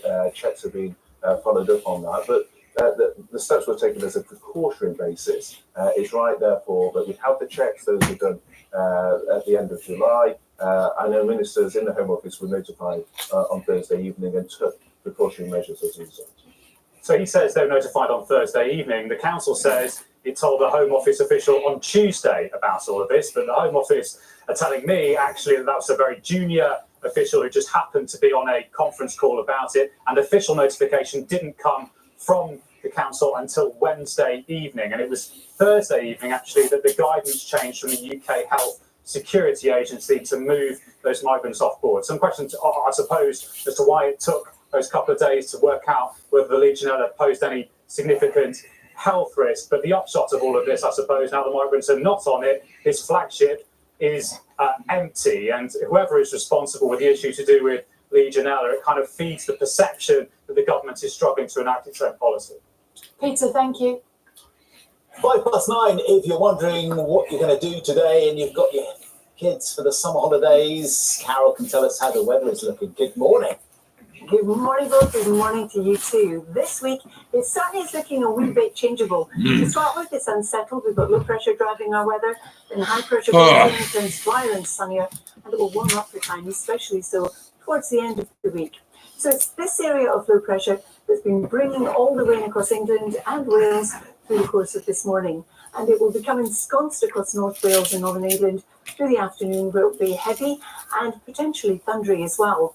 Now, to the south of that, it's a mixture of bright spells, sunshine and showers. And to the north of it, we're looking at, again, sunny skies, but also a few scattered showers. The showers slow moving, there's not much wind, and this rain could just edge into southeast Scotland through the day. Temperatures 15 to about 24 degrees north to south. It's through this evening and overnight we start to see the low pressure pull away into the North Sea, dragging its rain with it. Behind it, some clear skies, just a few showers, not a cold night, 11 to about 14 degrees being our overnight lows. Tomorrow's high pressure builds in from the Atlantic.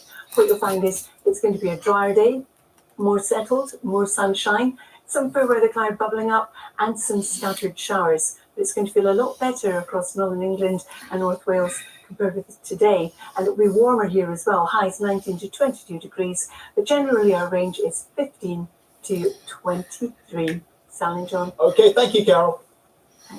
It's 6 minutes past 9. That means it's time to get a last quick look at the headlines where you are.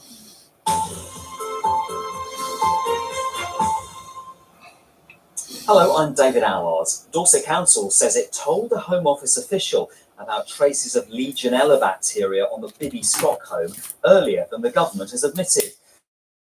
Asylum seekers were taken off the accommodation barge in Portland on Friday after the germ was discovered.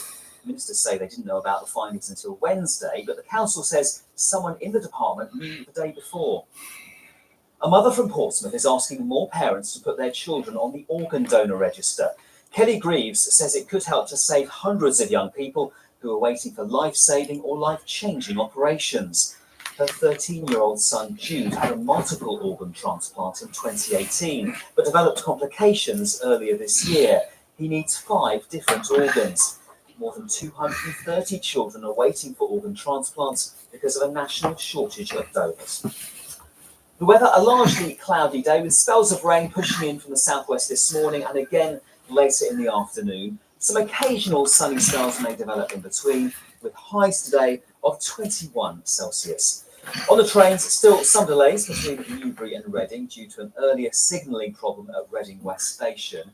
In Oxford, the A4142 Eastern Bypass Road has a lane closed northbound near Horse Park Riftway, that's due to an accident. And in Southampton, Portswood Road is still closed in both directions after an accident between Sainsbury's and Kent Road. That's it from me for this morning. Bye for now.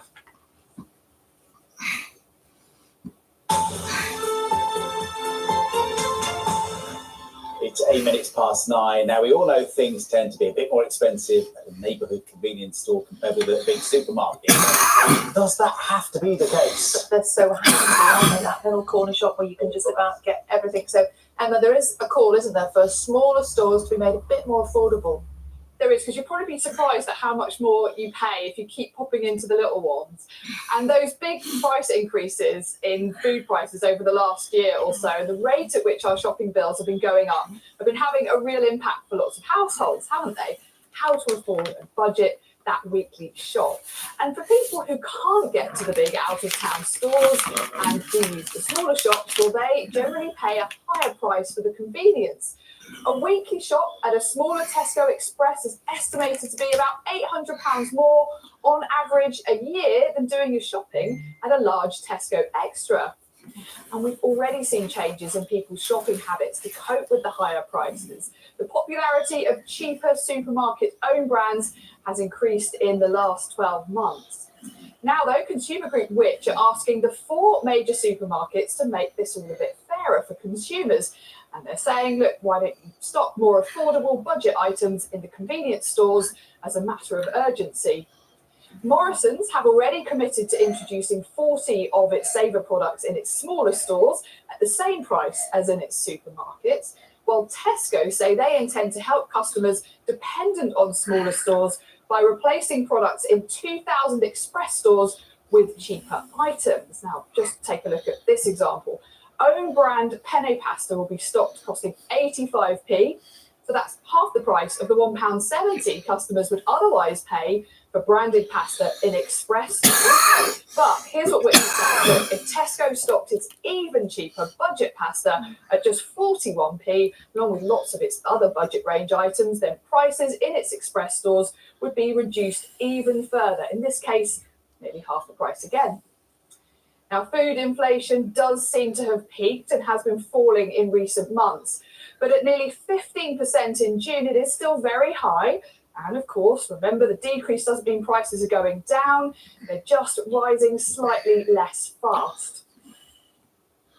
However, the fall means supermarkets are competing for customers fiercely again on price. They say to ease the cost of living. So budget retailer Aldi, for example, is lowering the cost of dozens of household products, including butter, fruit, and vegetables. But it remains to be seen if or when we'll really start to see prices fall again across the board. And of course, lots more information for you about the cost of living crisis on the Tackling It Together section of the BBC News website. Jonathan. Emma, thank you. Now, for any young athlete, the goal of reaching the Olympics is, of course, the ultimate dream. But being coached by one of your sporting heroes comes pretty close as well. It does. On top of training for Paris next year, triple Olympic gold medalist Adam Peaty has been busy training young swimmers on not just how to swim, but how to race. Joanna Kent reports. Head down, arms. All I'm caring about is this in-sweep here. He's always been my hero. Although I'm not a breaststroker, it's still great to meet him and get some tips. Slow, slow, slow, slow. In-sweep. Working with Adam, it's really motivational because you're getting taught by an Olympic athlete. For these young swimmers, it's a dream come true, getting coaching from a triple Olympic champion and world record holder. These kids have huge potential. I was exactly there 20 years ago. I'm an old boy now, 28 years old, but I'm trying to send as much knowledge down to that grassroots as possible. Encouragement, I love doing it, and it's great for the sport to grow. All right, let's get back in. Adam and his team set up these training camps with the aim of inspiring youngsters not just to swim, but to win. And they've been getting some top tips. Only focus on your race and just be in a positive mindset and think that you can win. Stay calm, don't overthink it or anything like that. I've learned that quite well. To get more out of the water, to really push forward to get to the wall in a fast time. The sessions aren't limited to the pool. There's also a focus on fitness training and the psychology which goes into achieving success. All these kids aren't going to make it to the Olympics. It's just impossible when you've only got 30 athletes who can possibly make it. But we can also give them skills that they're going to use for the rest of their life and look back with fond memories of joy in the sport. He set up the race clinics with his training partner, and they know what it takes to spot talent. We always see some people, and myself now, we literally look at each other from across the poolside and we'll give each other a point of that special. What's your biggest dream? Be great. Yes! To be great! Come on! That's awesome! But it's not just about who's the fastest swimmer, it's about what characteristics we help them develop to be the best people they can be. And there was also a chance to feel Olympic success. With a touch of the medals, many here dream of one day winning. Let's go! After these clinics, Adam too will focus on his training as he aims to make Olympic history in Paris next year. Brilliant to see that. And that is just about it from us for today. Back tomorrow at 6. Have a good day.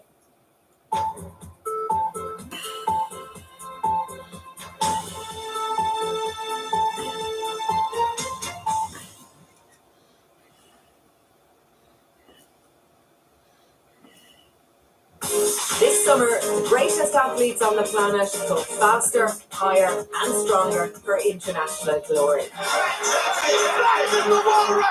Prepare to be entertained by the World Athletics Championships. Start Saturday at 9 a.m. on BBC Two and iPlayer. I'm here for a good time. This is low-key exciting. Ready? Yes. Should we get down to business? Come on. Are you ready to fight the rain? I was born ready. And it's time properly. So how was your day?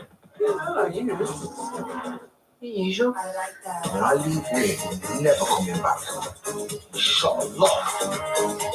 That's summer sorted. Press red to watch now on BBC iPlayer. Can't believe it's someone's wedding day. It's awesome. 8 ambitious event planners. It's war. Battle to make 6 couples' wedding dreams come true. Has to run like military precision. We have a delay with the bride. That looks tacky. Oh no, we're just speed. Oh my god, it's not working. Outstanding. Give me a title. Ultimate Wedding Planner continues tomorrow at 9 on BBC Two and iPlayer.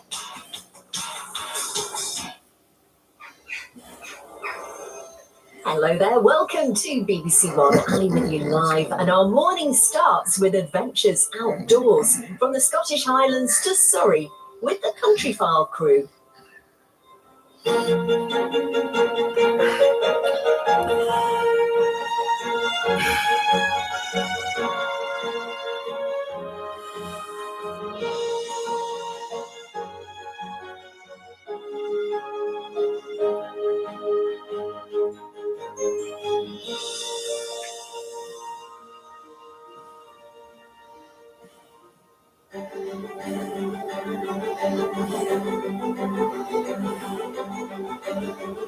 Less than 30 miles from London, standing proudly in the North Downs of Surrey, is Box Hill. 560 acres of national park named after the ancient box woodland here. For centuries, it's lured people from the big smoke with promises of cleaner air and exercise. And whilst times have changed, the breathtaking scenery certainly hasn't. And this year, visitor numbers have soared, with tens of thousands of extra people flocking here, desperate to escape their four walls at home in search of freedom and adventure. And there's always been plenty of thrills and spills here on Countryfile. So I'm raiding the archive for the times we've experienced the high-octane side of the countryside. Like the time Tom fulfilled a boyhood dream in the Kent skies. That was amazing. I've never felt a rush like it. When comedian Romesh Ranganathan faced his fears on the water. I think I'm doing good. You know, I got in the boat. Really excited about that. And when actress Nina Wadia scaled one of the Highlands' most impressive waterfalls. What do I hold on to? Loads of handles. There. Holy moly. So sit back as we celebrate the adrenaline rush of the great outdoors.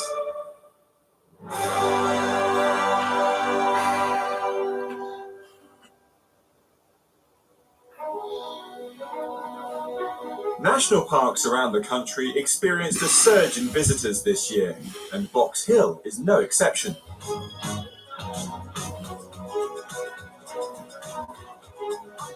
Today is a hot spot for cyclists, and I'm going to be joining a long line of enthusiasts who come here for one thing in particular, this park's infamous zigzag route. All pretty daunting for a bit of a non-cyclist like me. Us Brits have got the bike bug. Record numbers of us are looking for challenges like this notorious zigzag. The route might be set in incredible countryside, but over just 1.5 miles, there's a punishing 390-foot uphill climb, plus 3 hairpins. A course tough enough to test the 2012 Olympians. The men did 9 laps of it, and the women did it twice. I think just the once will be enough for me.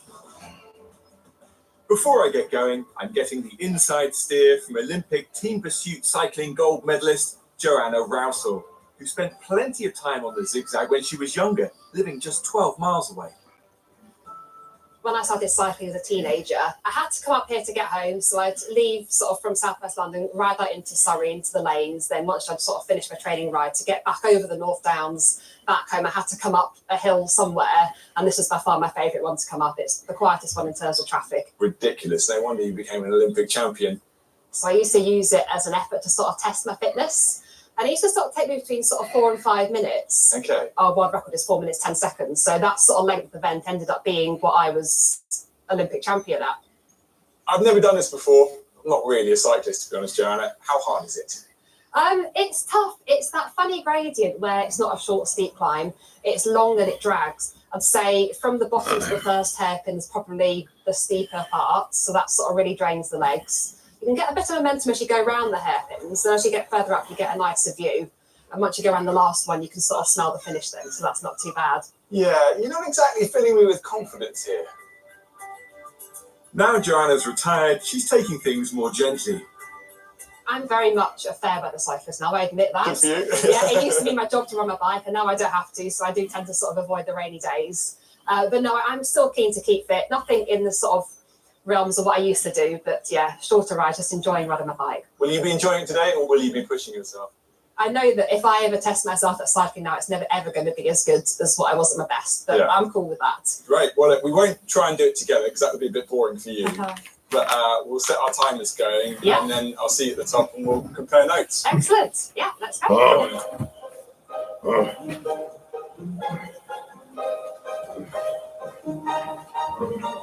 Well, isn't this nice? So far. Right, here goes. Bring on the zigzag. I think I'm going to find this very tough. So I'm going to start and trying to get a little bit of speed in the flattish bit early on. And I can still see Joanna up ahead, so that's not a terrible start. But oof, already feeling it a bit. This is really starting to test me. Okay, big hairpin. Around we come. Oh, for a second it felt nice. And now, this looks tough. I can see the road stretching up ahead of me. Come on. Okay, Joanna is now well out of sight.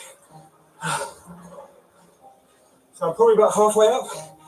I'm pretty tired. Can you imagine doing this 9 times? Bit fatty. Let's push. I'm going up again. Ooh. Thankfully, the views help to distract from the pain. Yeah, you see the car park? Yes, come on. Dig deep. Nearly there. Yes. Gotta stop the time. 8:35. Not bad. I was pretty much 8 minutes dead, just under. So, Okay, so 35 seconds you behind. weren't far behind. I thought I'd be double you, so I'm quietly pleased with that. Very, very good. How pleased are you with your time? Yeah, it's not too bad. I think I felt very good at the start. And I went sort of the first hairpin thinking, oh, I'm in pretty good shape here. And then I realised after about 2 minutes of effort, I haven't got the fitness to carry that on. And do your legs also feel like they're about to drop off? Yes. Good. All normal here then. Oh, thank you, Joe. I really enjoyed that. Oh, it's good. You did really well. Cyclists like Joanna are an inspiration to so many people.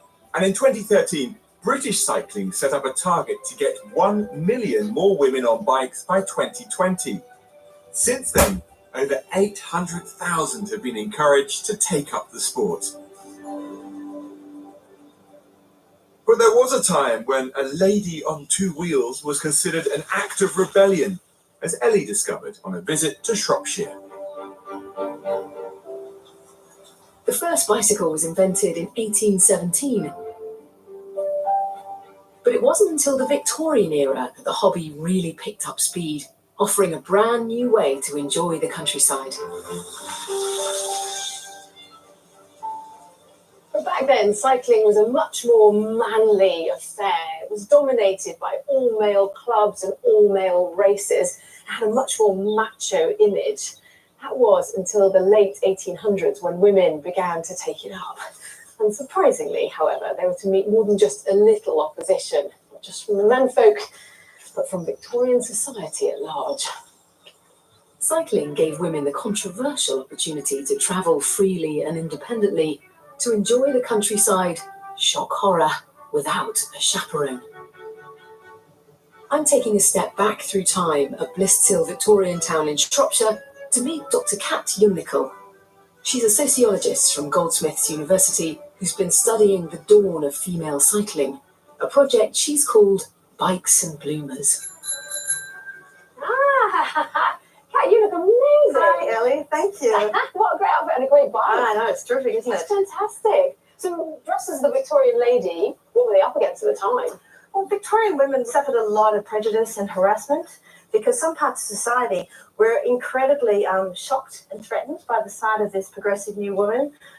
So they had things thrown at them, like sticks and stones. They had terrible names called at them. They were denied entry into places, and they were gossiped about. So you really had to be, in some circumstances, quite brave to ride your bicycle as a woman in Victorian society. Despite all the opposition, they didn't back down. In fact, the bicycle became a symbol of feminism. But the Victorian lady cyclists did have one practical problem. what to wear.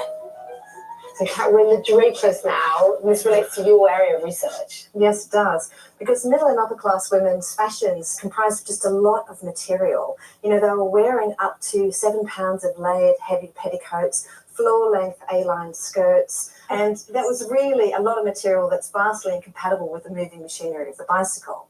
Their solution was to invent brand new clothing, known as convertible cycle wear, as Kat is modelling. Her cycling cape effortlessly becomes an elegant skirt. That's fantastic. You know what I'm going to ask now. Can I please try one? You are most welcome. Yes. Which one can I try? I think you should try the Alice Bygrave, which has the pulley system sewn into it, because it is quite remarkable. And you really have to try it on to understand it. All right, let me give it a go. Ta-da! Breathe in. There it is. Fantastic. It looks great on you. I feel smart wearing it, I must admit. I don't feel ready to ride a bike, but maybe there's something more to it. There is more to it. Do you want to see it? Yeah, go on. An ingenious hidden pulley system allows you to ruche up the front and back of your skirt, You can probably feel that. I can. I feel like a pair of curtains. Yeah. revealing a modest hint of bloomers. I'm ready for the Tour de France. Or maybe just a little spin around town.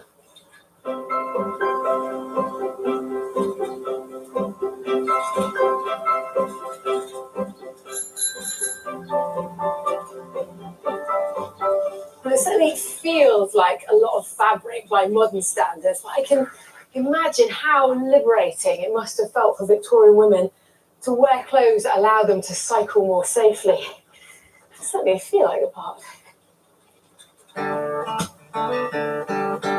it. For me, cycling through such beautiful scenery is one of the best ways to experience the outdoors. I'm back in modern dress and thankfully with a modern bike. But sadly, we've reached the end of today's ride. Nice. Time for a well-earned rest. When I learned to ride as a child, it was my first and best taste of freedom, and I have loved cycling ever since, particularly today in this absolutely beautiful gorge. I never considered, and I think it's really important to acknowledge and tip my cycling helmet to those Victorian cycling pioneers who blazed the trail on two wheels for us all.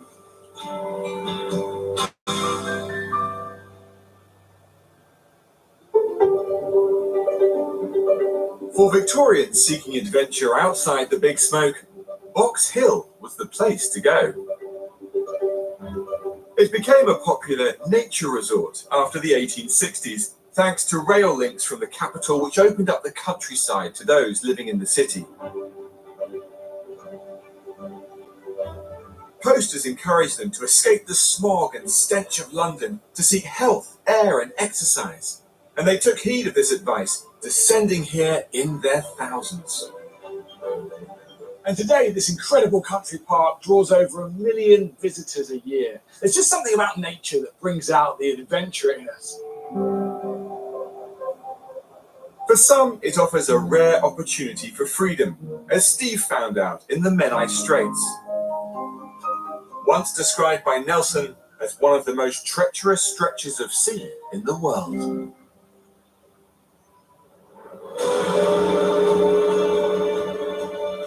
This is a wheelie boat, and it's putting people in chairs like mine firmly in the driving seat. It's part of a project run by the Conway Centres on the edge of the Menai Straits.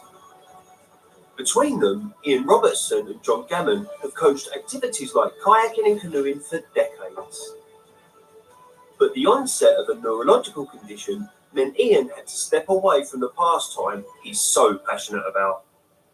I'd been looking around and ringing around, and I just kept coming across blanks. Nobody was providing sailability in North Wales, and I'd have to go to Portsmouth, and it was just ludicrous. I couldn't go that far. John wanted to help, so the two set about trialling different techniques that could make it possible for people with physical disabilities to get out on the water. When others heard what they were doing, The interest soon grew. People started coming forward to act as volunteers. So if you start it, we'll come and help you. And that was really the seed that got it going. Everyone else said, well, if Ian's going, yeah, we can come and help. I want to go too. Please. Yeah, that's right. So you getting back out on the water, you having the opportunity to be out there doing what you love best again. Yeah. How does it make you feel? Absolutely elated. The fact that you're suddenly given the chance to do something you thought you would never do again, that is mind-blowing. The first time I came back in here, they got me in the boat, and the feeling inside of me when we came off the water, I was hardly touching my chair. I was so on air. You know? Fabulous it was. With the help of volunteers, the pair now run a series of open days for people with physical disabilities and learning difficulties.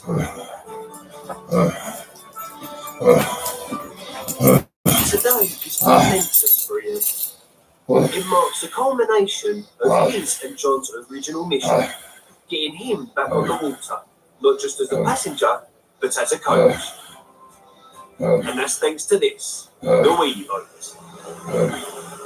So come on then, Ian, how does it work? It's ridiculously simple. The whole front of the boat drops down with a winch and secured, and then you just drive straight on. How did you get on previously? I would come down onto the pontoon here, and we would use the hoist, and the lads would pull my feet over the gunwale of the boat, and I would swing over and get dumped on the beanbag. Could you steer the boat? Could you take control? Not very well, no. Now, we're hoping that I can do so much more with the wheelie boat. This is the first boat I've been able to get onto by myself since my injury. Aye, aye, skipper! With Ian at the helm, we head out onto the Menai Strait. Also along for the ride is the man who made this trip possible. Andy Beatsley became a wheelchair user after his motorbike accident in 1982. Today, he's the director of the Wheelie Boat Trust. It's a very simple concept, a boat with a bow door, but when you're designing them, you have to carefully consider the implications of putting a big hole in the front of the boat. But it's something that over the years, we've developed, and I'm very proud of how we do it. Is this the only design of wheelie boat? No, the one we're developing next month is the 7th iteration of the wheelie boat. So it started with a small aluminium flat-bottomed punt, effectively, with a bow door. And so they've evolved considerably since the 1980s when the first one was launched. We've got them in Wales for fishing. We've got them in the Midlands for pleasure boating as well as angling. We've got them from the north of Scotland down to the far west of Cornwall. And what is it for you that being out on the water brings? Fish sometimes, if I'm lucky. But just a huge amount of independence and freedom. And you're helming the boat and you're driving the boat, you're crewing the boat, so you're participating fully. I know, from personal experience, how much wheelie boats have brought to me. Back at the centre, the open day is in full swing, and it's proving to be as popular as ever. I get a lot of enjoyment out of it because it's nice for me to socialise with my friends through the fun of sailing, so it's really good, it's absolutely fantastic. My favourite thing, dragon the boat. She likes meeting all the people here. Yeah. It's like a big family, really. It was a wonderful afternoon and I really enjoyed myself. For one person, today is the realisation of a dream, to get back to the place he belongs, the pilot seat. Your first time out on this boat? Yes, wonderful. Hey, how does it feel being in control? Really, really good. I can do anything I want. I can come back up forward, I can stay down astern, I can steer. And after spending maybe a few years not having that control, what's it like having it back? It's a bit of a shock to your system. You get used to it, and then you've got to get used to having this freedom again. Yeah. That is almost as big a thing, yeah. It's got to be sitting on a beanbag, hasn't it? Absolutely. Yeah. Well, let's see what this baby can do, shall we?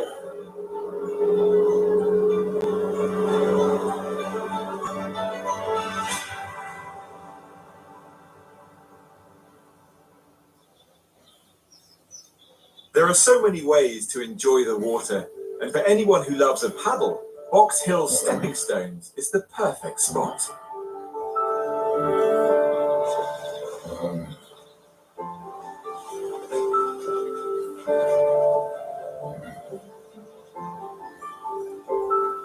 The stones cross the River Mole, which some say got its name because of the way the river disappears underground, only to re-emerge again, a bit like a burrowing mole.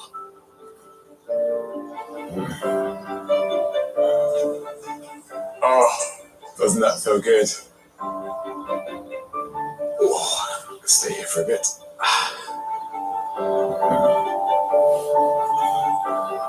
This is beautifully tranquil, but there can be an awesome power to water, as actress Nina Wadia experienced when she scaled one of the Highlands' most impressive waterfalls.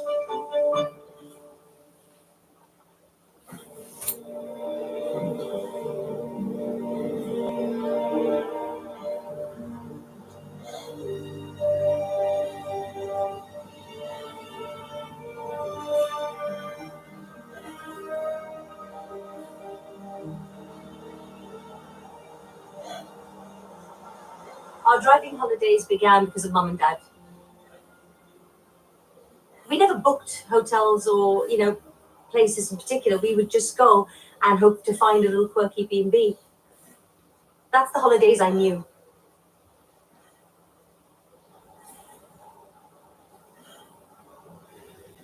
I wanted to just recreate that kind of love of travel and just adventure with my own new little family. So we tend to do that. We jump in a car, and the kids always get excited. Where are we going? And I said, I have no idea. I've always had an affinity with Scotland, and it might be because I went to school in India where I was born, called Bombay Scottish Orphanage High School. There's something about here in Scotland that I just feel at home. There's something special in these mountains. The view changes dramatically every few miles. We were in Fort William and we wanted to just explore a day out. So we wanted to go somewhere that was a bit off the beaten track. We ended up at a loch called Loch Leven, which we, never knew existed. It's not a very well-known place. It's not a very well-known loch. It's not even that huge, but it is just beautiful.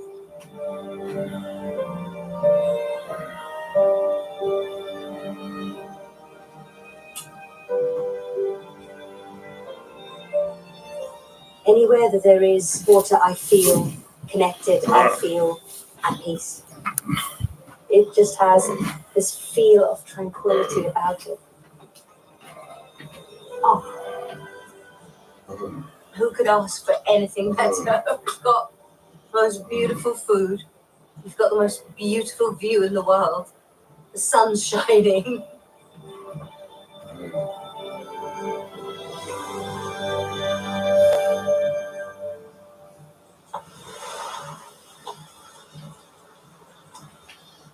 I think because of the roles I've played on TV, people might not know that I very much love adrenaline sports.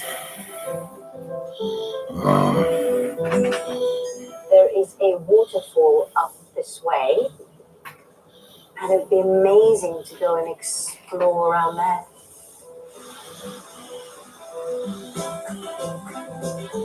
I've had an absolute love for doing anything that makes my heart jump and for anything that makes me think I'm probably going to die doing this. Hi, okay. Hi, Nina. How are you doing? Yeah, good, thank you. Yeah. Good. I love doing stuff like this, except I like to start at the top and then land down.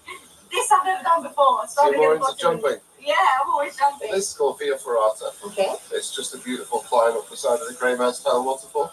All the way up there. Yeah, we're going to get to the very top of that cliff there. Okay, now remember, go slow. This way. Okay? Okay. You got to get back up. Oh no, I can't. You can either stand on here or down there.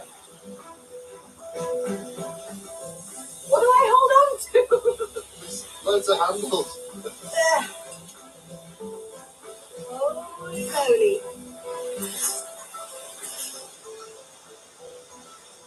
So we're probably about 80 metres vertical here.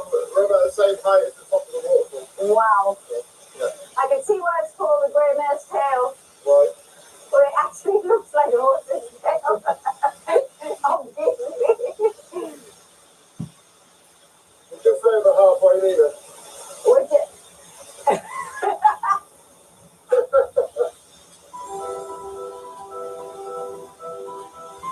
Superb. Oh boy.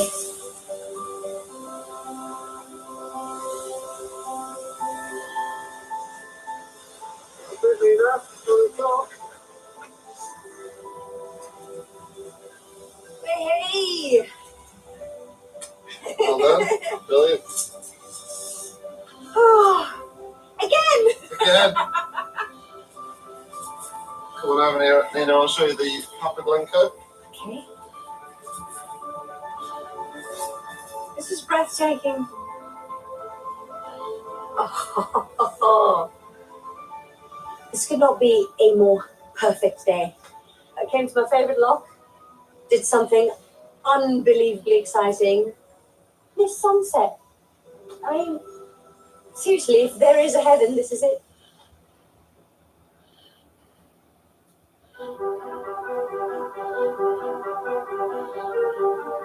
With its steep hills and chalk ridges dropping into deep valleys, Box Hill has long been more than just stunning scenery. As it's so close to London, it also became a natural line of defence against enemy invasion. Towards the end of the 19th century, the French were rapidly building warships, and with concerns over our Navy's ability to defend, military top brass turned to building more land defences. In the 1890s, 13 mobilisation centres packed with gunpowder and ammunition were built along the North Downs and up into Essex in a bid to protect London from any possible French invasion.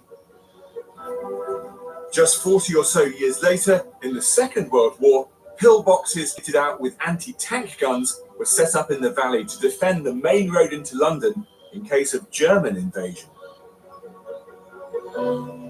From defending Britain on the ground to protecting it in the skies, Tom Heap experienced the ultimate adrenaline rush when he visited Biggin Hill.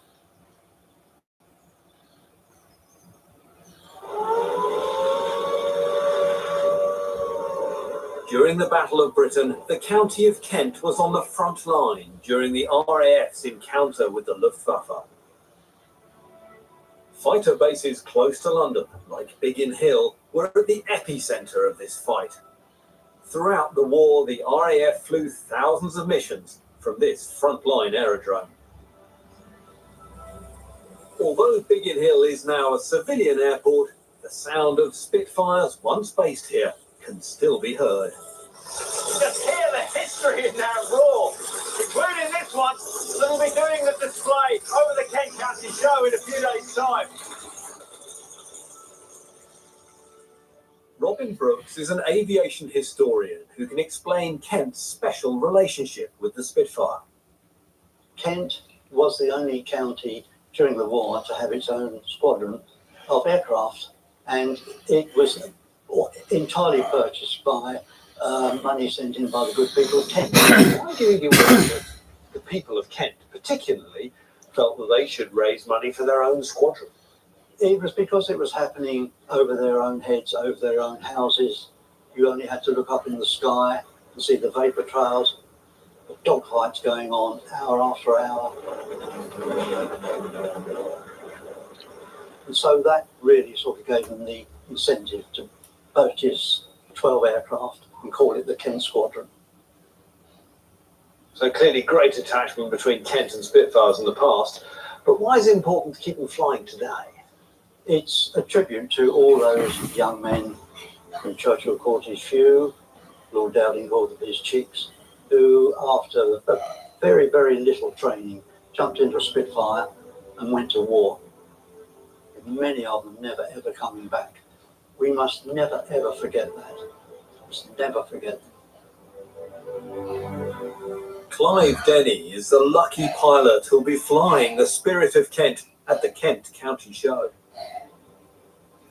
I mean, I've been flying them for 24 years, and every flight is like the first flight. Wherever you go with this aeroplane, there's somebody's watching you, somebody's waving at you. I cannot imagine what it would be like to fly one of these. It's something I'll never see, I guess. Well, not necessarily. It could be your lucky day. I mean, we do have a two-seat Spitfire here. That's tingling. Yeah. The possibility I could actually go up in one. Yeah. It reminds me of the Commando comics. Yeah, I could actually get that view. To be able to go up in a Spitfire above the very fields of Kent where the Battle of Britain thundered is a rare privilege and a thrill you can probably see written all over my face. It couldn't be more of a boy's own moment. Everything about it. The dials for things like nose up, nose down, climb, descent, the controls being so sensitive. I feel that mixture of sort of fear and excitement rising within me. Just think what it must have been like for the people who are going out over Kent to fight. In his career, pilot Richard Verrill has flown helicopters, airliners, light aircraft and fast jets. Copy. Yep. Okay. Now or nothing. Let's go. Today he's taking the Spitfire and one very excited presenter for a spin.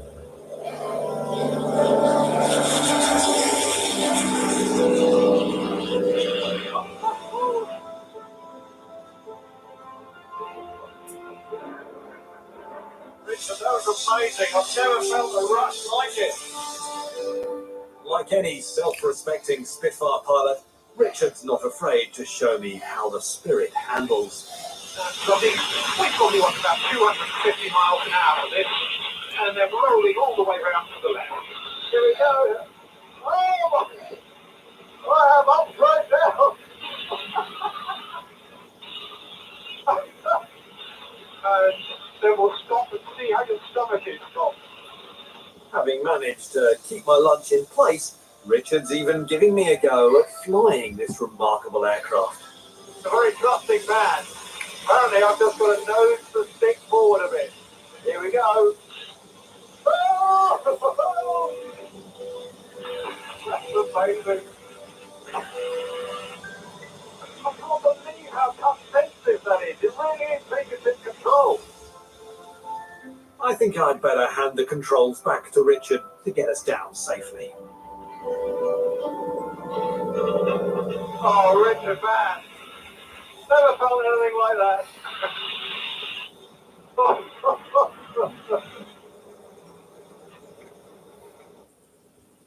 That was smoother than most airliners I've been in. But you have to get one break occasionally.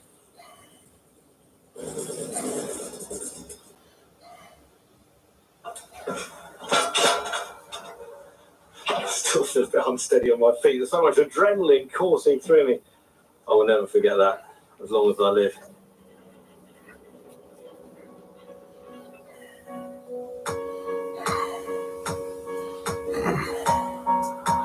From scenic cycling and picnics in the park to woodland wildlife, Box Hill is teeming with activity.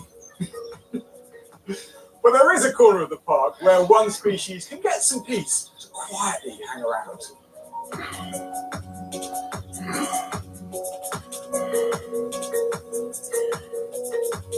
In secret niches in the heart of the damp and cold fortifications, brown long-eared bats and Dorbenton's bats are making their homes. Even the rare barbastelle, which is now on the endangered list, has been discovered here. Sadly, we can't go in this building because it's critical for their survival that they're not disturbed. In fact, I'm told there are only a small number of bats in here now because unfortunately people did get in and disturb the roosts, which is such an important reminder to all of us to protect and cherish nature around us.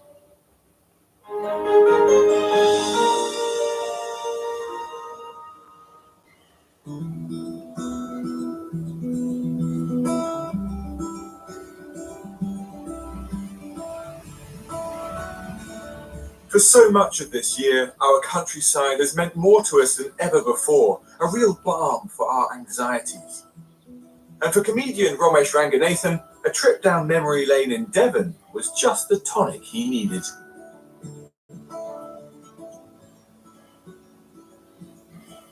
be honest, I had very minimal experience of the countryside growing up. It wasn't something that my family were particularly interested in. I mean, I grew up in Crawley. First time I came to Devon was about 10 years ago. I just thought it was sort of really picturesque and beautiful in a way that I hadn't sort of seen before.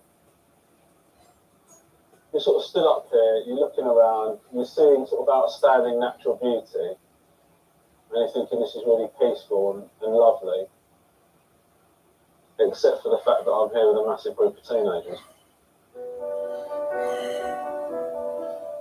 I was a maths teacher at Hazelwood School, but I also ended up becoming the head of sixth form, and part of the programme of events for the sixth formers was at the end of their first year of A-level, get involved in activities they wouldn't normally get involved in. Anything from mountain biking to rock climbing to walking across the moors.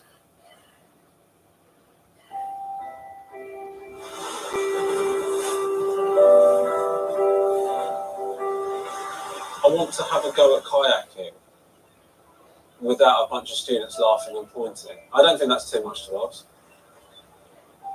So I'm going to Anstey's Cove to meet Ash Hone, who is an outdoor adventure specialist. Hey, Romesh, how you doing? Hi man, how you doing? Yeah, good to see you. Nice to meet you. I mean, I'm getting memories now, but because this is exactly the spot where I used to come with the sixth formers. Okay. Yeah. Fond memories? Yeah, I mean, the kids are quite harsh because of my coordination issues.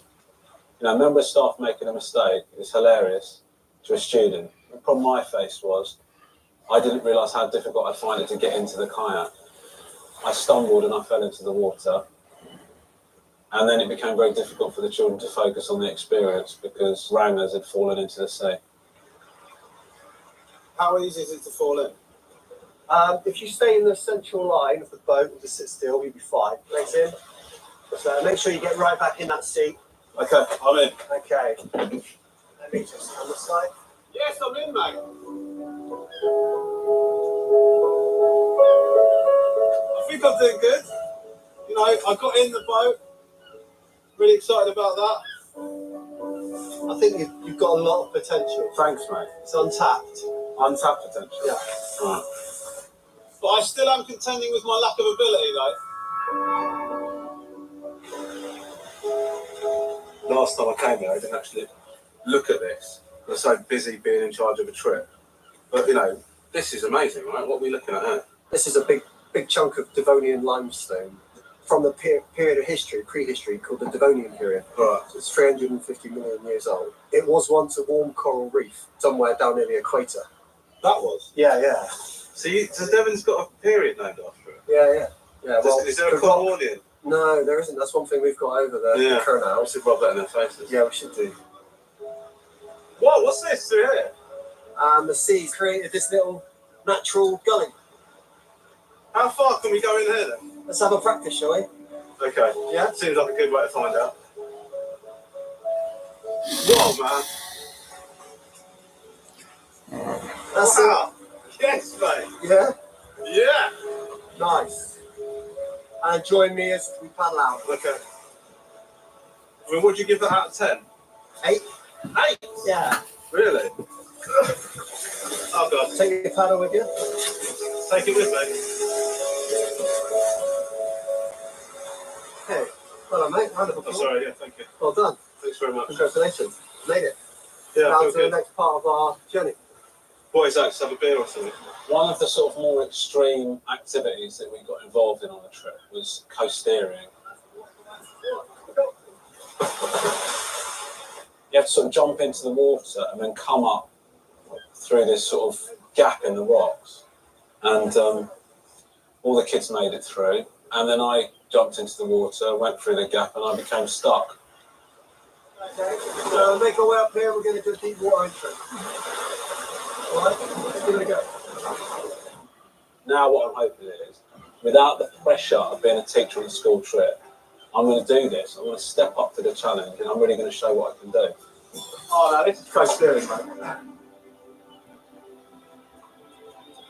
Oh, come on, mate. Oh my God, dude. When we did this with the kids, they did a job, but nowhere near as high as this. And I lied and said I couldn't do it because of insurance and that I was one of the supervisors. Right, okay. You'll be absolutely fine. Okay. Let's do it. Okay, fine. All right. Put your hand on my shoulder. Okay. It looks like I'm not going to hit that rock there. No, you're going to be super fine. Is it normal to be scared? Yeah. Okay. 3, 2, 1, go.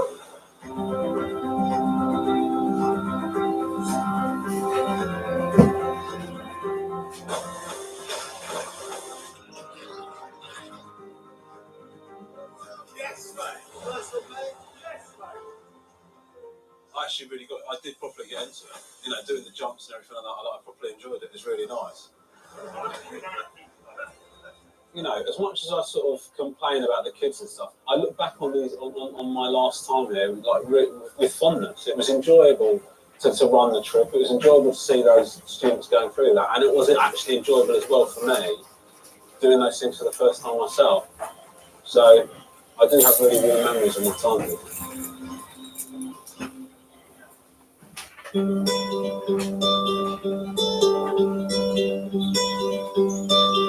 Getting out into our countryside for adventures great and small can make a world of difference. Whatever your age. Well, this natural play trail here in Box Hill is an amazing way to let your kids off the leash. It's a 2-mile woodland adventure playground to discover.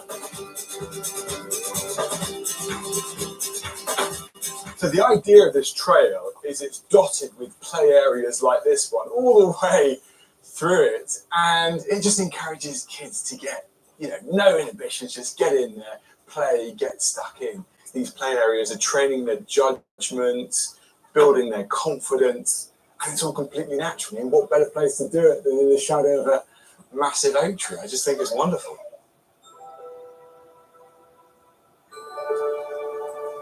Angie. Hi guys, can I join in? Can I come? Because I can't resist. I am a big child at heart. Oh, does the knees crack? Okay. Now, how many of these play areas have you done on this trail? All of them. You've done all of them. Yeah. Is this a good one? This is one of my favourites. And how long have you been out here today? How long have you been playing for? 2 hours it took this trail. Yeah. And you've done the whole trail. Yeah. You've conquered every section. How does that feel? Good actually. Yeah? It's a little bit tough towards the end. Needed a few snacks. Did you? Is that what you say to Mum at the end? Oh, it's been really tough. I just need another ice cream. Yeah. Come on in. Let's get back on here, and I want to see some great climbing. Do you like that kind of freedom and responsibility, getting to do this all by yourselves? And we can pick our own routes and which way is the best way to go. So you can make it harder, you can make it a bit easier. Yeah. Well, that's pretty much all we've got time for from me and my new friends here at Box Hill this week. Bye! With live Women's World Cup football here tomorrow morning, Countryfile Treasures moves over to BBC Two. See it at the same time, 9:15. Later here on BBC One, a surprise arrival at the Animal Park, a feel-good start to your afternoon with a brand new episode at 1:45.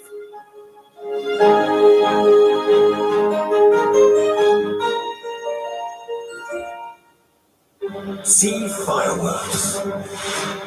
Get butterflies and feel goosebumps all over. See it. Hear it. Feel it.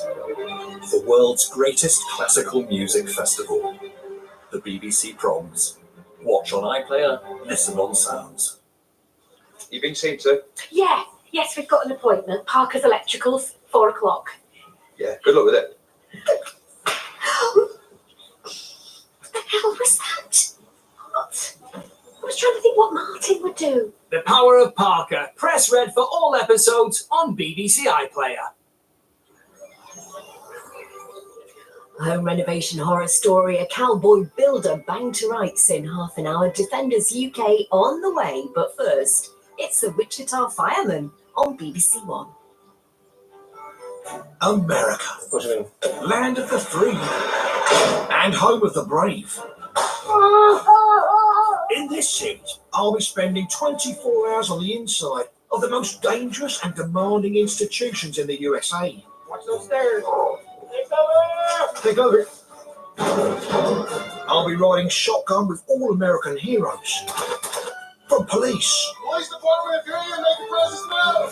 and paramedics, Excellent. It's gonna be a great day. through to cowboys and coast guards. As I work alongside them, I'll be asking, could I do what they do? I can't think much more of this. I knew this would be a hard one for me. I knew it. And what could we learn from our American cousins? Speeding don't pay over here, does it? I'm Dom Littlewood. Welcome to Texas. I got catch my breath.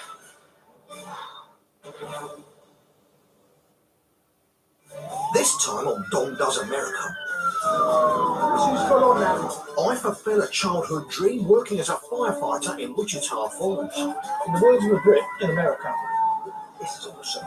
I experienced the highs Oh, that's it. I'll do that again. and the lows, Oh my goodness. and receive a real baptism of fire. Wow! Wow! You sounded to put me in the oven. It roasted me like a tandoori chicken. Will I be able to keep my cool working alongside America's hottest emergency service? Dripping.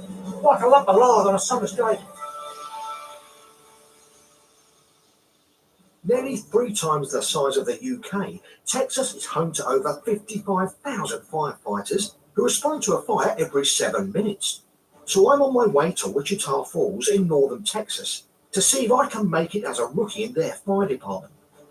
If somebody asked you to describe a firefighter, you'd probably say something like brave, fearless, tough, strong, and probably good looking as well. Back in the UK, I've got family and friends who are serving in the brigade. So I've got a rough idea how it works, but I've never actually done it myself. But here in the States, they are fighting fires on a different scale to us back home, sometimes covering hundreds of thousands of acres. The question is, can I do the job? Well, I'm about to find out as I go 24 hours on the inside of Wichita Falls Fire Department. They're starting now. My guide over the next 24 hours is Lieutenant Matthew Childs. He's a veteran firefighter with over 20 years on the job. How are you this morning? I'm well, thank you. Dominic Little reporting for duty. Lieutenant Matthew Childs. Okay, what would you like me to call you? Lieutenant Childs would be good. Lieutenant Charles, lovely Yes, to sir. meet you. Yes, sir. You want to be a fireman, huh? Yeah. Doesn't everybody? Well, I guess so. Here's your boots. Yep. A couple different pairs of pants. Right. Let me tell you a little bit about the fire department here. We work 24 hours on, and then we're off for 2 days. You know, a third of our life we're spent at the fire station. We're a team, so I watch out for you, you watch out for me. Our goal is to mitigate the situation and to get home safely. This is a fire that we had here in town. Our command post filmed it. And he'll just go right into it. Into that blazing building? Into that blazing building. So this is what we call an offensive attack. Here they go. He's just going to go in it. Whoa. That's how we do things here in Wichita Falls when the situation allows. People are dependent on you to take care of that situation, whatever it may be. If you go into a fire downtown, you don't know what you're getting yourself into. A lot of the buildings have stuff on their roof, air conditioner units. That stuff could just collapse and trap you. You've got to be prepared for everything. Got to be ready for anything. It might be gas calls, power lines. If they fall down, we have car wrecks. You have to cut some of them out of cars. People are trapped, lots of blood, lots of screaming going on. You know, kids are involved. Anytime kids are involved, it's not good. You can see a lot of stuff that you might not like, that a lot of people, I don't like it, but it's part of the job. I've got to be honest, I've never had a stomach for blood. So if we happen to get one of those calls today, you know, it's going to be quite a shock for me, I think. Mm-hmm. Yeah, well, it's not. This job's not for everybody. Yeah. As a call could come in any second, Lieutenant Childs needs to get me kitted out with my fire-resistant gear, so I'm ready for action. This is yours right here. So Okay. see how the pants are around the boots? Yep. We got 45 seconds to get into the truck and get out of here if we have a call. Right. 45 seconds. The clock is ticking. Oh, you get them on? Yeah, I've got So then you just pull those pants up and throw those suspenders on.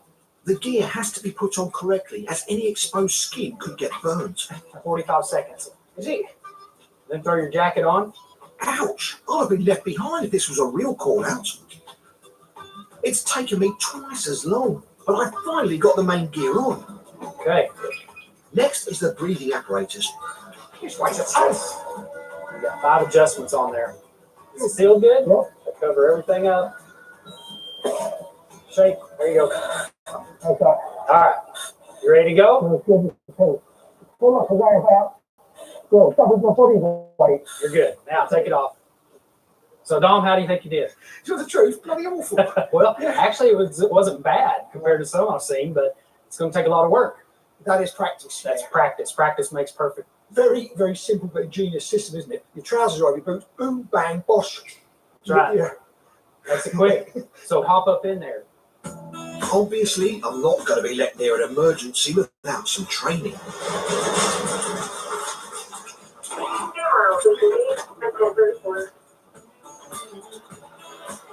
What's your name, Ollie? Trey. Trey, good to meet you, Dominic. I'm out on the wagon with the boys. Trey, I think I need a pair of shades like you to look the part. Actually, I've even got my own glasses. They're not as cool as yours. What do they do? I thought this job would be sitting around waiting for a call out, but all firefighters regularly take part in exercises to hone their skills. In the UK, recruits undergo training for at least 3 months before being put on active duty. In the words of a Brit in America, this is awesome. If I don't cut it in these drills, my firefighting chances are over before they've begun. Tom, you ready? Oh, do I need to get dressed? Yeah. Oh, okay. It's not a great start. I'm holding everybody up. But at least this time, I'm down to 70 seconds. Ready? I smell burning. I can't see a barbecue. This is a flashover simulator. Okay. So you're going to experience what you see inside of a house fire. What is a flashover? The temperature from a fire gets to a certain degree, and everything could spontaneously combust. Right. So it'll just flash. It's going to be hot. It's going to be smoky. It sounds like my missus making the dinner. Yeah, too hot, too smoky. How long will we be in that box for? We'll probably be in there for about 15 minutes. Really? This is not sounding like an experience which is going to be enjoyable. Well, we just got to make sure you're cut out to be a fireman. Yeah. You know, it takes if a someone lot. fails that, then they're out. As a recruit, they could like God bless, shut the door on your way out, yeah? That's right. There is, I mean, there's a strong chance it could be me. Well, you know, it's life or death sometimes. Yeah, sew me up. You know? Oh. Recreating a flashover in an empty shipping container teaches the rookies to spot the warning signs without the risk of anything combusting. I'm gonna check you out before you go. Yeah, bye. Oh, yes, sir. All right, Tom? Yeah, good. I'm good. A very weird experience, isn't it? Hate the smoke, the darkness. Right, so we're about to flash over, are we? Okay. I can see it. So I can see the flames above me, yeah. Whoa. That's just inches from my head. As your flames. Oh, God, I hate it being caked, isn't it? I'm cooking a gas hot cake at the moment. The high temperatures and the flames rolling over above us are two of the warning signs a flashover is about to happen. Oh, I can't do that. That's a big one. There is more. I can feel the heat in my ears. This is a very, very weird experience. I can see a lot of people can't do it and freak out. Right, here come the flames again. Inches above my head. I feel like a sausage on a grill. Hey, Don? Yes, it's Helen. What kind of heat rating is this camera good for? Well, it starts to melt, and it's not too far. Whoa, that's really bright like that, yeah. Oh, what? Spectacular. Wait here. Yeah, claustrophobia, only thing I fear is just to put it out of the window. What experience? That is roasting there. My ears were so hot, I felt like they were going to be like pork scratchings. And that was just, my top half was roasting. And I kept thinking, when I come out there, I'm going to look like a Swan Bester match, you know, like bright red matches. That far away from your head, I could just feel the intenseness of it, the heat. I can't get that off. Can I derobe? You can. Come to America, they said. Go and meet all the brave firefighters, everyone else. They didn't say they're going to put me in an oven and roast me like a tandoori chicken. Oh, don't call me wuss. Oh. But there's no time to rest. I'm trying to cram 3 months of training into just a few hours. And next, I'm going to learn how to free someone who is trapped in a vehicle. Is this something which is quite typical of traffic collisions and things? Oh yeah, we get these quite frequently. out on the highway, you off the door open or cut a roof off. A group of tools known as the jaws of life are used. So called because they save victims from the jaws of death. Whoa, they are massive, aren't they? Pick that one up. So this is what we call the jaws, the spreaders. We're going to take the door off. We're going to cut it right here. Yep. We want to make sure nobody's around it, because if you go to spread it and it lets loose, it could hit somebody. You got to have gloves on. We got to have eye protection. God, my son. Yeah. So grab it in. Yeah. Okay. Keep going. Keep going. Keep going. Wow. Oh, okay. Oh, and a real kickback. That was against any vital parts of your body. That would hurt. Oh, yeah. I wasn't prepared for that. That's why I say you got to be careful when people are around. Let's try to get the cutter. There you go. Powerful machine, isn't it? Yeah. Yeah, definitely. Before the jaws of life were invented, circular saws were used to cut people out of cars. But these create sparks which could ignite petrol and possibly cause an explosion. Whoa. Ready to bust the glass out? Yep. That glass, it will not shatter, so you'll have to strike up in the top corner with your hook and then insert your blade. And then saw the glass out. Yes, sir. All right. See, The roof is taken off to safely evacuate victims with possible neck or spinal injuries, as it reduces the risk of further trauma. All right. Set it right there. when you actually do it, you've got people inside who are screaming or unconscious or dying. When you've got to do it for real, it's because it ain't good news for someone. That's right. Yeah. Cutting a person out from a car can take anything from 15 minutes to an hour. So firefighters need to practice this regularly, as every second counts. It's 1 p.m. and I'm as shattered as that windscreen. But it doesn't look like my induction is over yet. Before I can have lunch, I have to prove that I have the physical strength needed to be a firefighter. It looks a very ominous building. Oh, yeah. If you can't get this done, then you can't be a fireman. And it's just a bag. It's about 80 pounds. We're going to carry it up there, and then what? Going upstairs with it? We got to go upstairs. To carry it up there, you carry it with the handles. Down, you cannot use the handles. However you want to carry it down is up to you. Right. Wow. The recruits that we have, they have to go through this. Yeah. Okay. Yeah. All right. Whenever you're ready. Come on. Let's go. Get that thing up there. Get it up there. Come on. Yes. Those muscles. Let's go. This test is designed to check I've got the strength and stamina to carry heavy life-saving equipment in full gear. Come on. Let's go. Oh, no, no, whoa, now again. Come on, get it over there. Get it over there. Put it on the X. Got just a few seconds to rest, and we'll carry it back down. You ready? No. 3, 2, 1. Let's go. Get it back down. Come on. No handles. Let's go. Come on. Oh, my goodness. You okay? Go it on your shoulders, whatever you got to do. Get it out of here. Let's go. You don't have much time. Come on, Don. Let's go. Watch those stairs. Watch the stairs. Take it back where it was. Set it back down. There you go. Now, you okay? What are you breathing so hard for? What do you think? Huh? Was it that hard?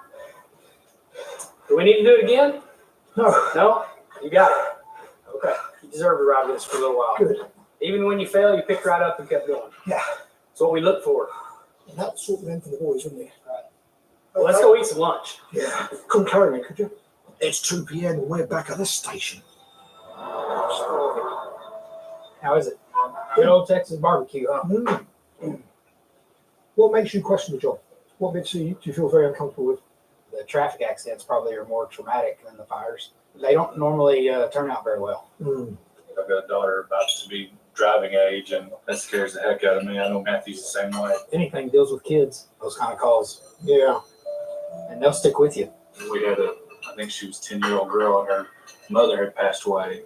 We didn't save her mother. It was beyond our control, but she wrote a letter to me and just thanked us, and that meant more to me than anything. That sort of touched you there. It really did. I've still got that letter. So, you've been on calls when you did CPR on somebody and they started breathing again, and they lived to tell about it. Yeah. So for you, it's whenever you save a life. That's what makes you feel really good. Oh yeah, you were able to make a difference in somebody's life. Yeah. Am I the sort of person that can make it as a firefighter? I think so. I think you could. I do as well. About 30 years ago. Oi, behave yourself. You might be thanking me if I've got to carry you out of a building. I'll throw you out the window. Yeah, hopefully you'll land on something soft. Yeah, like your belly. Well, no, this is it right here. This is 24/7, just the camaraderie, the back and forth. That's what it's about. After a merciful breather back at base. What's on the job? It's a first responder. They don't have to change. Just go to these flows. We're going to first responder.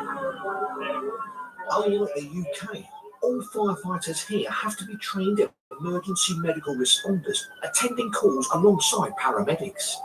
Last year, Wichita Falls Fire Department responded to nearly 12 times as many medical calls than fires. Just in the toilet, one of the guys banging on the door said he got a shout. To the best of my knowledge, somebody who needs medical attention.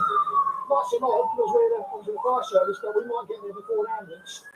In which case you can assist or start administering first aid while we're here. I'm going to go and let you know what happens.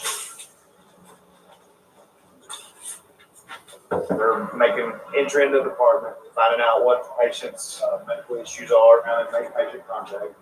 How much alcohol have you had today? I don't know. You always tell me that.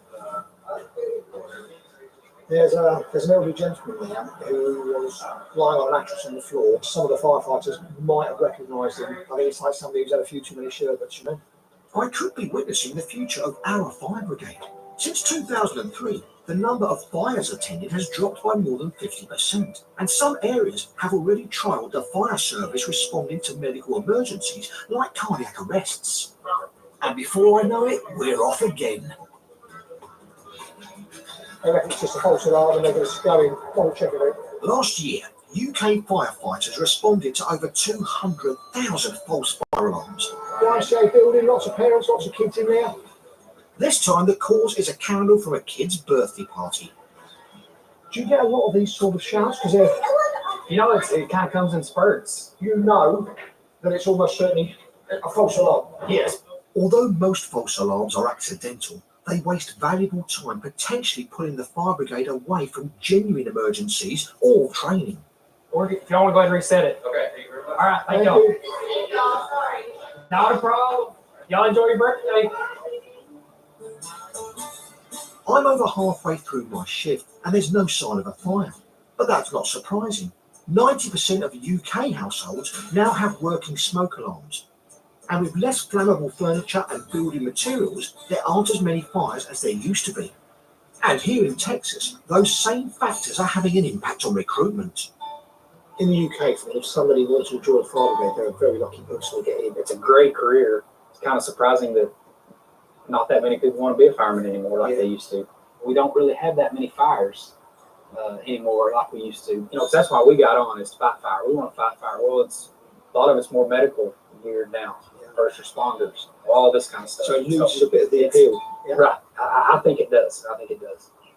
There's one thing you haven't tried yet. Mm-hmm. Heights. How do you feel about heights? What have I let myself in for?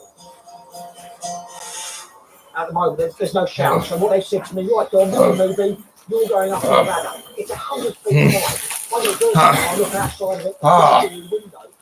But I'm here for 24 hours, I've got to do the job. Although there are less fires than there used to be, last year these guys responded to over 600, so they can't get complacent.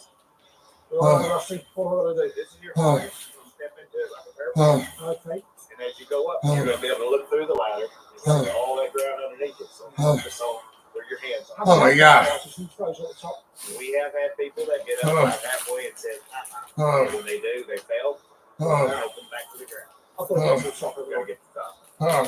This is my worst nightmare, and I'd feel a bit more confident if I wasn't climbing a 100-foot ladder with the word falls on the side of it. They keep saying, "Don't look down." I don't even want to look up. God. Oh, turn it down, turn it down, turn it down. Oh, turn it down. Oh, don't do that again. Okay. Got 20 more feet. Oh,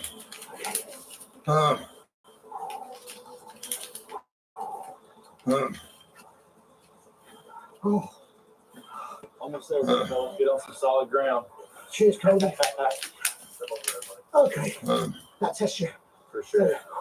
I have a fear of heights, especially if I go near the edge of something. Well, there ain't no edge there, is it? Because you're surrounded by avoiding a big drop. And this last section here, as you go through the rails, you realise how vulnerable you are. You know, it's just you at the top of a very high ladder. You did good, yes, sir. Especially for an older jet, you know. Cheeky. As the sun sets on Wichita Falls, it's 7:30 p.m. But rather than taking a nap, we're heading back to the drill field. I didn't realise how tough it was to be a firefighter, though. I've got to be honest, Trey. It's absolutely exhausting. With all the drills, the training, you're not eating at regular times. Dom. Yes. Pants. Yep. Boots, coat, and hood on. And your helmet. Yep. We'll see you in a second. Okie doke. I've got to be honest. Got a bit of a bad feeling. So we're putting you into a situation of a possible gas leak fire. And we have to go in and create a pattern on our nozzles to push the fire back where we can turn the gas on. And that's going to be right at the base of the flame, of course. Correct. So has somebody got to turn that nozzle off? Yes, that would be me. So if we make a mistake, you could end up getting burnt. That's correct. That's correct. Okay. Water won't put this fire out. So instead, we'll be using the water as a shield to protect us from the heat of the flames so we can get close enough for Lieutenant Charles to switch off the gas. So we've got to get that pattern just right where he can get his hand in there and shut it off. And it is dangerous, like with anything we do, but it's like a dance routine. Each side, one step, you're going to be in unison. Sometimes the flame might get through just because we're not perfect, so things happen, but you just got to remain calm. There's an added element of risk because if I get this wrong, somebody could get burned. And of course, there's a real good chance of that, yeah? Okay. Sure, it's not you. Yep. Okay. Yeah. These little movement like that, the fire can come above or below. So if you raise up like this, fire can roll underneath. If you come down too much, it can roll over the top. Okay. Well, I just want to protect your eyebrows.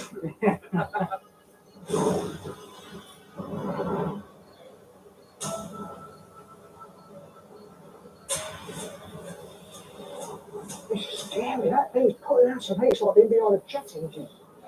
If I don't get this right, someone could get very seriously injured. Before it was all drill, and it was more about how my nerves are holding up. Now I feel very nervous. Whoa!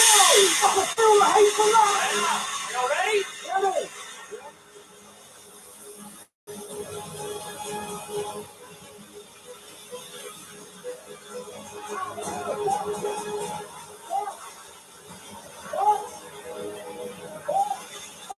The temperature around the fire is over 200 degrees centigrade.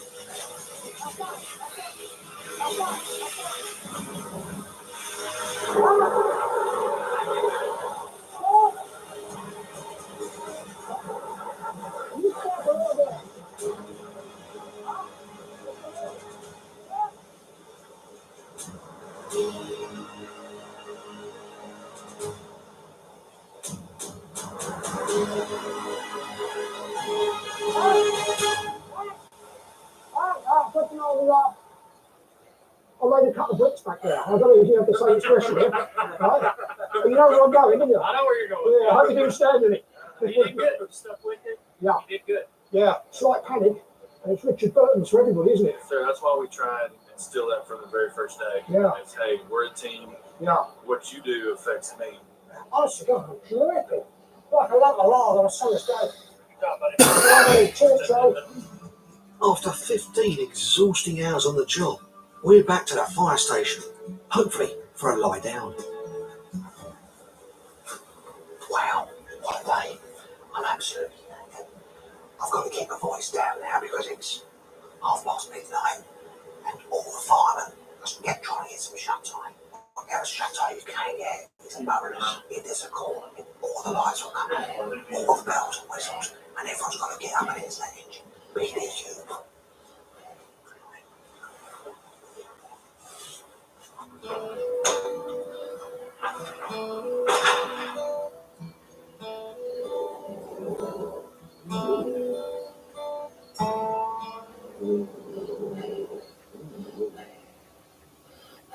Wakey, wakey, eggs and bakey. Morning, sleepyhead. Morning. It's 6 a.m. and I've only gone and slept through the arrival of the next shift. There was no shouts last night. Didn't get to sleep till, I don't know, it felt like about 2, 3 in the morning. But you're still lying there, you're not really asleep because you're waiting for the lights to come on and the alarms go off. I'm going to get the evaluation soon. Could I do this job? I hate to admit it, being as kind of old as you are, but you got the physical tools, but you got the mental, the banter. You're definitely the oldest rookie by far. Oh, good. And I mean, well, it's called mature. Mature. Right? You'll experience that one day, Cody. Yeah, that's Maturity, right. won't it? On both sides of the pond, every shift for a firefighter is unpredictable. During my 24 hours, there were no structure fires or road traffic collisions. Thankfully, the streets on Wichita Falls are as safe as when I arrived. Now it's time to see if Lieutenant Charles thinks I've got what it takes. How do you think you did yesterday? I'd like to think I did okay. I feel like I did okay. I think you did really well. When did you feel the most under pressure? That's an easy one for me. When we did the propane exercise, with you in the middle, full respect for you for what you're doing there. That heat was intense. I was concerned that I might let you down. Overall, everything that we did, you did good. You had that drive. You fell with the bag carry, but you hopped right up and you kept going. So all those things right there are good qualities of a good firefighter. Yeah. Except yeah, your gear. Just takes practice putting your gear on. Yeah. Other than that, we're ready for you to come to work. Yeah. Wish I could. Yeah. You did well. Thank you so much. Don't play with matches. Hey, all right, Lieutenant. All right.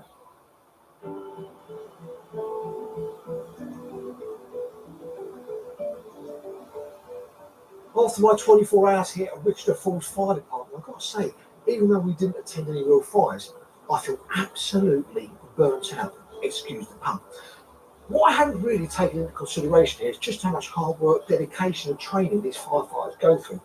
I suppose at the end of the day, there's no room for error.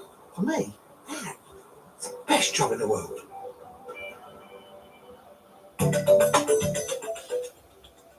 Not so hot outside, but the kitchen is heating up nicely. See the new Celebrity MasterChef series on iPlayer. Press red now. Need holiday inspiration? BBC Sounds is the destination for your place or mine. With Sean Keaveney. Listen now.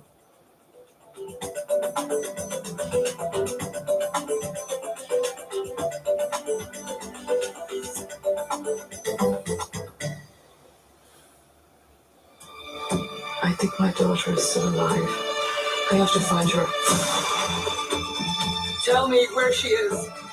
I'm not letting this go. You think I'm so scared of you? Yes, The Woman in the Wall. Coming soon to BBC One and iPlayer.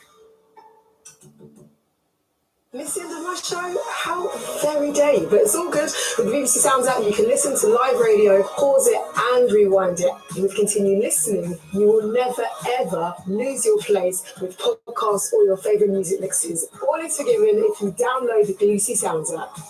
Go on.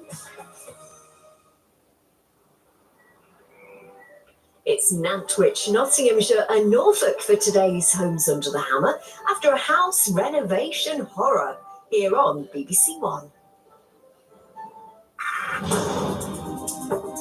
All around us, in every part of the UK, are skilled teams of eagle-eyed men and women, working alongside the police to keep us safe. They're the people on the front line, tackling the hazards that place us in danger. This is not something you want anyone at all to ever experience. They're cracking down on those who threaten our families. These people prey on vulnerable people, but they're just the lowest below. They're protecting us on the streets and in our homes. With telephone calls now, I don't answer it. That's how scared I am. These men and women make up the UK's enforcement teams, our defenders. Today, We are going to be seizing the vehicle. Wait, today? Now, right now. Our defenders get tough with fly tippers caught on camera. Seizing vehicles sends a strong message out to others. We will go out and defend the countryside. They close in on a charity boss who stole £250,000. The fact that it involved taking money from disabled people was shocking. And they crack down on a cowboy builder who left his victim without gas or electric. I felt that he truly was concerned about my welfare, and I trusted him.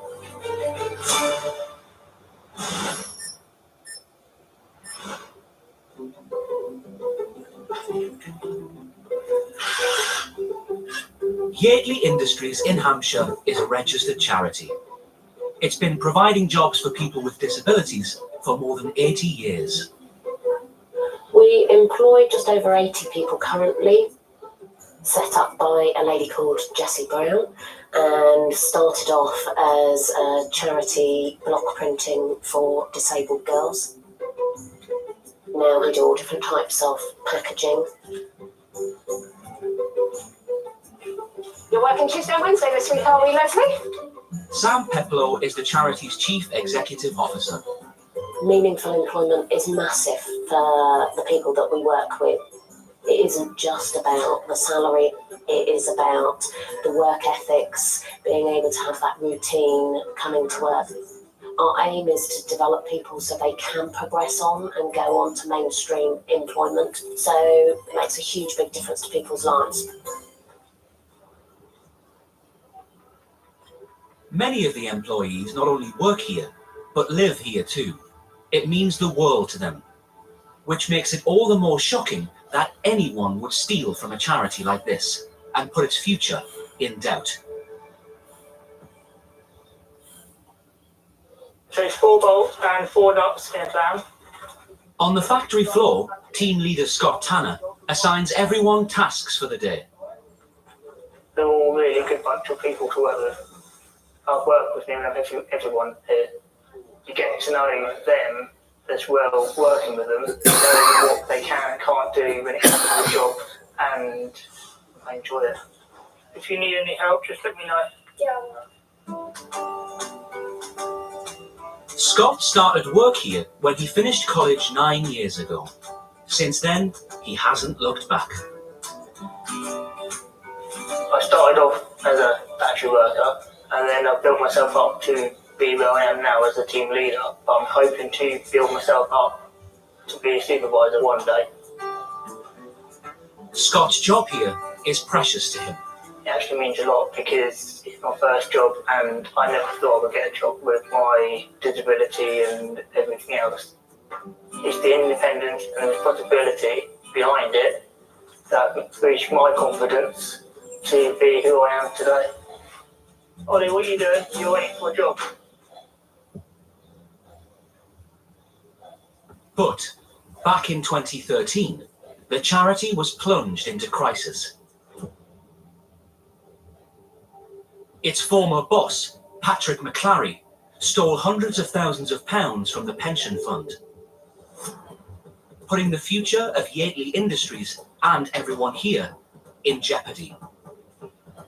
Now, the fight is on to restore the funds and give those who rely on them a secure future. We will find a way eventually. The difference it makes to the people here is astronomical. We won't stop fighting until we find a way to make sure that they have a secure future for those that live here and those that work here.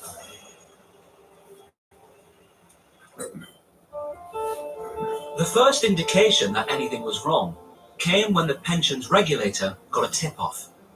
We received a whistleblower report from an advisor to the pension scheme who was concerned about some of the investments that were being made by the scheme trustees, and that's how this whole case has opened up for us.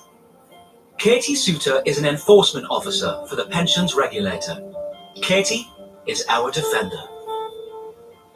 when you first receive a report, you sort of try and keep an open mind, but then the more you look into it and you realise that it does involve the charity which is there to help disabled people, anything associated with that does sort of stick in the back of your throat, and you feel more compelled than you otherwise would to really make sure that you get to the bottom of what's happening.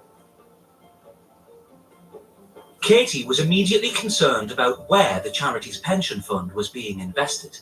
The scheme trustees have been investing money in properties that they were linked to themselves. That is, to us, is a clear conflict of interest, and so it's something that we would want to investigate.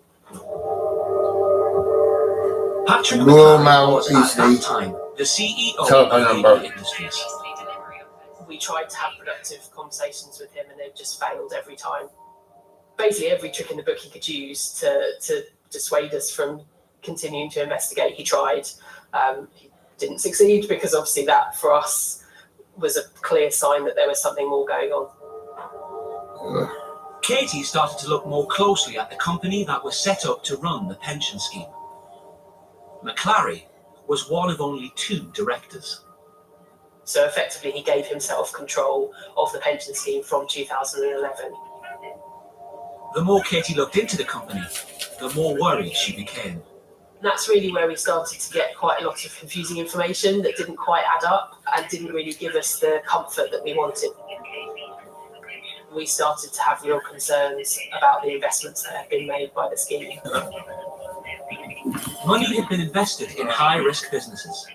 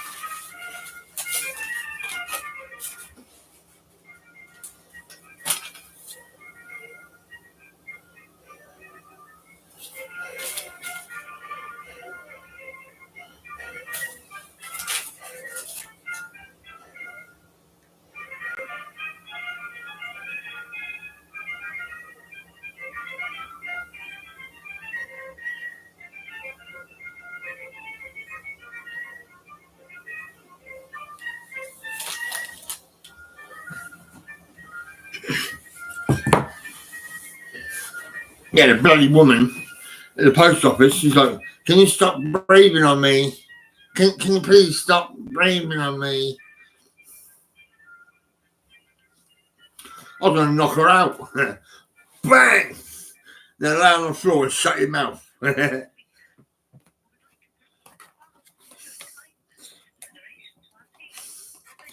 Fucking, oh, drove me crazy, really. I paid £2.25, £4 something, and £7 something to get one necklace delivered.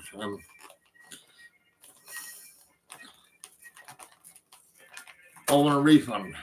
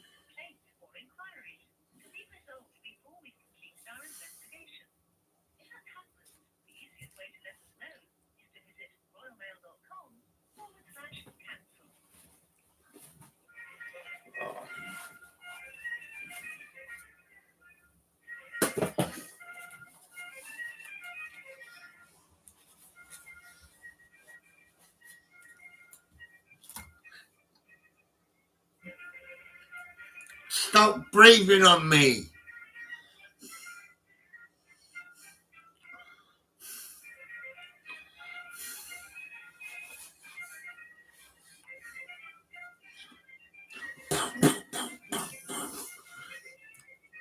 You're a slap.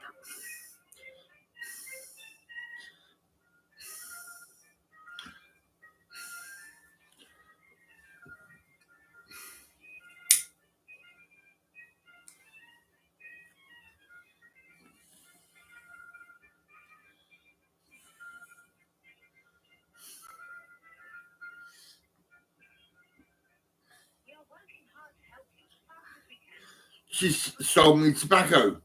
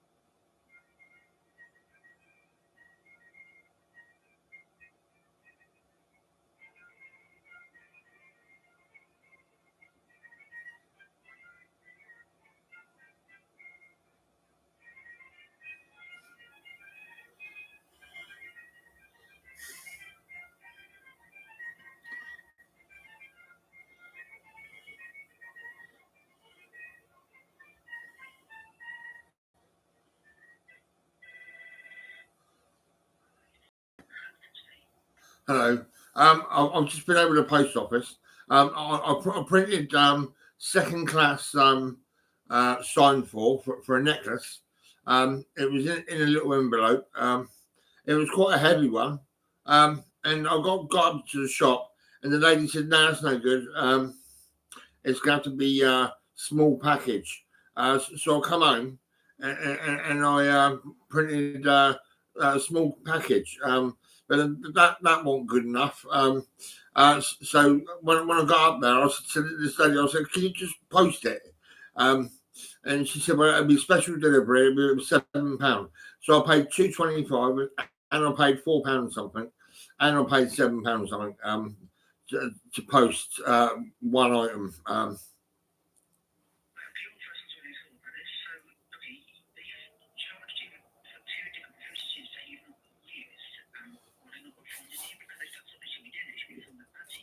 Well, because I'm sat at home with my printer, and I got my phone, and I got my eBay app on my phone, and it gave me the option to print the actual the post thing. So I've done the second class sign for that. Come out all right. It was a small kind of size bit of information, and I'll put it on the envelope. Took it to the shop, and then the lady said, yeah. That's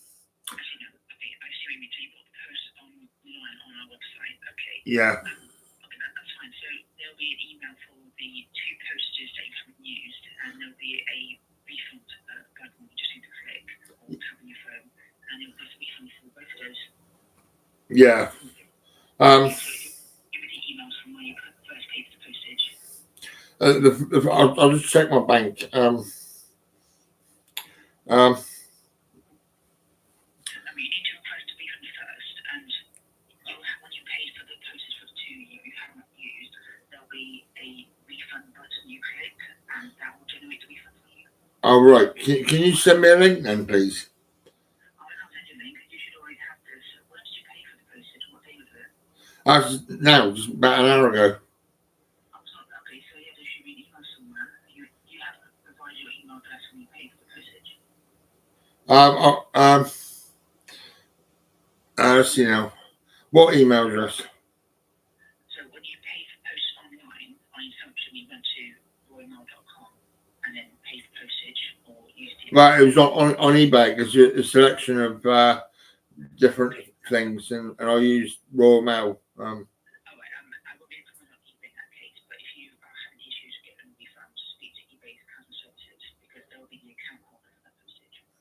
Yeah, I was just thinking, can I phone my bank and get them to actually refund me?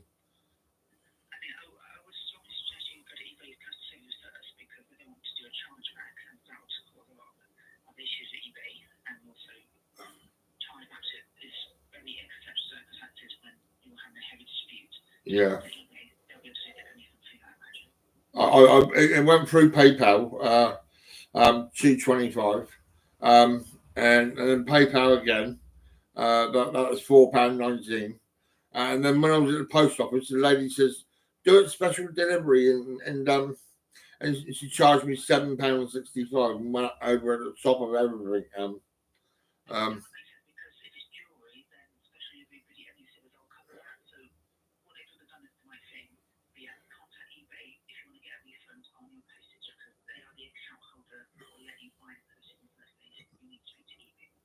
Yeah. Okay, I'll talk to eBay. Yeah. That's it, really. Thank you.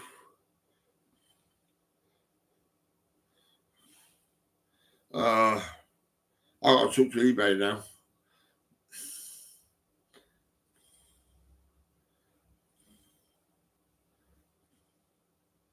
I don't even like that woman up the road. Can you breathe that way? I was like this. I was like, well, what do you meant to do then? Like this. I was like this. Right? She pissed me off.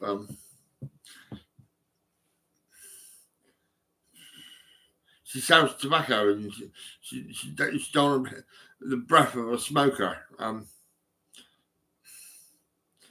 She's pretty fucked up. I got her a photograph. I took a picture of her and showed it to the eBay buyer.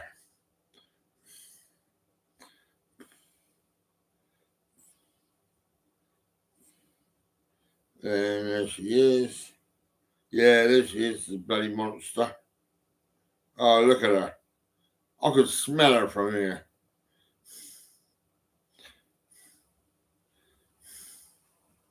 That's one dodgy woman. I think I'll just, yeah, I'll just get her face.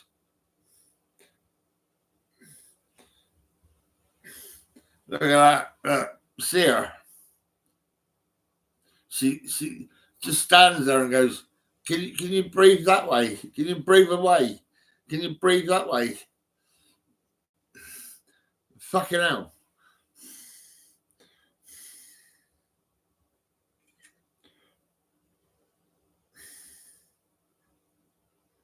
She's terrible.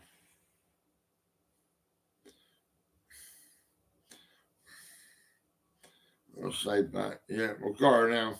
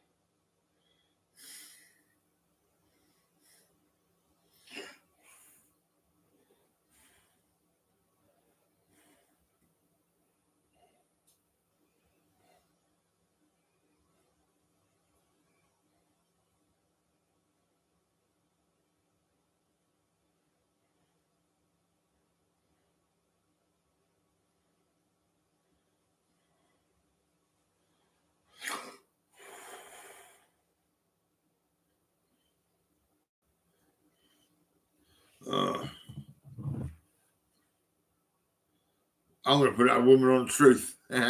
Yeah, she's going on Truth. She's a dragon but she won't let you breathe. She won't let you breathe. I'm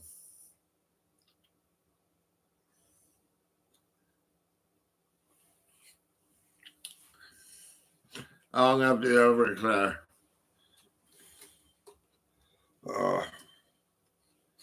These were reduced.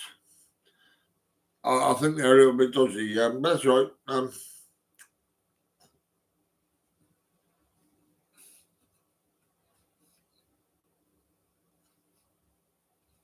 Mm.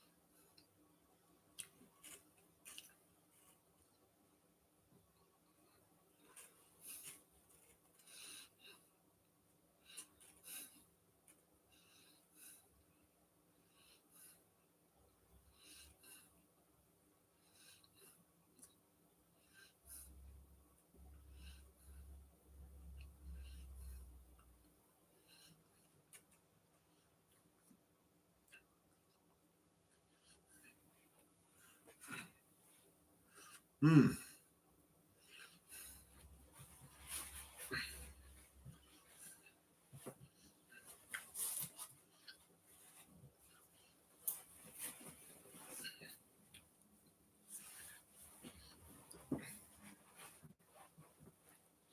And it was raining. It was raining.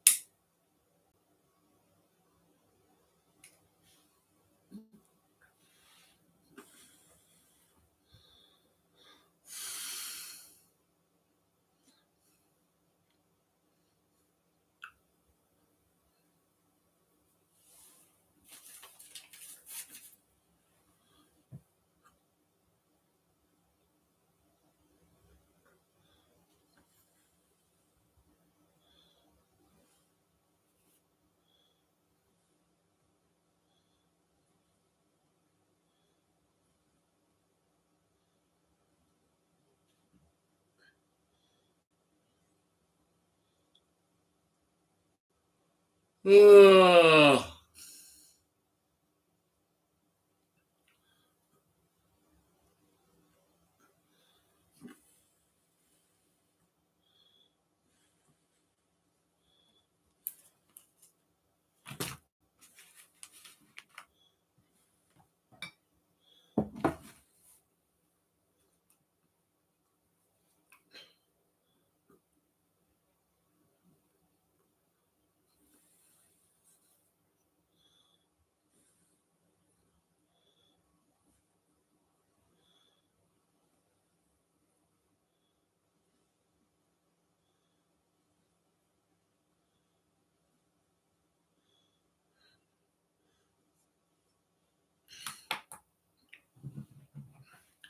I'll put it on Truth.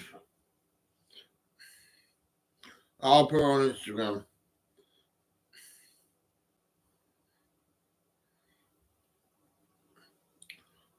Instagram.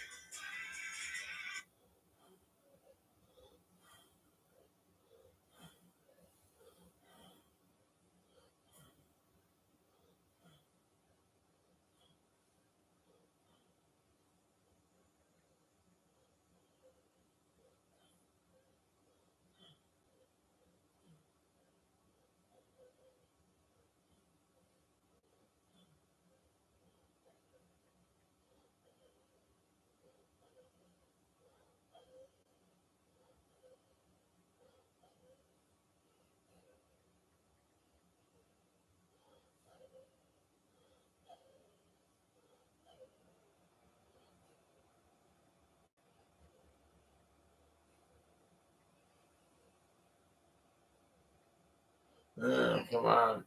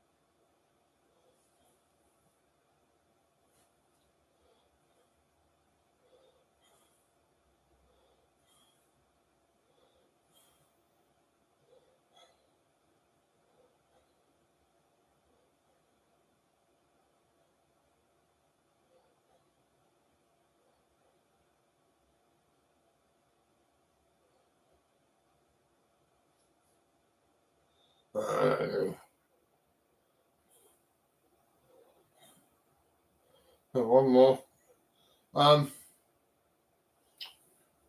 The mirror.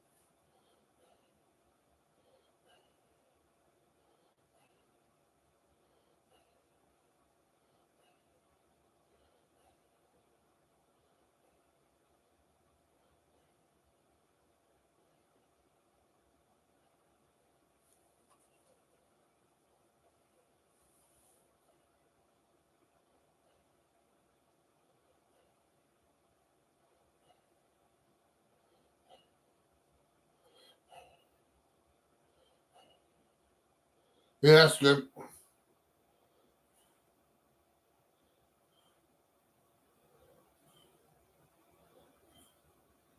Yeah, that's right.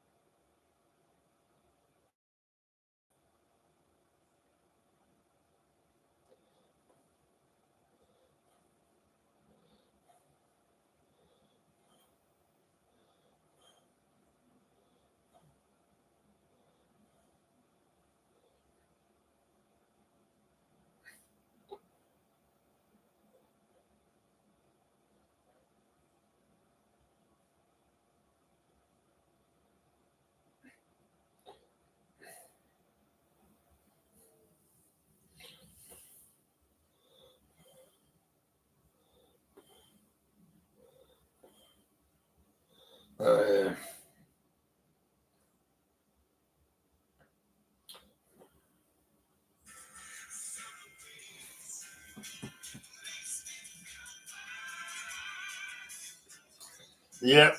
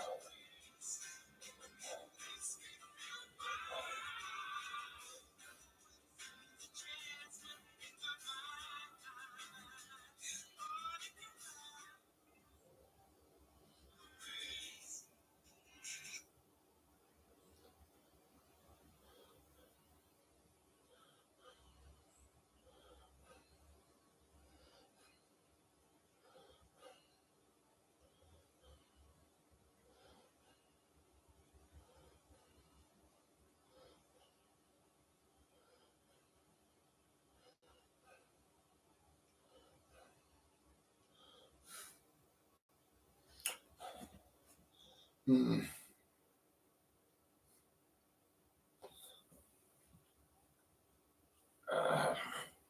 I'm got some shopping. I got some crisps. Yeah.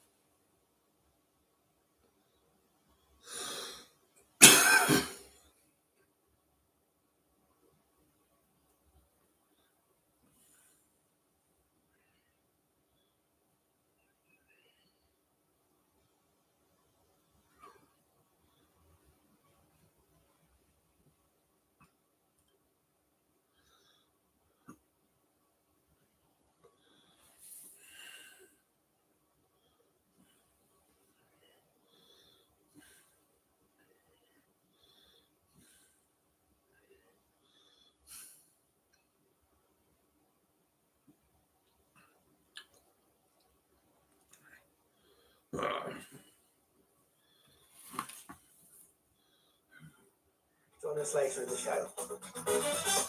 Coming up, Ingrid Jarmuth, Tommy's to-do list keeps growing. There is an issue with the decorative plaster on the ceilings and the walls, so that has to be dealt with.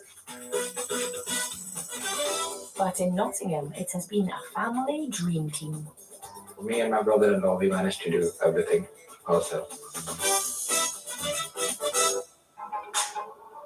Time now to head back to Nantwich in Cheshire, where I saw this 2-bed mid-terrace and I was quick to put it to the test. But it's also a symbol of China's development. The towering new build condos show just how far China has come. But the struggles of the property sector are the latest sign of the serious problems facing the world's number 2 economy. Last week, it reported it had slipped into deflation and trade dropped on the back of weak demand from both at home and abroad. And what all of this does, well, it adds pressure on Beijing to roll out more measures to boost the economy. And that was Katie Silver. Now, from Mumbai to Bangkok and Jakarta, motorbikes are the most popular form of personal transport across Asia. They're cheap and convenient, but also extremely polluting. Well, one Taiwanese company believes that it has a solution. It's built a large network of battery charging centres to lower the cost of going electric. Our Asia correspondent, Rupert Wingfield-Hayes, sent this report from Taipei. Here I am in Taiwan, and this little electric scooter may not look like anything revolutionary, but it is. It is a world first. I'm going to show you why.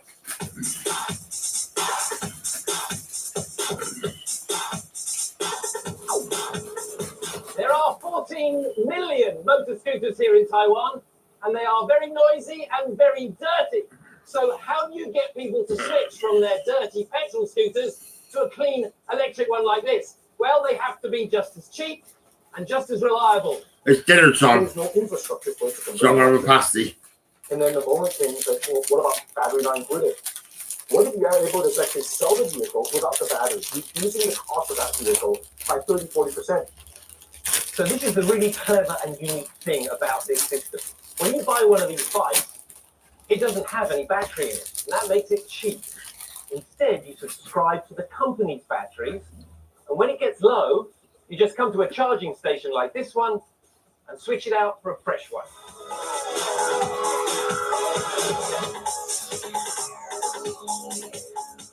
There are more than 10,000 of these charging stations across Taiwan, with more than 1 million of these batteries in them.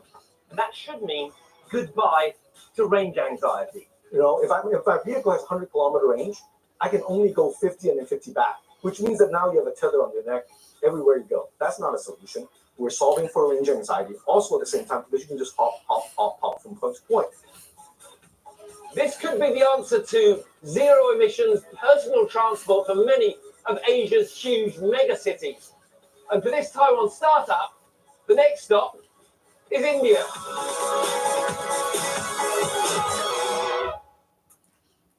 And that was Rupert Wingfield-Hayes with that report there. Now, the world's largest contract electronics manufacturer, Foxconn, made 33 billion US dollars in profit in the second quarter of the year, above market expectations.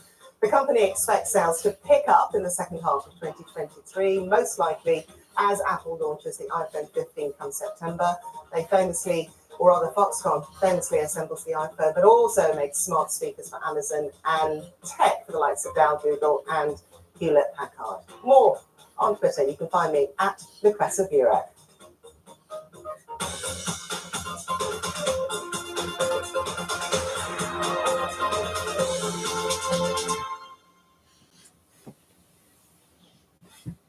BBC News, bringing you different stories from across the UK.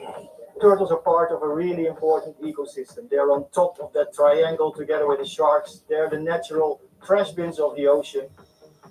Doing their bit to support sea turtles in the Caribbean. We've got a team here today from HMS Dauntless who are here to support a local charity as the turtles are being affected by ocean plastic. Team 1 is netting the turtles, Team 2 is transporting the turtles from the water onto the beach, and Team 3 is conducting medical checks on the turtles. HMS Dauntless, which is based in Portsmouth, is deployed to the region to counter drug smuggling and support British territories affected by hurricanes. But 50 sailors volunteered to help a conservation charity during a stop at the Dutch Caribbean island of Curacao. The Royal Navy has the responsibility to support environmental protection. 12 million tonnes of plastic pollution make their way into the ocean every year. Sea turtles sometimes mistake plastic for food, leading to injuries that can be fatal. More than 200 kilograms of plastic was cleared from this nesting beach.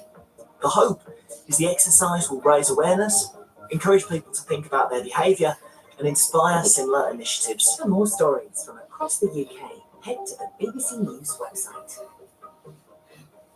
Extreme weather conditions are hitting Europe, the US and Asia. It does appear that this year is more extreme than previous monsoon seasons. The climate of southern Europe is changing, say local people. It's becoming more and more like North Africa. And the authorities are warning people that the temperatures aren't just record-breaking, they're life-threatening. Get the full story with bbc.co.uk/news.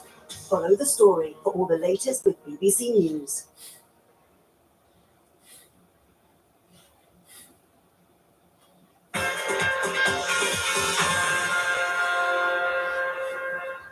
Hello there, I'm Will Perry from the BBC Sports Centre. Not long to go then until the Women's World Cup semi-finals get underway. Spain face Sweden in Auckland on Tuesday, with the winner playing either England or Australia in Sunday's final in Sydney. That's where our sports editor Dan Rowan is for us. He believes that this Women's World Cup has surpassed all expectations.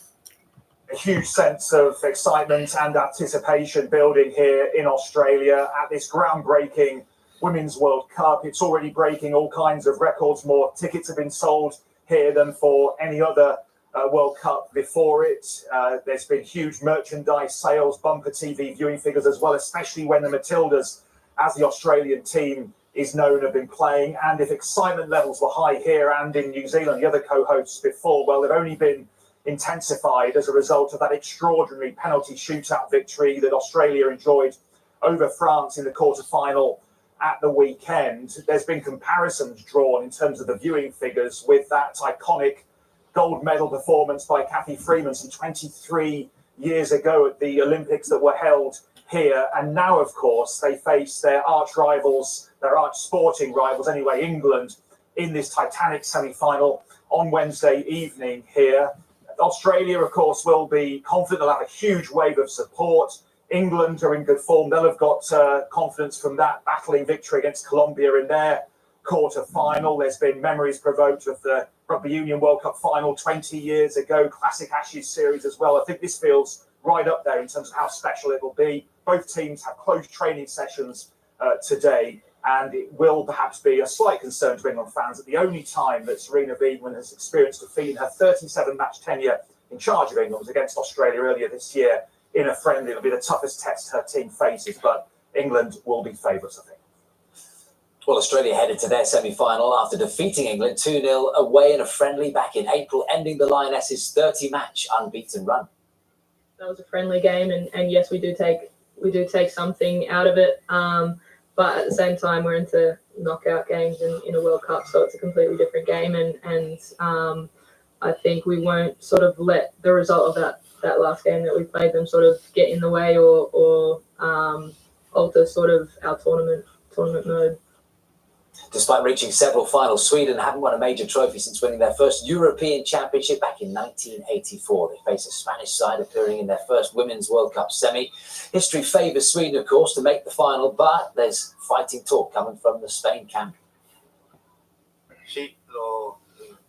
Yes, Sweden are one of the teams that we have to beat, but it's an additional motivation, and we're in a situation of having this opportunity. Sweden has an obligation to beat us because of their historical record, but I'm also convinced, and that's how I really see it, that we can look at them in the face, and if we present a good version of Spain, tomorrow we'll win the game. The best thing is when they lose the ball high, they're very quick, they're very good in taking it back, and there we have to be good in transition from maybe a little bit lower than we were against Japan, because they defended a little bit lower than we thought, and I don't think the game is going to be tomorrow. So I think it's going to be a high pressure in Spain and a high pressure in Sweden, and they're between these transitions. So for me, it's lovely football.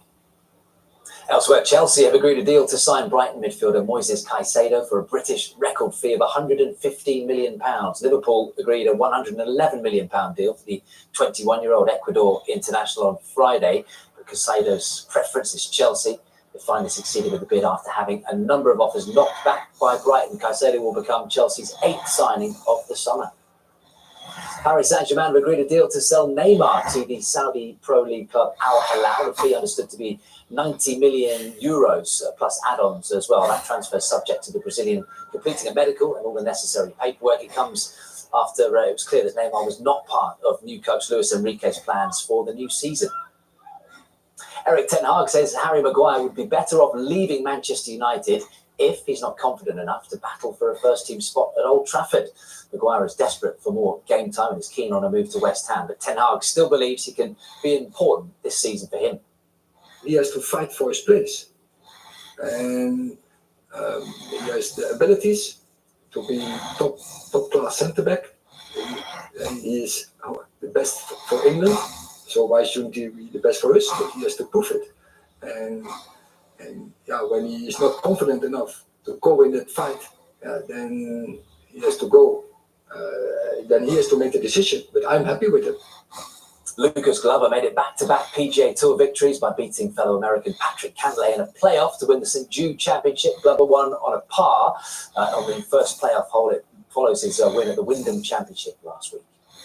10 years up until this run, I underachieved and knew it. And it was all because of putting. I won the deer just because I hit in the grip a bunch, for a week, basically, and snuck them in somehow. But, it was just believing myself and hard-headed and stubborn enough to not give up. And that's all the sport for now. We'll have more from us later. See that.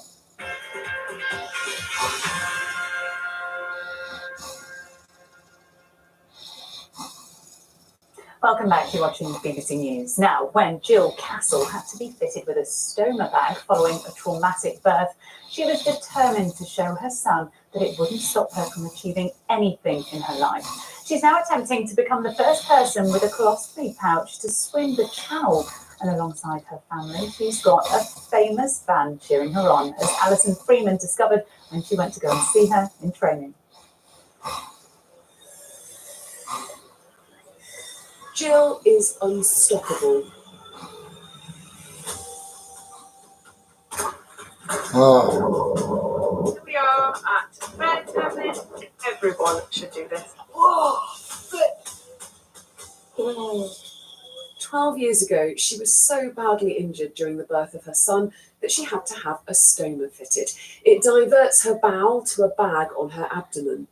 But in just over a week's time, she's aiming to become the first woman with a stoma to swim the Channel. Because a lot of people with stomas are really, really fearful to be active and to go out there and to do things. They think they're going to be judged by people. particularly swimming. A lot of people won't go to their local pool. And this is kind of like my really in-your-face way of saying, if I can swim the channel, you can go to your local pool. But really, ultimately, my everything is to show my son that his birth didn't ruin my life. Times were tough for Jill at first. She found it hard to manage her stoma. Her mental health suffered, and she was no longer able to keep working as a police officer. Jill also felt frustrated by the lack of support available to her. People didn't really know what to do with me. People kept saying, you're really unique, which is not what you want to hear, because you want to feel safe and looked after, and that people know what they're doing. So I was sort of left really for years to try and sort it out myself. It sounds quite lonely. Yeah, it was really lonely. Yeah, it was really lonely. And the problem is when you have a baby and things go a bit wrong with your body, for a lot of people, there's a lot of shame about that. Now, me personally, I've never had any shame about what happened to me, because at the end of the day, it's not my fault. But nobody talks about the fact that things go wrong. So when I did come out in public, I was flooded with contact from other mums saying, wow, I'm so pleased that somebody is actually speaking out. And I guess this is why I do what I do. Jill's efforts to raise awareness and understanding of people fitted with stomas has led to a friendship with the artist Tracy Emin. She had one fitted after surgery for bladder cancer. When I found out I had to have the urostomy stoma, I said, no, I don't want it. My surgeon, no, I'm not having it. Anything but that. He said, well, there is one other option. I went, right, I'll take it. I don't care what it is, I'll take it. I'll have that. He said, you won't like it. I said, I don't care. He said, it's death. And I said, brilliant. You know what? I'll take the bag. Yeah. The fact that you swim 8 swims and all this kind of thing, it's a major inspiration for anybody that has a stoma or anybody that has a disability. And so I would just already congratulate you on that. And whether you do that bloody swim or not, you will still get 100% of the money that I'm going to sponsor you with. So there you go. I don't even know what to say. Also cheering Jill on are her parents, who'll be watching her progress from their home in Northumberland via a tracker. They're obviously proud of her achievements. I must admit at the beginning, I really didn't understand what was happening either, and I don't think Julian did. And to overcome that really through her own strength of will and determination is amazing. But it was devastating. I should definitely sit up all night to watch, see what happens, you know. We sat up all night to watch the moon landing. So it was yes, par I did. with the moon landing. So the moon landing, once they landed, first step on the moon, then I went straight to bed. I said, that's it, history has been made. So when Jill puts her feet on French soil, that'll be a moment of history for you as well. Yes, definitely, definitely. When I spoke to your mum and dad a moment ago, your dad said it was as important as man stepping foot on the moon. Are you feeling the pressure a little bit here? I do, but really the channel now isn't as important as the journey that I've already been on and taken other people on with me. You know, I've already shown people that you can swim for 6 hours in the sea with a stoma. I've got a lot of attention already on birth trauma, on childbirth injuries. So really, in many ways, my job's kind of already done, and getting to France will be the icing on the cake. I'm ready. Bring it on. Alison Freeman, BBC News, Northumberland. Good luck to her. Well, that's it from me today. Lucy's got your headlines next. But first, it's time for a look at the weather. Here's Carol. Hello again. As we go through this week, the weather is certainly going to be mixed. We're starting off the week with low pressure in charge. So we've got some heavy rain pushing northwards and eastwards. On either side of that, sunshine and showers. But high pressure will start to build across us from tomorrow. So very drier and brighter with some sunshine and warming up the time, particularly so as we head towards the latter part of the week. But this is the low pressure that is driving our weather currently, pushing northwards and eastwards. It will bring some heavy and persistent rain across North Wales and also Northern England through the afternoon, potentially clipping southern Scotland. But for Scotland and Northern Ireland generally, it's sunshine and showers, and behind that rain, bright spells, sunshine and some showers. Temperatures 15 in the north to 24 in the south. Now, as we head on through the evening and overnight, the low pressure pulls away into the North Sea, taking the rain with it, leaving us with a largely dry night with a few showers dotted around, not particularly cold, 11 being the overnight low in Lerwick to about 12 to 14 across parts of England and Wales. So there goes the low pressure tomorrow, allowing this ridge of high pressure to build across us, settling things down. So a lot of dry weather. There will be some scattered showers developing through the course of the day, but they will be hit and miss. Many of us will actually miss them altogether. And temperature-wise, we're looking at about 15 in the north to 23 as we push further south. But feeling much better across northern England and North Wales compared to today. Then as we move from Tuesday into Wednesday, high pressure becomes ensconced across us. We're in between two areas of low pressure. So we start off on a misty note with 1 or 2 showers, but under the influence of high pressure, things will remain fairly settled. A lot of dry weather, some lengthy sunny spells, and a little bit warmer in the south as well. We could reach 24 or 25. Further north, 15 to about 20 degrees. Then as we head towards Thursday, we're just about clinging on to that area of high pressure, but we're in between areas of high and low pressure. We're going to be sucking up this warmer air from the near continent across our shores. So as we head through Thursday, a lot of dry weather around, a fair bit of sunshine and warmer, but on Friday and later we'll see rain coming into the southwest.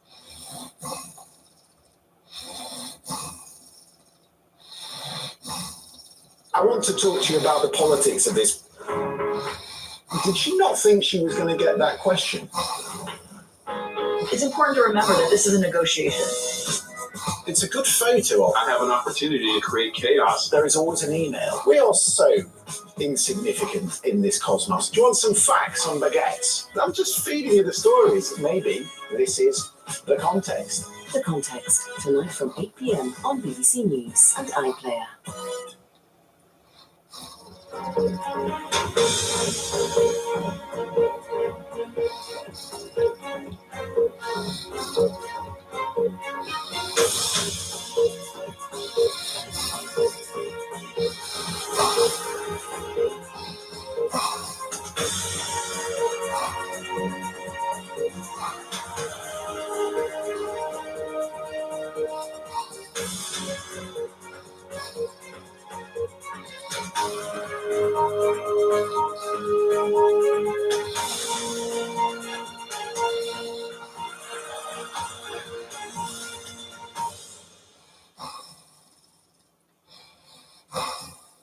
Live from London, this is BBC News. The death toll in Hawaii's devastating wildfires rises to 96. Hundreds of people are still missing.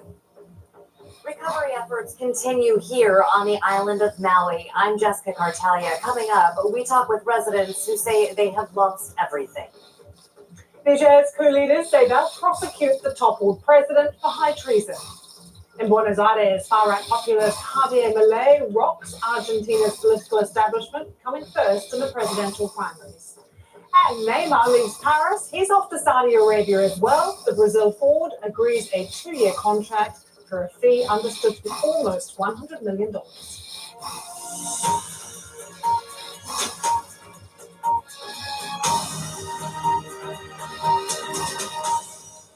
Hello, I'm Lucy Hawkins. Welcome to BBC News Now. 3 hours of fast-moving news, interviews and reaction. We start in Hawaii, where the number of people confirmed dead following devastating wildfires has now risen to 96. 5 days after fires hit the state, hundreds of people remain unaccounted for. It's the worst US disaster of its kind in more than a century.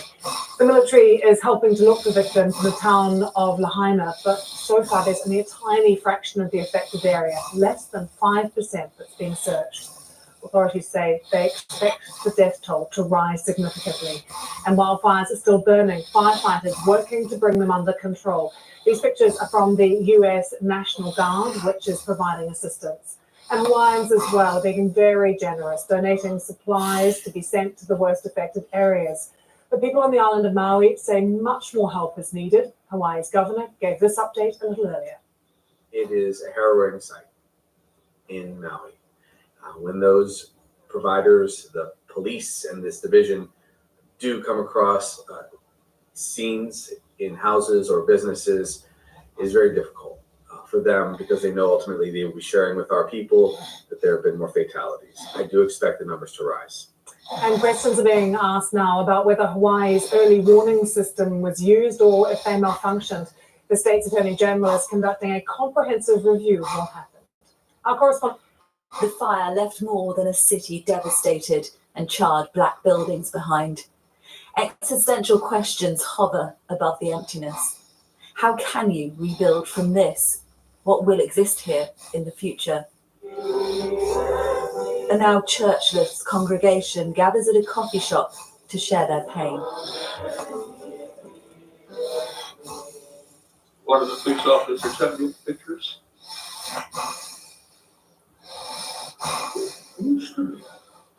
My house.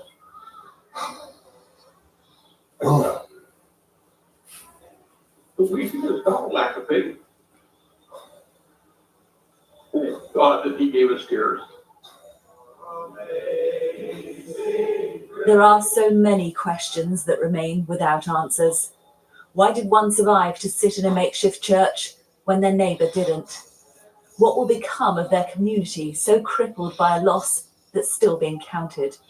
I don't think it'll ever be the same. I hope it'll be better. So that's my prayer, and I believe that. I think one day, it can be even better Lahaina than it was. Hopefully, that's what I hope at least. Yeah. How do they explain to those too young to understand what their parents can't comprehend? Children live in the moment most when they're young, and so you may have to explain it more than once with them. But all you can do is just be straightforward, tell them the fire took the house. And the terrible thing is that it's going to be hard because the next fire, the next time they hear fire, that fear is going to come back. Save me. These people may have lost their homes, but they haven't lost their hope. We're going to build ourselves up. We're going to shake ourselves up, and we're going to keep going forward. We're not broken. The place might be for now, but, it won't stay that way. And even the elderly with other places they could go will stay and rebuild. Family on the mainland are trying to get me to move back. And my son told my daughter, said, "You don't get it. Dad's going to die there." So that's his home. It's our home. But we'll come back. We'll survive. We'll get through this. They'll tell their children that there has been mass death and destruction, but out of it came heroes and hope. Sophie Long, BBC News, Maui. And we will take you live to Maui for an update very, very shortly. But first to the political crisis in West Africa. The military group that seized power in Niger last month says it plans to prosecute the ousted President Mohamed Bazoum for high treason and also undermining the security of the country. It's nearly 3 weeks since President Bazoum's democratically elected government was toppled. We've had a statement from the army, the spokesperson saying the authorities had been gathering evidence against him and his local and foreign accomplices. No evidence was provided. Let's have a listen to the announcement on national TV. In any event, the government of Niger has to date gathered the necessary evidence to prosecute the ousted president and his local and foreign accomplices before the national and international authorities for high treason and undermining the internal and external security of Niger, following his exchanges with the nationals of foreign heads of state and the heads of international organizations. So what about the timing of this and what exactly lies behind this latest statement from the coup leaders? Let's ask our correspondent in West Africa, Nkeche Bona, who joins us. Nkeche, good to see you. What did you make of that statement? What evidence do we think that they have? What are behind the charges? And this referring to local and foreign accomplices, what do they mean by that? Lucy, that's a statement that was very vague. It was lacking details as to who these accomplices are, both locally and international, as the junta has claimed. We would be waiting to see what evidences they have gathered over time. But this comes shortly after the coup leader, General Chiani, had said the coup was well intended and was aimed at staving off an imminent threat that would have also affected neighboring country Nigeria, apart from Niger, where the coup has happened. This is coming as a shock because this is the junta who just last Saturday said its arms were now open to negotiations with the regional bloc ECOWAS to provide a solution to the political impasse. And have we had any response from ECOWAS to this latest statement from the military? ECOWAS is expected to meet today to discuss this new development.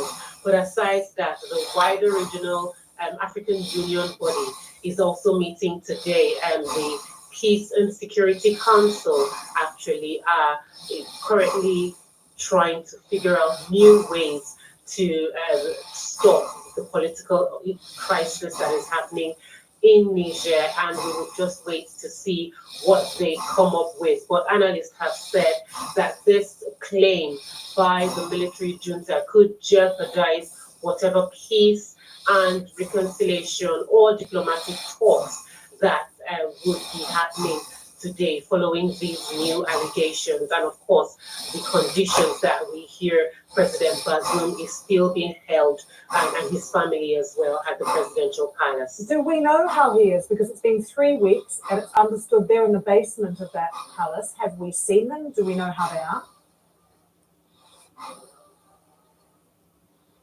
No pictures have emerged from what their current state is. However, we know that U.S. Secretary Blinken had said he had received disturbing news about his state of health and his feeding and other medical needs that he has been requesting for.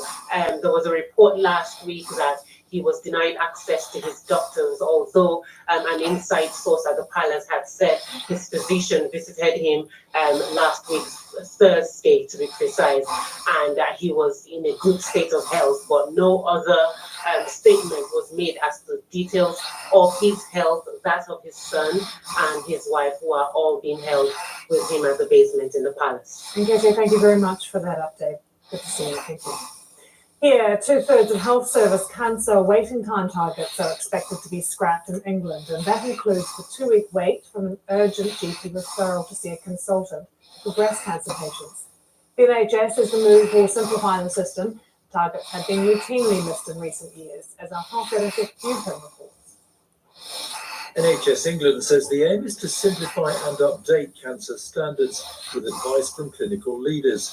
Most cancer targets have been missed for some time. A consultation exercise was started last year, and the outcome is set to be published imminently, subject to final approval by ministers. 3 targets would be maintained: diagnosis of cancer within 28 days of referral, the start of treatment within 2 months of an urgent referral, and treatment starting 1 month after a decision to treat. But other targets, for example, a 2-week wait from an urgent GP referral to see a consultant, including for breast cancer patients, will be dropped. An NHS spokesperson said the changes would remove the need for unnecessary outpatient appointments in order to comply with waiting time rules and allow more patients to get a faster diagnosis. But a spokesperson for the Catch Up with Cancer campaign said while chasing too many targets could be disruptive, the real truth was not enough was being invested in treatment capacity, and tinkering at the edges with sound bites would not put this right. Hugh Pym, BBC News. Around the world and across the UK, this is BBC News. Let's take a look at some other stories making the news now. A 5-year-old girl had suffered significant facial injuries after being attacked by a dog outside a corner shop. The attack happened in Norton in Stockton-on-Tees on Saturday. Cleveland police said the child was taken to hospital for treatment and a dog had been seized. The dog's owner remained at the scene after the attack. Scotland's biggest teaching union says new recruits are leaving the profession because they aren't being offered secure jobs. The EIS is urging the Scottish Government to increase council funding to pay for more permanent jobs. The Scottish Government says it's taking strong action to protect teacher numbers. And have you been offered a pay rise to stop you from moving jobs? Well, a survey suggests that companies are increasingly making counter offers to keep staff who are tempted by higher wages from rival firms. The Chartered Institute of Personnel Development found that 40% of them had been made such offers over the past year. You're live with BBC News. There's been a political shock in Argentina and celebrations on the streets of Buenos Aires because a right-wing populist candidate has shaken Argentina's political establishment by coming first in the presidential primaries. Javier Milei won more than 30% of the vote. He promised to put an end to what he called a parasitic political class that has sunk Argentina. So how significant is his triumph? Who better to ask than Matthias de Garcia of BBC Mundo. Matthias, very good to see you. And a political shock for Argentina, such a surprise for so many people. What's behind his victory? Behind his victory is an economic situation that is really, really serious, with an inflation level over 100% annually. And his idea that we can dollarize the economy, that we can adopt the American currency as the official currency of our country. Hey, tell us a bit more about him. He started as a journalist, an economic journalist, really colorful, with some extreme ideas, and he started to draw attention because the TV loves him, and he started to get more airtime, and suddenly he was so popular that he decided to jump from the TV studio to the national arena. He was elected member of the Congress, and now he has serious chances to become president. And he's an admirer too of former President Trump, also compared to Jair Bolsonaro. What are some of his sort of social policies? Okay, the first most important proposal is to have a dollarization of the economy. He wants to close the central bank at the same time, and he wants to privatize all the state companies. So it's a ultra-liberal, but at the same time, he has some social ideas like going against the abortion law or the union of the same-sex marriages that are not so liberal in the social. 70% of people showed up to vote. How much of this is really seen as a bit of a dress rehearsal to the actual presidential election, which will take place in October? He will need more quantity of votes to avoid a second round. If he wants to win in the first round in the 22 of October, he needs at least another 10%, 15% of votes to help him, because if he goes to the second round, he will face this political casta, these political traditional parties that he's so complaining about, that will join against him. So everything we have to decide in the 22 of October. Matthias, very good to see you. Thank you for joining us. Well, from Argentina to Ecuador now, and FBI agents have been deployed from the US to Ecuador to assist with the murder investigation of a presidential candidate. Fernando Villavicencio, who had campaigned against corruption and gangs, was shot dead 2 weeks before elections were due to take place. 6 Colombian nationals have been charged with his murder. A landmark defense deal between Australia and Japan has come into force. It's Japan's second defense agreement following its long-standing alliance with the US. And it means that Australian and Japanese forces will now be able to operate in each other's countries.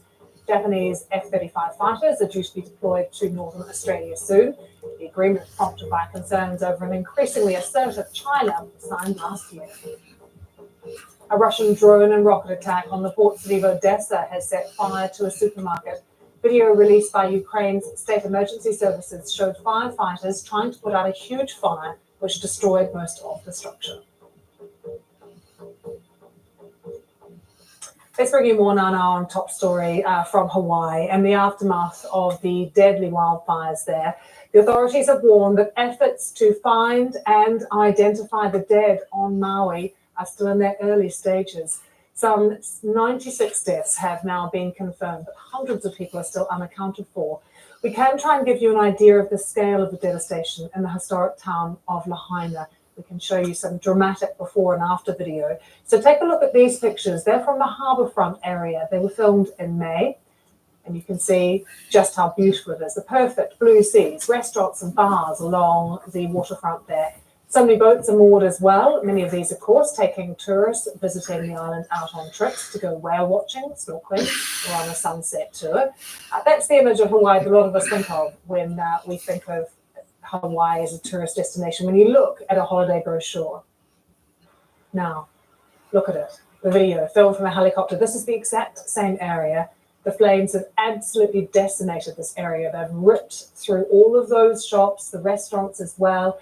They were bustling last week with tourists, and now here they are, just absolutely reduced to rubble and to charred remains. And as we pull out and the camera pulls back, you can see as well in the harbour what had happened to some of those boats. And along the shoreline, looking back at the land, it really is hard to see any building there that has not been damaged or touched by the flames. So it's incredibly dramatic just seeing that before and after.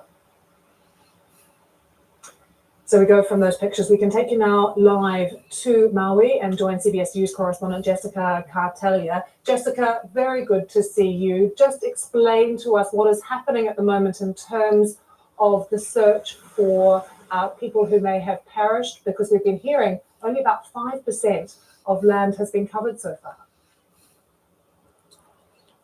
Yeah, Lucy, it is just heartbreaking. So today, officials are urging everyone who's missing a loved one to please go out and get a DNA test to help them better identify the remains that they are uncovering. And the police chief says that they are meticulously searching the area.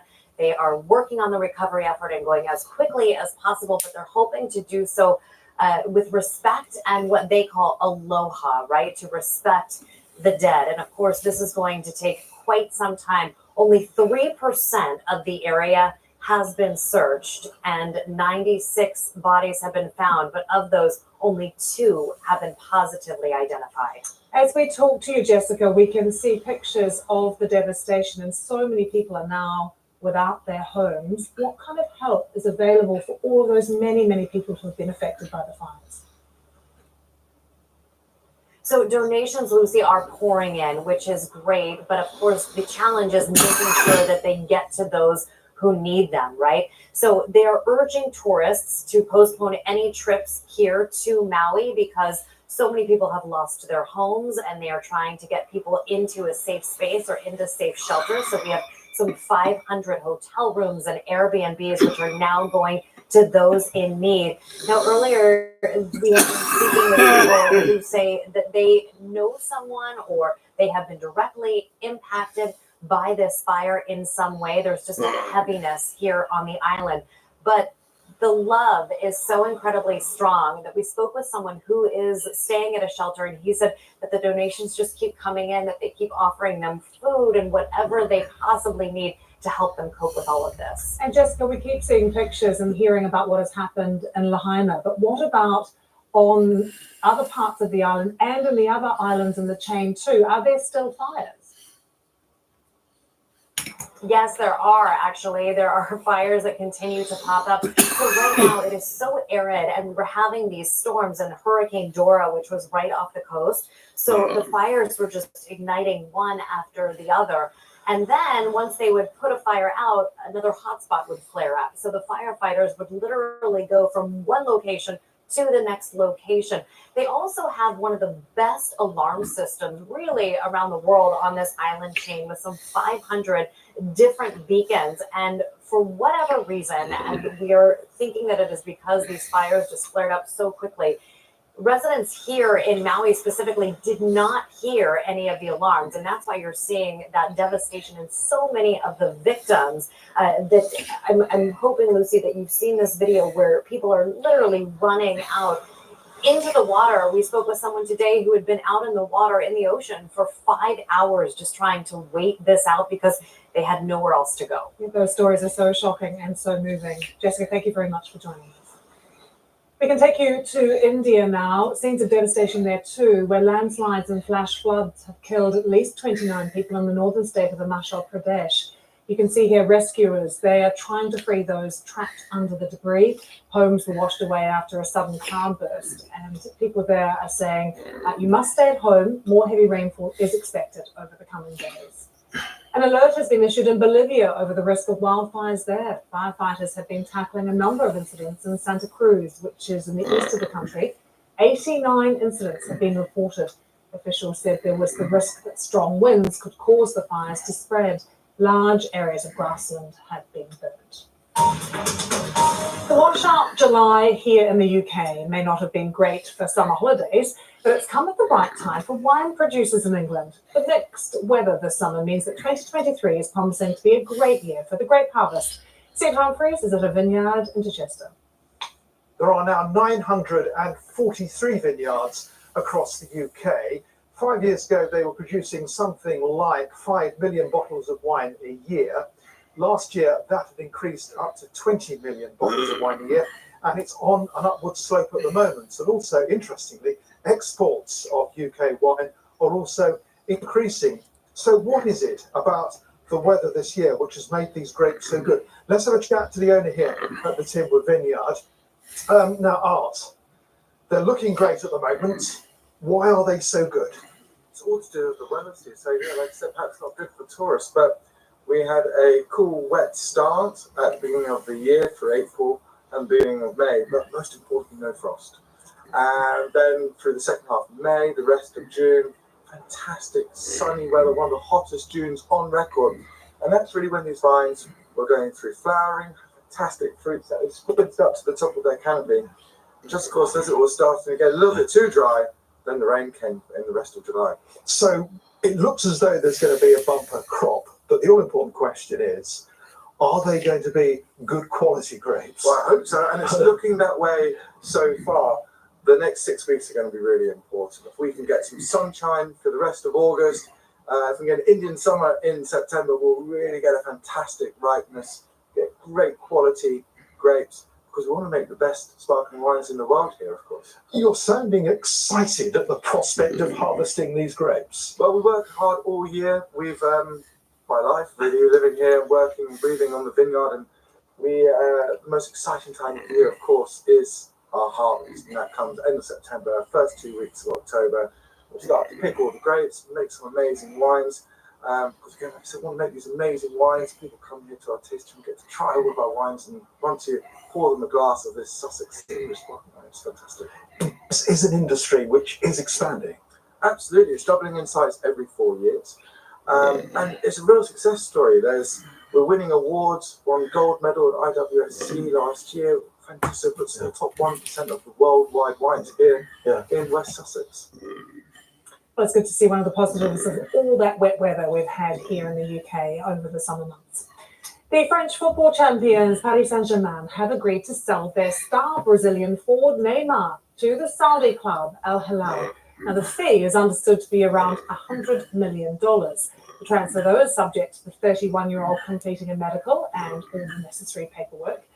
If you'll remember, Neymar joined PSG from Barcelona for a world record fee of €222 million. That was back in 2017, and he missed the League One opener on Saturday. His time in Paris has been hampered by a number of ankle injuries. Saudi Arabia's Pro League has been aggressively recruiting talent. They've already got Cristiano Ronaldo and Karim Benzema. Several clubs, including Al Hilal, is owned by the country's sovereign wealth fund. We're going to be talking about more on this throughout the day here on BBC News. So, just a minute.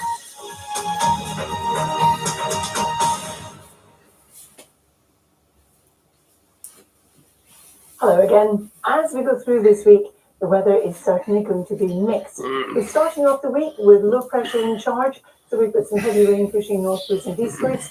On either side of that, sunshine and showers, but high pressure will start to build across us from tomorrow, so very drier and brighter, with some sunshine and warming up the time, particularly so as we head towards the latter part of the week. But this is the low pressure that is driving our weather currently, pushing northwards and eastwards. It will bring some heavy and persistent rain across North Wales and also Northern England through the afternoon, potentially clipping southern Scotland. But for Scotland and Northern Ireland generally, it's sunshine and showers, and behind that rain, bright spells, sunshine and some showers. Temperatures 15 in the north, to 24 in the south. Now, as we head on through the evening and overnight, the low pressure pulls away into the North Sea, taking the rain with it, leaving us with a largely dry night with a few showers dotted. Not particularly cold, 11 being the overnight low in Lerwick to about 12 to 14 across parts of England and Wales.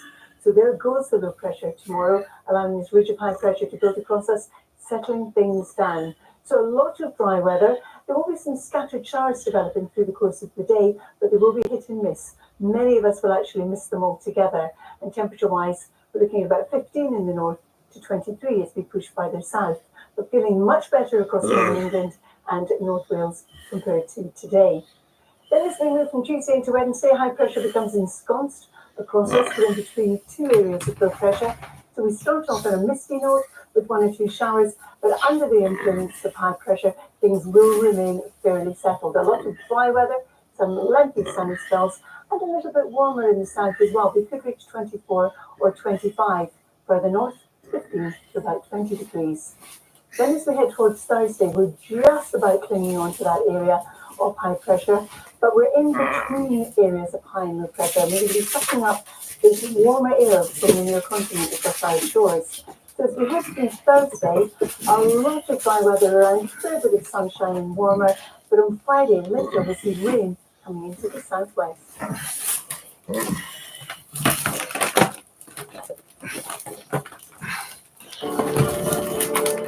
Each year has been a record-breaking hot year.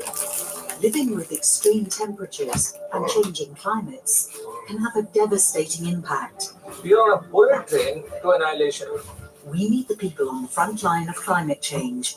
I know we've caused the problems, and I know we also hold the key to the solutions. And find out how they survive it.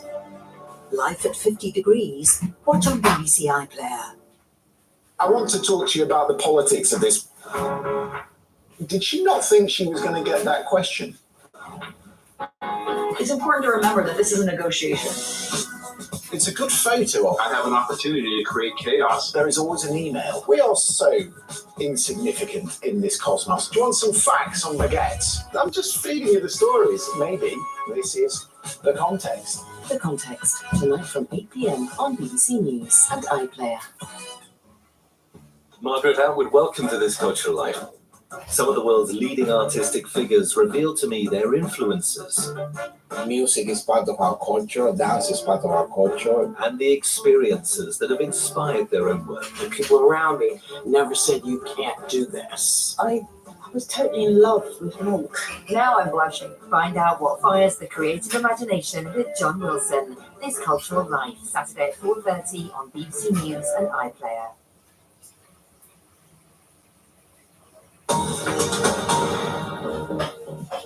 This is BBC News, the headlines. The death toll in Hawaii's devastating wildfires rises to 96. Hundreds of people are still missing. AI, artificial intelligence, is transforming lives, but is it also capable of reading minds? And in football transfer news, Brazilian star Neymar leaves Paris Saint-Germain for Saudi Arabia's Al Hilal. The fee, almost $100 million.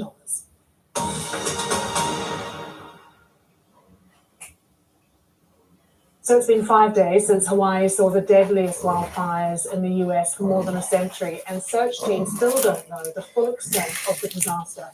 At least 96 people are known to have died, but that number is expected to rise significantly, and there are questions being asked about the emergency response. Some survivors say the island's warning sirens didn't sound before their homes were engulfed by what they're calling a fire hurricane. Our correspondent Helena Humphrey sent this update from Maui. Fresh warnings from the Governor Josh Green that the death toll here on Maui is likely to rise further, and also more details from the Governor about why this wildfire was able to take hold of the island with the ferocity that it did. The Governor saying that they now believe that they thought this blaze was under control when in fact it hadn't been extinguished. And then these high winds of averaging 70 miles per hour, reignited those flames, and at times they now believe that that fire was moving at a speed of 1 mile every minute, leaving those residents of Lahaina with little chance of escaping. Now, here at this harbour today, we've met volunteers who've been taking their boats, packing their boats with aid, trying to get over to Lahaina to distribute much needed humanitarian aid. People still need food, water, clean drinking water, shelter, the absolute basics at the moment, which are in short supply. And speaking to everyone, you get the sense that people are traumatized here. Many people from Lahaina in particular have lost absolutely everything, but because their humanitarian needs are so great, they're barely able to process the loss. They're barely able to grieve when essentially they are sleeping out in the open in some cases when they have such dire humanitarian needs. There are other concerns about the weather. You can see that at times we're seeing high winds here, which always causes concerns about blazes being reignited, potentially spreading further. We've had some much needed and much welcomed rain briefly today, but then further concerns from residents saying that if there's too much rain, if there's the potential for flooding over in Lahaina, could that complicate recovery efforts further? Because right now, people are combing through the rubble to try and find their loved ones, to try and identify their loved ones. And there's the concern that that could be washed away. Let's take you now to Professor Stefan Duer from the Centre of Wildlife Research at Swansea University. Stefan, good to see you. When we think of Hawaii, we don't often think about fires and wildfires, but they do have them. And yet this one has been so severe with just devastating and tragic consequences. Why was this one so much worse than others they've experienced? Yeah, as you say, fires are not uncommon on Hawaii, but the wind speed this time was so extreme and the landscape so dry that you had the perfect combination of a fire that was spreading very, very fast. In fact, in grass fields, and much of the area that is burned is dominated by grasses, fires can move more quickly through the landscape than in other flammable vegetation. So this, you mentioned earlier, it was about 60 miles per hour, or basically 1 mile per kilometer, and that is definitely possible. So extremely fast moving fire. What's happening globally in terms of the fire season, though? Because it feels like it's longer. It feels like there are more of them in different parts of the world now. Well, that's definitely the case in terms of the fire season. So what we call the fire weather, or the number of fire weather days around the world, has actually increased by 27% over the last 4 decades. So that means that in many areas around the world, especially the Mediterranean, for example, but also parts of the Western United States and Hawaii being one of these areas as well, where we have more frequent days where we can expect fire, and also more days where we can expect very extreme fire. And this trend is definitely going to increase. There's no question about this with climate change. And is that because of climate change? I was about to ask. Yes, absolutely. I mean, this is the most direct link between the potential for fire and climate change. That doesn't mean that the landscapes will necessarily burn more frequently, because it depends also on the fuel available and how flammable the landscape is. And this really depends on how we manage our landscapes. And unfortunately, on Maui, a lot of the vegetation has not been managed for a long time. So we had very flammable cured grasses surrounding Lahaina, and that meant that fire could travel very fast and across relatively large areas, igniting many buildings and ultimately wiping out the whole town. Stefan, I noticed when I read your bio earlier that you study the social perceptions of wildfires. Is that changing?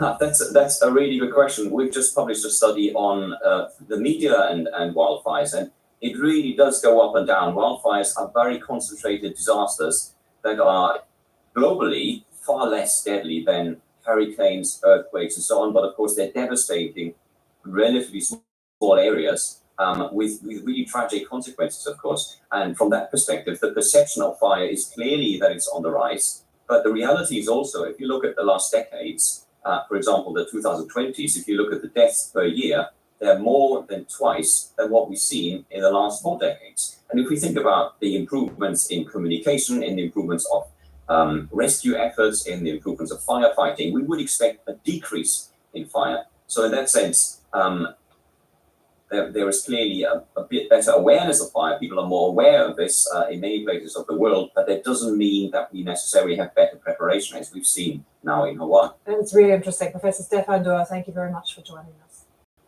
Here, Prime Minister Rishi Sunak is coming under renewed pressure from the Labour opposition over his Stop the Boats pledge. after 6 migrants drowned trying to cross the channel over the weekend. Home Office figures show 509 people were detained or rescued trying to reach the UK from France on Saturday, and that brings the total so far this year to almost 16,700. Let's talk to Kolbasia Hauzu, director at the charity Freedom from Torture, who joins us from London. Lovely to see you. You came here to the UK, you were fleeing torture in Chad on a small boat. Can you tell us about that experience? Thank you for having me. I think the experience is treacherous. I think you're not 100% sure you make it through or you don't make it through. But the fear that you leave behind is more greater than what the risk that you take. But during that time, you hold dear to your life, and then try to manage it as safely as possible. But it's a choice that you take, and the risk that you take in order to get somewhere where you feel that that's where I want to get to, and that's where I'm gonna find the safety that I need, and that's what I'm gonna try to rebuild my life. Was that the main thing in your mind before you boarded that boat, that predominant thought?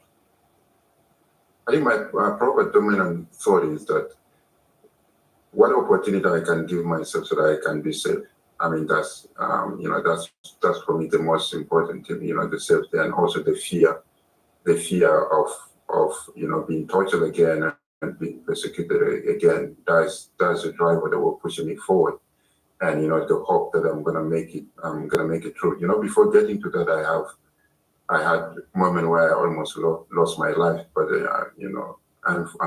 unfortunately, I managed to keep in my life intact.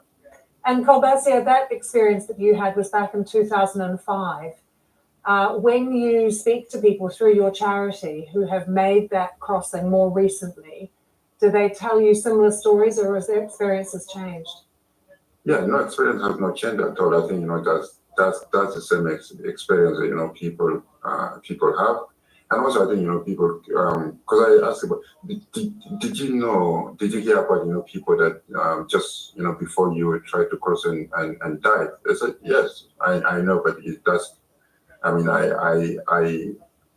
want to take that chance. I want to take that chance. And I hope that I'm gonna make it. I'm gonna make it through, because that's the only option that I have. And if I don't make it, so I'm not giving myself any chance at all. So it's the same narrative, the same experience that people having.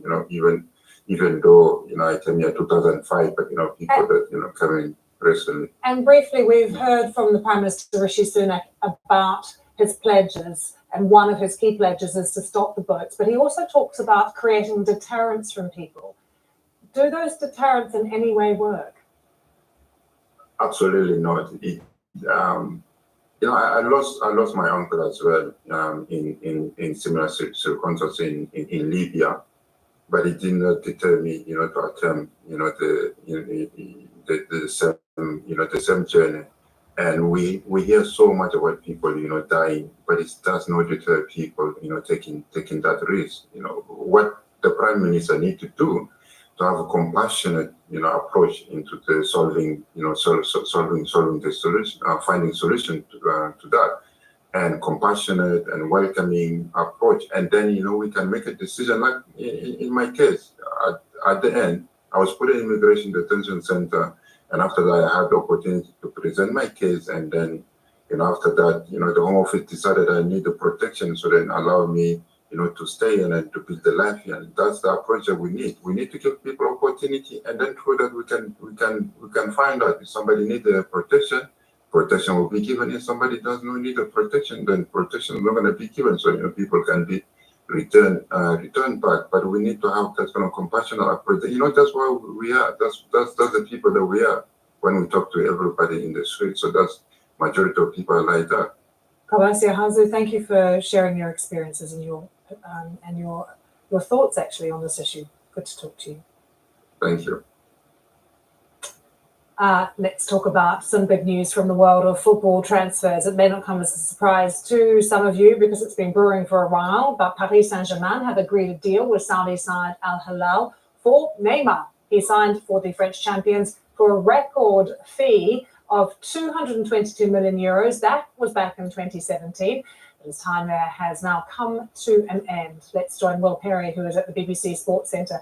We kind of knew this was coming, Will, but the money is certainly very big. But has Neymar talked more about why he's leaving Paris Saint-Germain and heading to Saudi Arabia? Well, hello, Lucy. Yeah, obviously, the money is a huge incentive. If we're led to believe that he's earning, at the moment at Paris Saint-Germain, 25 million euros a year on his contract there, and Al Hilal, the team in the Saudi Pro League, will be adding to that. So plenty of personal incentives and add-ons in this deal as well, not just for him, but his agent and his family and his father is very close to this deal as well. Neymar hasn't actually played any football since February. He's been hampered with ankle injuries, but Neymar at 31 years old, there is no doubt he is still a miraculous talent. You know, we saw glimpses of that at the World Cup, and if he get back to where he was a few years ago, particularly in his days of Barcelona, it's a huge coup, isn't it, for the Saudi Pro League, who of course have already brought in the likes of Cristiano Ronaldo, Sadio Mane, Karim Benzema, and like it or not, the Saudi Pro League, that trajectory is going upwards. They're signing these huge stars, not at the end of their career. He's still got a good 3 or 4 years left at the very top, Neymar. So a massive deal for Saudi Arabia and Al Hilal, and PSG not too unhappy to get him off their books as well, given that they've been paying him that sort of money. Well, can I ask you a bit more about the ankle? Because he did have reconstructive surgery, I think, on one of the ligaments. He'll have to pass a physical, of course. Do we know how he is? Well, he's been hampered with ankle surgeries and ankle injuries, Lucy, for years and years and years, going back to his days at Santos and particularly Barcelona and Paris Saint-Germain, which is why a lot of the Paris Saint-Germain fans were keen to see the back of him. You know, PSG trying to move away from this model of the Galacticos of Mbappe and Messi, and a lot of them gathered outside of his house telling him that they wanted him to go. But he was left out of the squad, the PSG squad, to play Lorient in Ligue 1 by the new coach, Luis Enrique, who is not going to be in favour with, and looking to make his debut. So he's fit, he's ready to go. He's had ankle surgery and looking to make that debut, and it will be fascinating to see him against Cristiano Ronaldo. Will be, indeed. We'll be watching that one closely. Will, thank you so much. Around the world and across the UK, this is BBC News.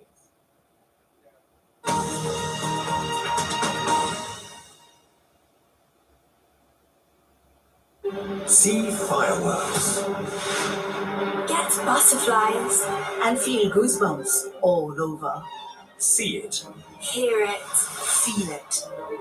The world's greatest classical music festival. The BBC Proms.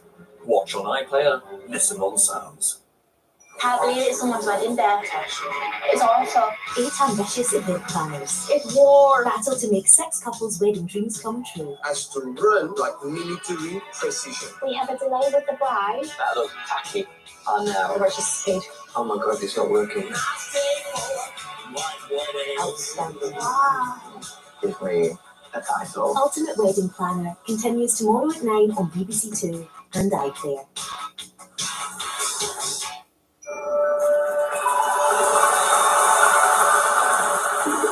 Astutely formulated thought-provoking questions to the mastermind contestants in 45 minutes. First, unattainable, unrealistic, unworkable, insurmountable. What's the word, Rick? Hello, thanks for joining us. This is Impossible.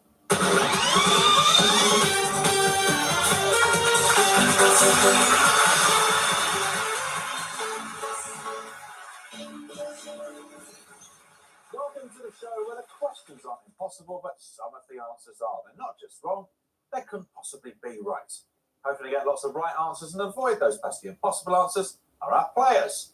Hello, players! Hi. They're here all week, and every day one of them has the chance to unlock my mighty exclamation mark, which is filled with 10,000 perfect pound coins. The only thing standing in their way is this. Today's £10,000 question. Get this right, all of that cash will come flooding out. Who have we got this week then? G. Hello, Rick. How are you? I'm fine, thank you. What are you doing yourself, G?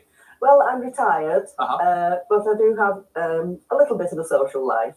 I like to play dominoes, to be quite honest. I'm in the domino team. Are you now? Yes, in the Widnestown League. Are you a decent player, G? Average. If you were to win £10,000, what would you spend it on? A holiday would be on the horizon.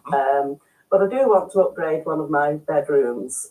It's in need of new carpets and decorating, etc. So Probably Never mind the something new like that, carpets, G. Go on holiday. Yeah, Do something fun with the money. That's true. Where would you go? I don't know really. Probably the Canary Islands. Perfect for some sun, G. Yes. Enjoy yourself on the show today. Thank you very much. Stevie, Hi, how are you? I'm really good, thank you. What do you do? We're my own business, Wellbeing SOS. It's a school of stress, so we deal with anything around anxiety, depression. Okay. And going well? Yeah, going really well. Everyone's stressed at the moment, so. Well, perfect for you, Stephen. Yeah. What do you do in your spare time? In my spare time, I like to train. I'm a black belt in karate. I meditate. I like to walk my dog. £10,000. What would you go on? If I wanted £1,000, I'd be going back to Gambia in Africa. I support a school over there, and they could do with the money and buy some land out there. So that's my plan. So nice, Stevie. Good luck on the show, and good luck to everyone. Let's crack on. You'll face 5 multiple choice questions, each with 3 answers. The right answer gets you a point, the wrong answer gets you nothing. But if you choose the impossible answer, disaster, you'll immediately be knocked out of today's show. You have to try again tomorrow. After 5 questions, the highest scorer gets the first chance to bag a place in today's final. Are we all ready? Yes. Here's your first question. Which Welsh singer had a UK top 40 hit with the 1965 single, What's New Pussycat? A. Rod Stewart, B. Tom Jones, or C. Shirley Bassey? This is cute. You've all gone for the same answer. Let's have a look at the right answer. It is B. Tom Jones. Everyone gets a point. And the impossible answer, A. Rod Stewart, born in London. Question 2. Which character in Pride and Prejudice says, I declare after all there is no enjoyment like reading? A. Caroline Bingley, B. Charles Bingley, or C. Chandler Bingley? You've not stuck together this time. All answers out there. Cash, you've gone with C. You're the only one who has. Chandler Bingley. Never read Pride and Prejudice, so I just took a guess. So, D-Rich, any thoughts? I don't think it was Chandler Bingley. I think that not him and Friends. I'm not sure who it was at the first year of Evil. Not sure. Let's have a look at the impossible answer. There is no Chandler Bingley in Pride and Prejudice. There is a Chandler Bing in Friends. Cash, got to say goodbye. So early. Another chance tomorrow, Cash. See you then. And the right answer is A. Caroline Bingley. That quote appears on the English £10 note with the face of Jane Austen. Question number 3. In the official symbol of the Olympics, which primary colour is the ring furthest to the left? A. Brown, B. Blue, or C. Red? All answers out there. Carol, you don't look happy. What's that? I've picked impossible. How come? Because brown isn't a primary colour. Oh, Carol. I know. The impossible answer is A. Brown, not a primary colour, not a colour of one of the rings either. Carol, see you tomorrow. See you tomorrow. Let's have a look at the right answer. B. Blue. Red is the furthest to the right. 19 of you play on to question number 4. Which insect belongs to the same scientific order as the dragonfly? A. Alderfly, B. Barfly, or C. Damselfly? Jill? I've heard of damselfly because there are lots of times with children in primary school going pond dipping, and I think it's a smaller version of the dragonfly. Oh, so you feel quite good about your answer then, Jill? I did, yes. Just because I'm talking to you doesn't mean you've got it wrong, Jill. The right answer is C. Damselfly. See? We are going to be saying goodbye to some of you. The impossible answer is B. Barfly. Not an insect. It's a person who spends a lot of time drinking in bars. Layla, Graham and Millen, see you all tomorrow. 7 of you on the maximum 4 points going into the last question of this round. Question 5. Which European principality's national anthem shares its melody with that of God Save the Queen? A. Sampdoria, B. Andorra, or C. Liechtenstein?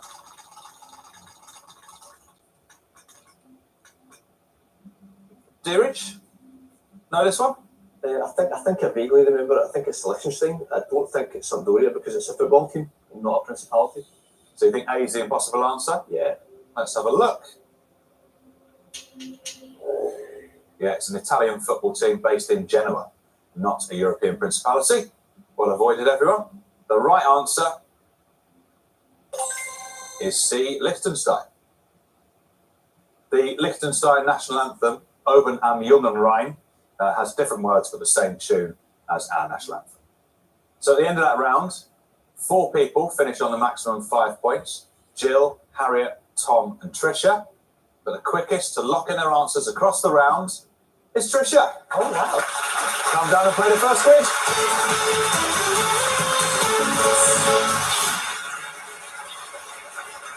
Hello, Tricia. Hello, Rick. How do you feel? Bit nervous, but okay. Fun to be doing the first grid, isn't it? That was the surprise, but I'm quite pleased. We did very well on that first round. Thank you. So what do you do, Tricia? I'm a retired midwife. Okay. And what are you doing now? I like gardening and knitting, sewing, things like that. I've got 2 cats who keep me company. Are you a keen quizzer, Tricia? I am. I love quizzing. Yeah, I quiz just for the fun of it, really, although winning something isn't to be turned down, obviously. Absolutely. I mean, you wouldn't turn your nose up at 10 grand, would you, Tricia? What would you spend it on? A trip to Australia for the Australian Open tennis. Oh, fantastic. Yeah. Big tennis fan. Yes, big tennis fan. Yeah. Okay, let's focus. This is your chance to put up to £500 into the daily prize pot and take a big step towards playing the £10,000 question. You've got a choice of 4 topics. Let's have a look. Television, buildings, sport, or geography? I might try geography, please. Try geography? Are you quite well travelled? A bit. I've been to America and quite a lot of Europe, Middle East a bit. Let's have a look at the 9 answers. All related to geography. The Eiger, Sugarloaf Mountain, the Matterhorn, Grand Teton, Denali, Jungfrau, El Capitan, Großglockner, and Annapurna. I'm wondering if the right answer will be a mountain in the Alps. For the first half of the question, which European mountain? Okay. So 4 of those are European mountains, 5 are not. Those are the impossible answers. Each impossible answer you give me will add £100 to the daily prize pot. Where should we start? Grand Teton. Grand Teton. Know where that one is? It's in America. Yeah. Is Grand Teton an impossible answer? Yes. Do you know whereabouts in America? It's Wyoming, I think. It is Wyoming. Very good, Tricia. Next. Annapurna. Annapurna. Where's that? I can't remember offhand. I think it might be in the Himalayas, but I'm not entirely sure. Is it an impossible answer? This is excellent, Tricia. It's a ridge in the Himalayas in Asia. Where next? El Capitan. El Capitan? What can you tell me about El Capitan? That, I think, also is in America, but I'm not entirely sure. Is El Capitan an impossible answer? Once again, spot on. It's in Yosemite National Park. Very difficult vertical cliff face that lunatics try and climb up. Yes. 2 more. Sugarloaf Mountain. Sugarloaf Mountain. Where's that? I think that's in Brazil.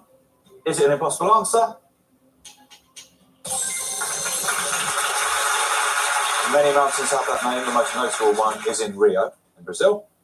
So for a clean sweep, which is the last impossible answer left up there? I can't remember where it is, but I think Denali is not in Europe. Denali.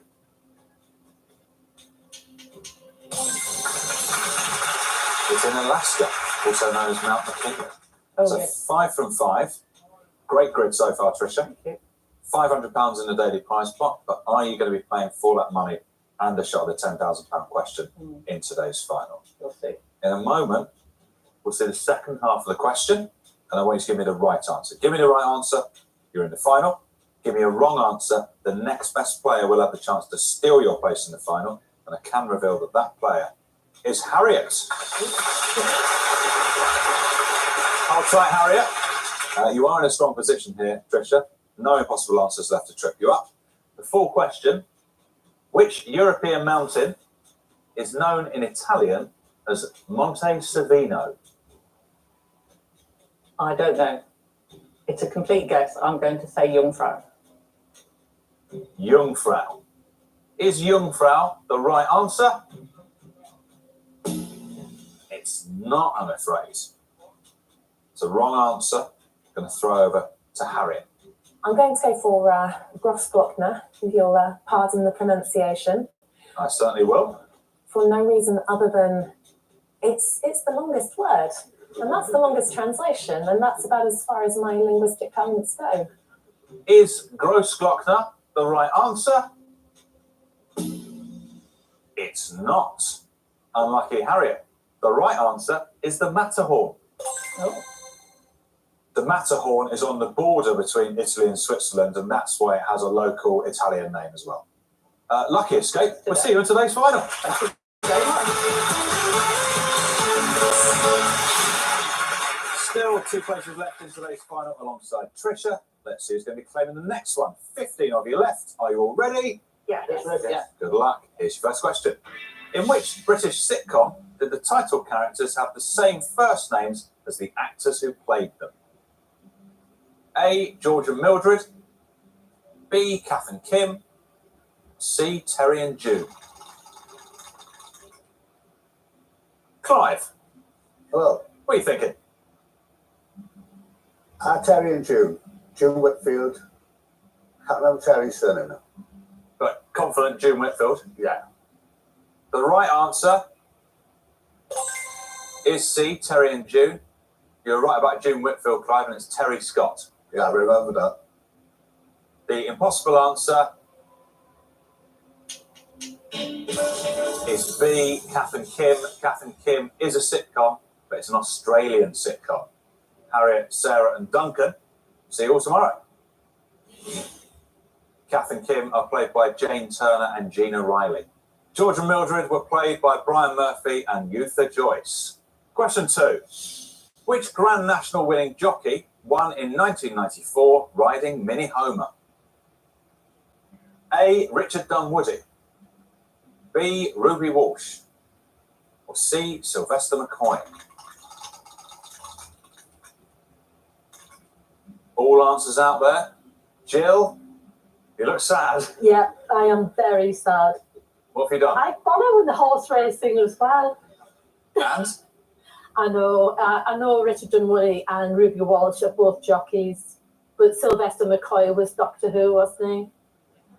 Why did you pick Sylvester McCoy if you know that, Jill? I don't know. I just had a total. I knew the answer, just press C. Let's have a look at the impossible answer. It is C. Sylvester McCoy, a former Doctor Who, not a jockey. Jill, Stephen, and Stuart, see you all tomorrow. Okay. Were you confusing him with Tony McCoy, the jockey? No. No, not even that, Jill. Okay, You fine. can't even save me on that one. Just try and, Jill. I know you're hurting up Bless there. you, but that was totally wrong, dear. And the right answer is A. Richard Dunwoody. Point to all the A's. Ruby Walsh won the Grand National in 2000 and 2005. Question number 3. In which English town are the ruins of Wakemoor Castle? A. Bishop Auckland. B. Bishop Stortford. Or C. Bishop Briggs. All answers out there again. Sadie, how are you feeling? Not particularly confident on that one. No? Never heard of any of them? Nope, never heard of any of them. To be honest, I thought Bishop Stortford was a cheese, so I avoided that one. Let's have a look at the right answer. B. Bishop Stortford. It's in Hertfordshire. And the impossible answer is C, Bishop Briggs, which is a town in Scotland. Sadie, see you tomorrow. See you tomorrow. Bishop Auckland is in County Durham. Question 4. Which actress was known as the Biograph Girl and the first movie star? A, Amelia Bedelia. B, Fay Ray. Or C, Florence Lawrence?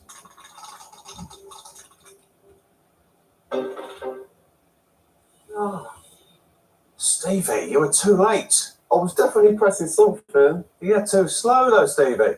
Story of my life. Practice tonight. Stevie, we'll see you tomorrow. Gene, any idea here? Well, I do know Fay Ray was an actress. I've not heard of the other two, so obviously one of them is impossible. So, T-Ridge? The only one I've heard of is Fairy. I know she was in King Kong. The other two I've not heard. Went for something that's at least it's not impossible. Let's have a look at the right answer. It's C, Florence Lawrence. Julie gets a point. Did you know that, Julie? No, and when I saw that I was the only one that put a C, I was expecting my lights to go out and that'd be it for the day. So I'm You must be absolutely chuffed, Julie. I just picked the one that sounded the best rhyming. They're all decent rhymes. Florence Lawrence sounds the best. The impossible answer is A, Amelia Bedelia, who is a character in a series of children's books. Jess, see you tomorrow. See you tomorrow. And you're right about Fay Ray being in King Kong in the 30s, Ridge. 6 of you left in play, 1 of you on 4 points. That's Julie. Question number 5. Which Roman emperor was in power when the eruption of Mount Vesuvius destroyed Pompeii? A, Titus. B, Tantalus. Or C, Tacitus? Feeling confident, Julie? No. No? I'm afraid not. It was a real guess, this one. So I'm Like the last one. Like the last one. Maybe you'll be lucky again. Fingers crossed. Let's have a look at the impossible answer. Oh. B, Tantalus. Tantalus was the son of Zeus in Greek mythology. Julie and Clive, see you tomorrow. See you tomorrow. Just the middle row left in. Let's see where the points are going. A, Titus. So finishing the round on 4 points, it's John. Comes down and played a second good job.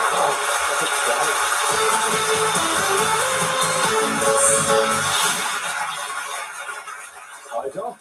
Hi, Rick. How you feeling? Oh, feeling great. So, John, what do you do? I'm retired now. I used to work in a warehouse for a major clothing manufacturer, one of many jobs that I had. Go on, give us some others. Milkman, Uh-huh. Car salesman, van driver, HGV driver, publican. Oh, you used to run pubs? 2 pubs, yeah. So you've had quite a life, John. Just a bit, checkered past and all that. What do you do with your spare time now? I do a bit of reading, try and do a bit of fishing, go to the gym. And what would you do with £10,000? 10 grand? Well, I've promised my wife of 40 years this year. We've been married 40 years. Congratulations. So I think she deserves a really good holiday. So I'd like to take her to Paris, Disneyland Paris, and Paris itself. Luxury hotel. Do it in style. Do it in style, yeah. That sounds great, John. Yeah. Let's have a look at your 3 topics. Okay. Television, buildings, and sports. Which do you reckon? As I'm a bit of a couch potato, television. Television, all right. 9 answers, all relating to television. Here they come. Pamela Douve, Charlie Farley, Roly Birkin, Pauline Campbell-Jones, Joni Taylor, Hilary Briss, Hare Lip, Fergal O'Farrell, and Miss Berta. Recognise any of them? One name. Let's see if the first half of the question helps. Which character in the TV series The League of Gentlemen? Have you seen The League of Gentlemen? Never seen it.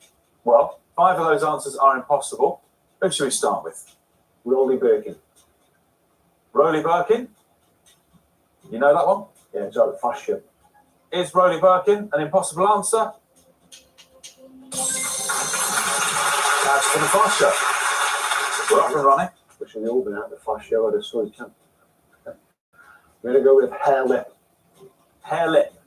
Any idea? Sounds like something out of Hello Hello, maybe. Is hair lip an impossible answer? Oh, That is a character in the League of Gentlemen. Charlie Farley. Charlie Farley. Familiar with that name? Two Ronnies. Is Charlie Farley an impossible answer? And you're right, Ronnie Corbett used to play Charlie Farley on the Two Ronnies. Jodie Taylor. Anything on Jodie? Not a clue. Is Jodie Taylor an impossible answer? It's actually the full name of the Nan character in Catherine Tate show. Then we go Fergal O'Farrell. Fergal O'Farrell for another £100 in the prize pot.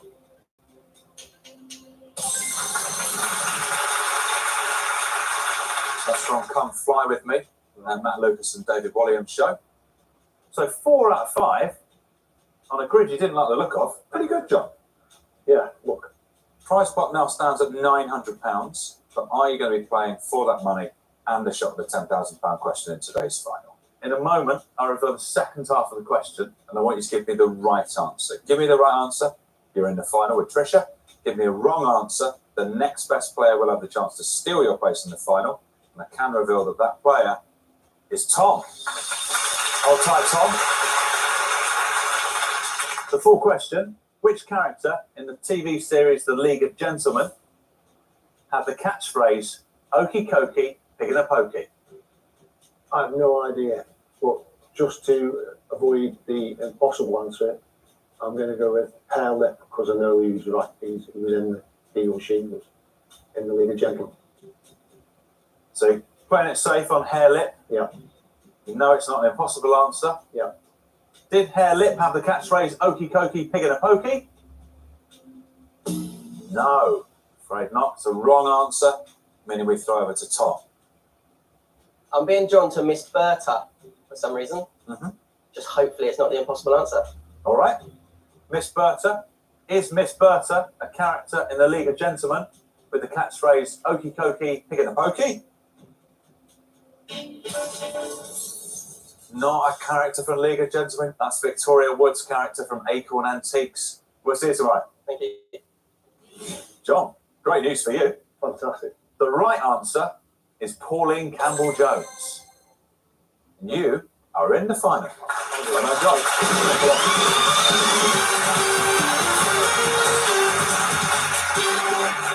Only one place left up for grabs in the final. Who's it going to be? Either D-Ridge or G. Are you both ready? Good luck. Here's your first question.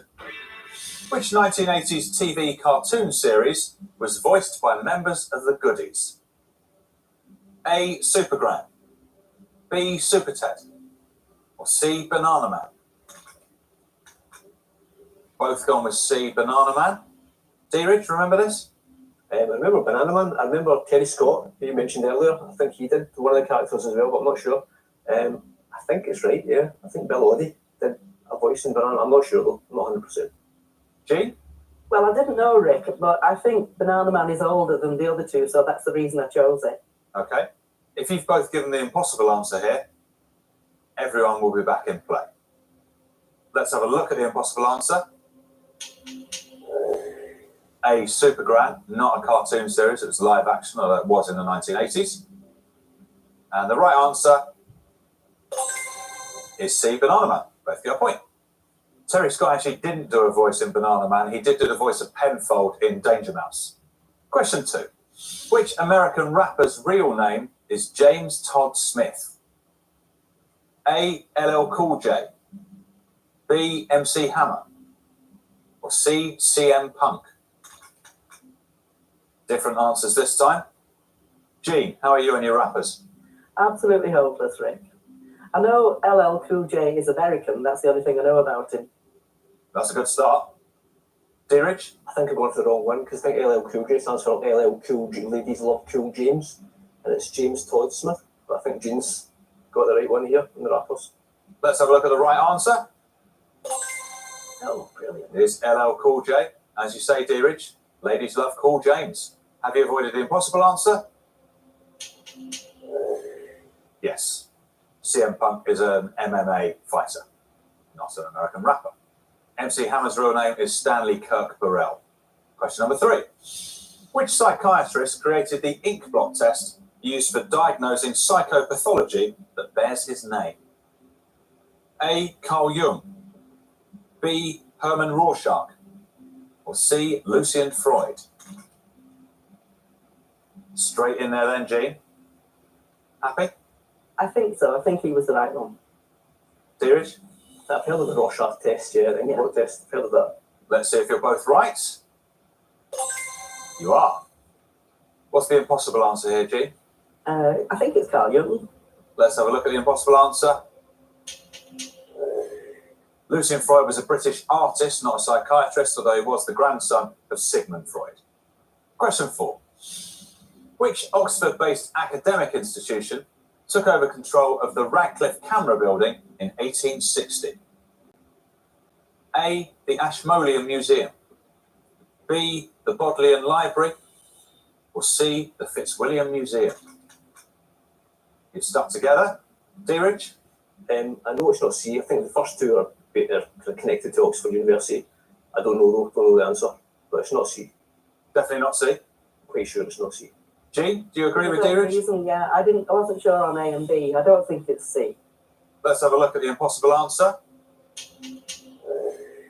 It is C. You're right to be certain, Dearage. Fitzwilliam Museum is in Cambridge. Let's see if you're getting points. No.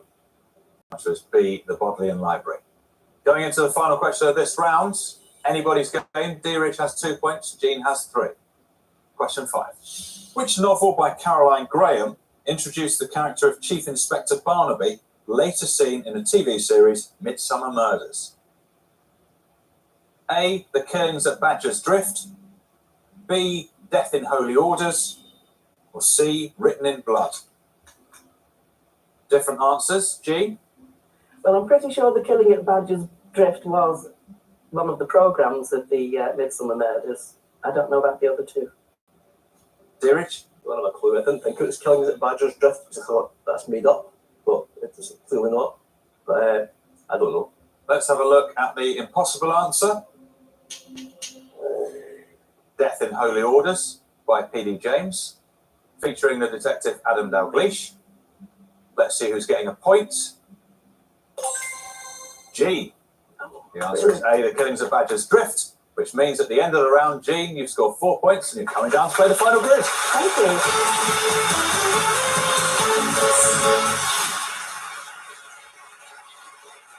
Good round for you there, Jean. Thank you. Tough head-to-head against Dearage. You It came was, out on wasn't top. it? Yes. You said you play a lot of dominoes. What do you do when you're not playing dominoes? What it is, I go to a local social club. Yeah. And we have a domino team. Right. And we play in the town league. So Okay. 1 week we're at home in our club, the next week we could be anywhere, clubs, pubs, etc. It's a very good way to meet other people. Yeah. You know, socialise. Yeah. Shall we focus then? You've got 2 topics to pick from. Buildings and sport. Well, I'm hopeless at sport, so it will be buildings. Buildings, all right. 9 answers relating to buildings. Here they come. Transamerica Pyramid, Flatiron Building, Pennsylvania Station, Gateway Arch, Brooklyn Bridge, Bellagio Hotel and Casino, Shea Stadium, US Capitol Building, and St. Basil's Cathedral. Any link? Buildings in New York. Let's have a look. Which structure in New York City? Great. So 5 of those are not in New York City. Those are the impossible answers. Where would you like to start? The Bellagio Hotel and Casino, Las Vegas. You think Las Vegas? Is the Bellagio Hotel and Casino an impossible answer? Yes. In Las Vegas. Have you been? No, not been to America. You could have some good games there, I tell you. Where next, G? I think the Gateway Arch. Gateway Arch. I'm not sure where it is, but I don't think it's in New York. Okay.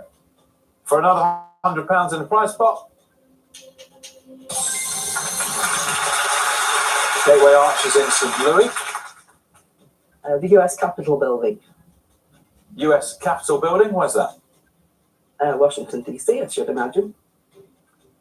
Is it an impossible answer? In Washington, D.C., exactly as you said. Trans-America Pyramid. I've not heard of it, but I don't think it's in New York. Trans-America Pyramid. Is that an impossible answer? It's in San Francisco. Very strong grid so far. I don't think St Basil's Cathedral is in New York, so I'd say St Basil's. For a clean sweep, St Basil's Cathedral is in Moscow. Excellent. Back away from New York. A long, long way. So 5 out of 5, £500 added to the prize pot, now stands at £1,400. In a moment, I'll reveal the second half of the question, and I want you to give me the right answer. Give me the right answer, you're in the final. Give me a wrong answer, the next best player has a chance to steal your place in the final, and that, of course, is your old adversary, D-Rich. Hold tight, D-Rich. You are in a strong position here anyway, Gene. No impossible answers left to trip you up. The full question: which structure in New York City was originally named after the architect George Fuller? I don't know. I think I will guess the Flatiron Building. Was the Flatiron Building originally named after the architect George Fuller? Oh, yes. Originally called the Fuller Building. Well done, G. You're in the final. Thank you very much. Thank you.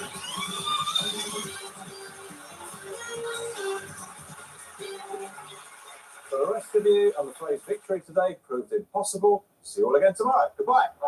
So Patricia, John and Jean, time for the final.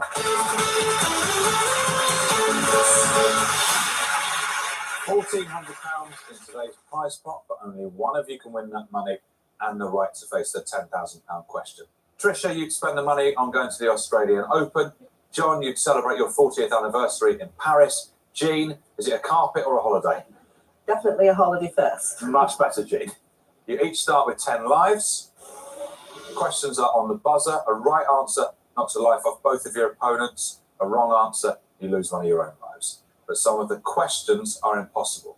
If you spot one of those, you can knock 2 lives off your opponents. But if you mess up, you lose 2 lives of your own. The last player standing will take the £1,400. Best of luck. Which European team won? Oh, sorry. Have a guess, G. Sorry. Which European team won the 2018 FIFA World Cup? It's France. Unfortunately, you lose a life, G.